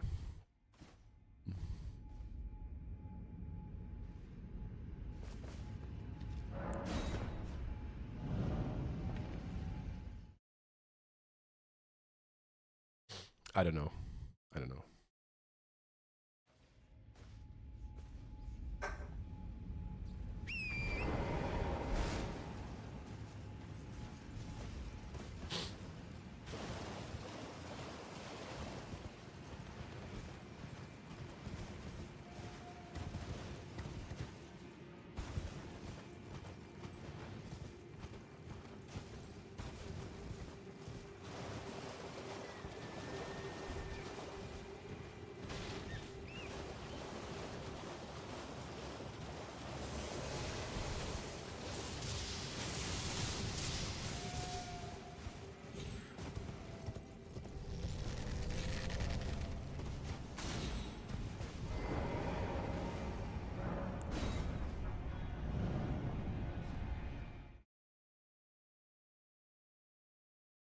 Santrina and Mikola are one and the same. Mikola's corpse is Santrina's corpse. There was cut content even mentioning this directly. A cut content NPC called what was he called? I forgot his name, but he said, "Oh, see right there, Mikola's corpse. Oh no, or should I rather say Santrina's? The other way around." He was searching for Santrina's corpse, and then he said like, or should I say Mikola's?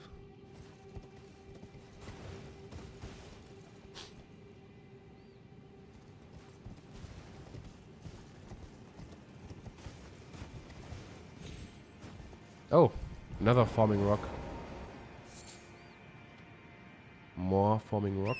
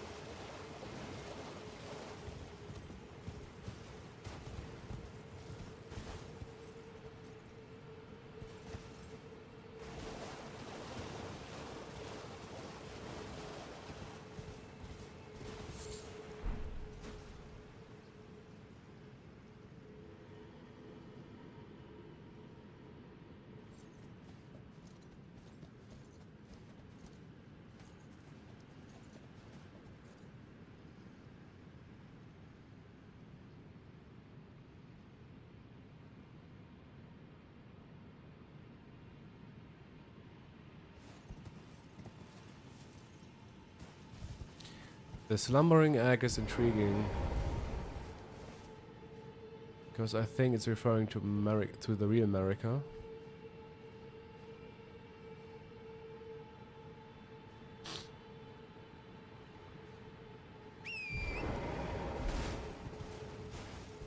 This place seems to be sort of a halfway point where the barrier between the physical and spiritual realms is thin, for lack of a better. Do you mean those areas where we meet the ancestral spirits, or do you mean the Shafra River in general?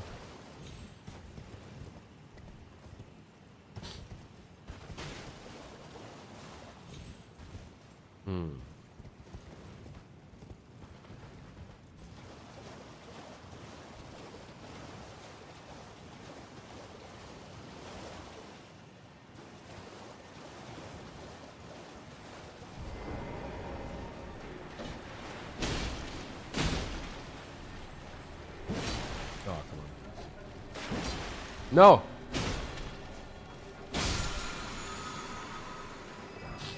Great ocular bubble.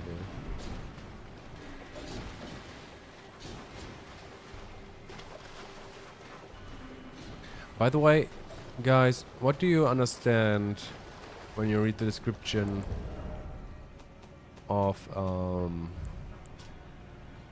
that they lost for oracles?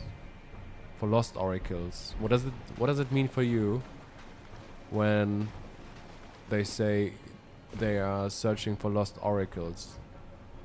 Does it mean they are searching for lost prophecy or some sort of, or probably some guiding entity maybe?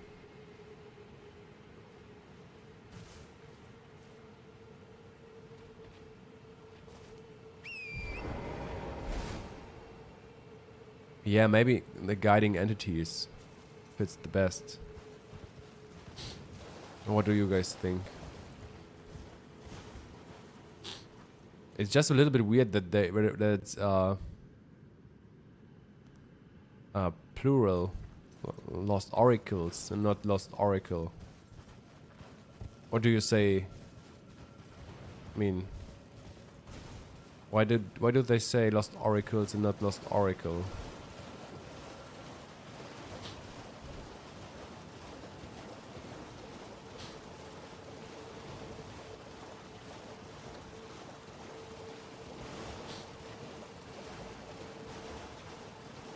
loves cheese. Golden Rune 7.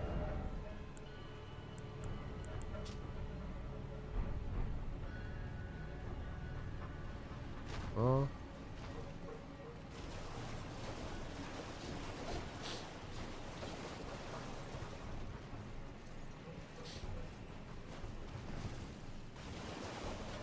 I was thinking of a prophecy, but I think guidance in general fits better what they might search for.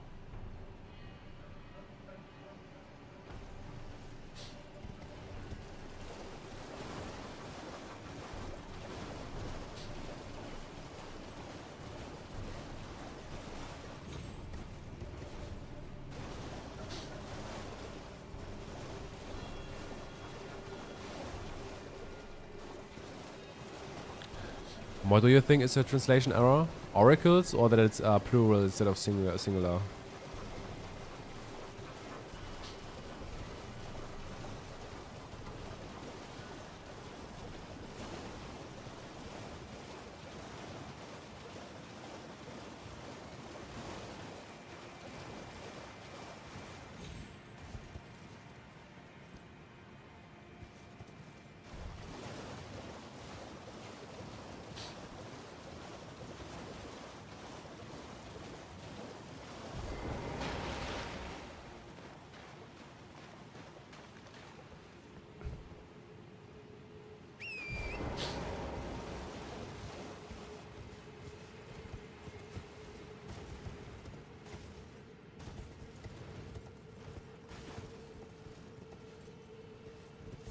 Formic rocks everywhere. What the fuck? What do we have here?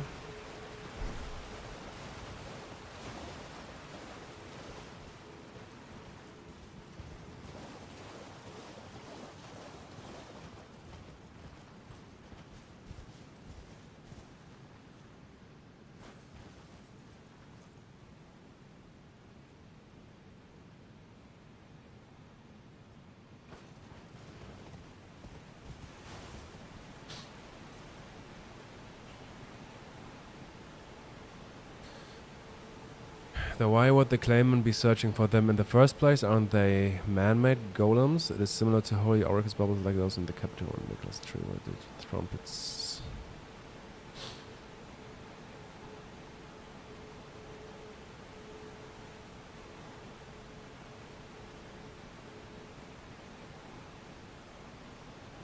Yeah, I'm there. I'm a little bit with Blofeld there. I think they were used to get instructions, or in general they depended on guidance probably. Especially because they were human made, or at least artificially made, and in their internal file names are rune eaters. So what they are probably digging for are runes or grace, and yeah, they also have some connections to meteorites because their spears are made out of magical meteoric stones. And they appear often in those old ruins and next to Astels.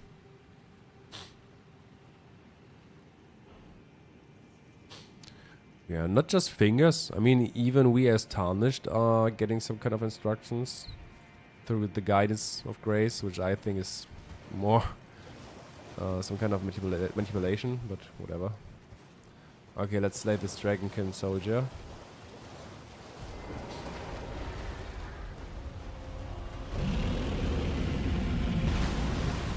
I hope I'm not underleveled here. No, I'm doing more than enough damage. Oh, interesting info. They have 6 fingers. I don't know if you knew that, but a lot of dragons have 6 fingers.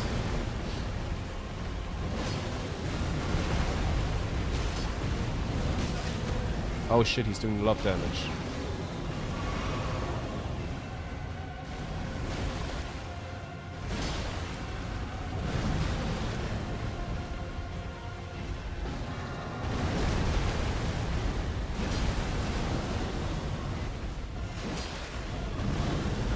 Why is my sound card troubling?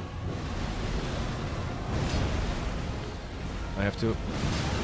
Oh, shit.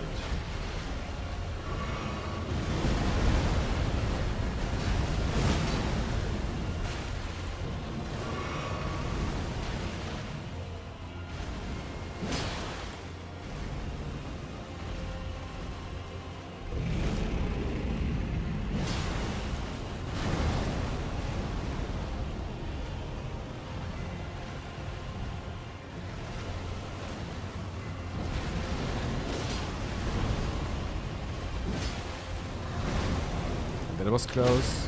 Oh! I got him, boys. Uh oh, come on, come on, come on. Why is he not connecting?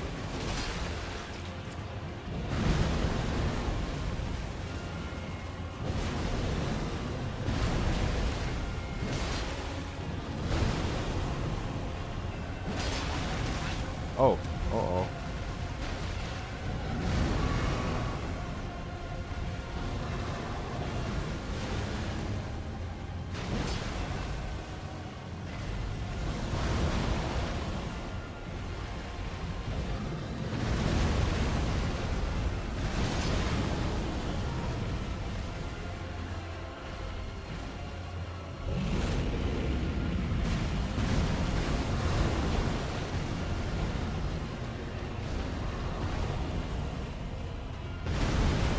What the fuck?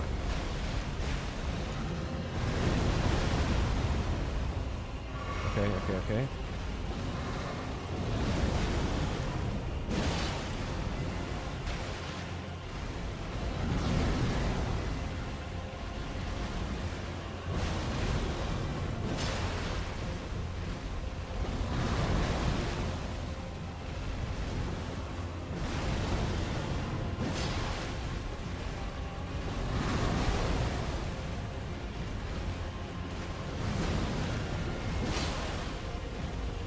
Can he not just die?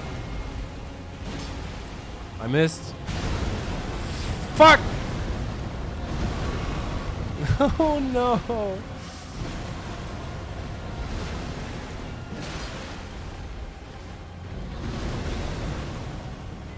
I missed. Oh my god.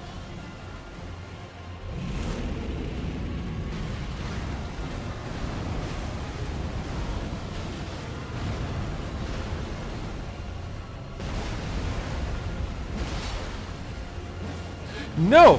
No! Shit. It was close. Whew.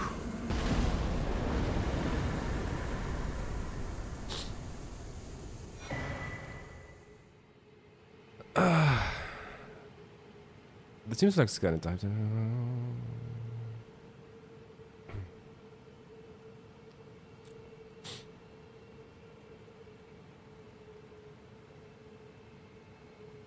It seems like Skynet-type dangerous practice, creating a slave race that eats what you as the master race are essentially made of. I would say it's a little bit different because the slave race is supposed to gather what the master is longing for. That's how I see it. So the Claymon were probably supposed to gather runes for those star beings. Those are stealths, I think. That's what I think.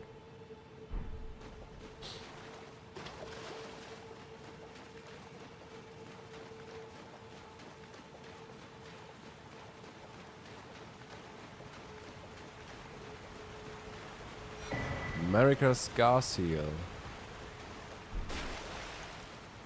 So, and we are done with Shirafa River for now.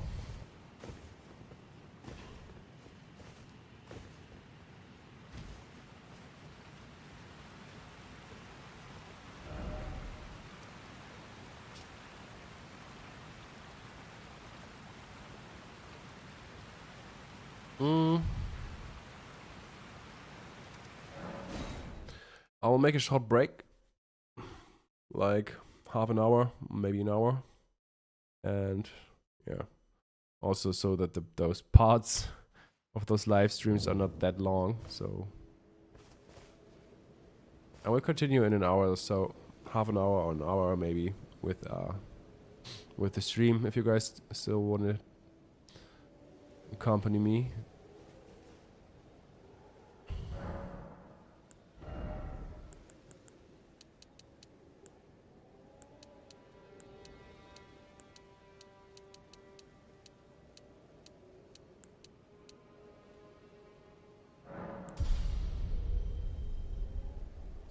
See you soon.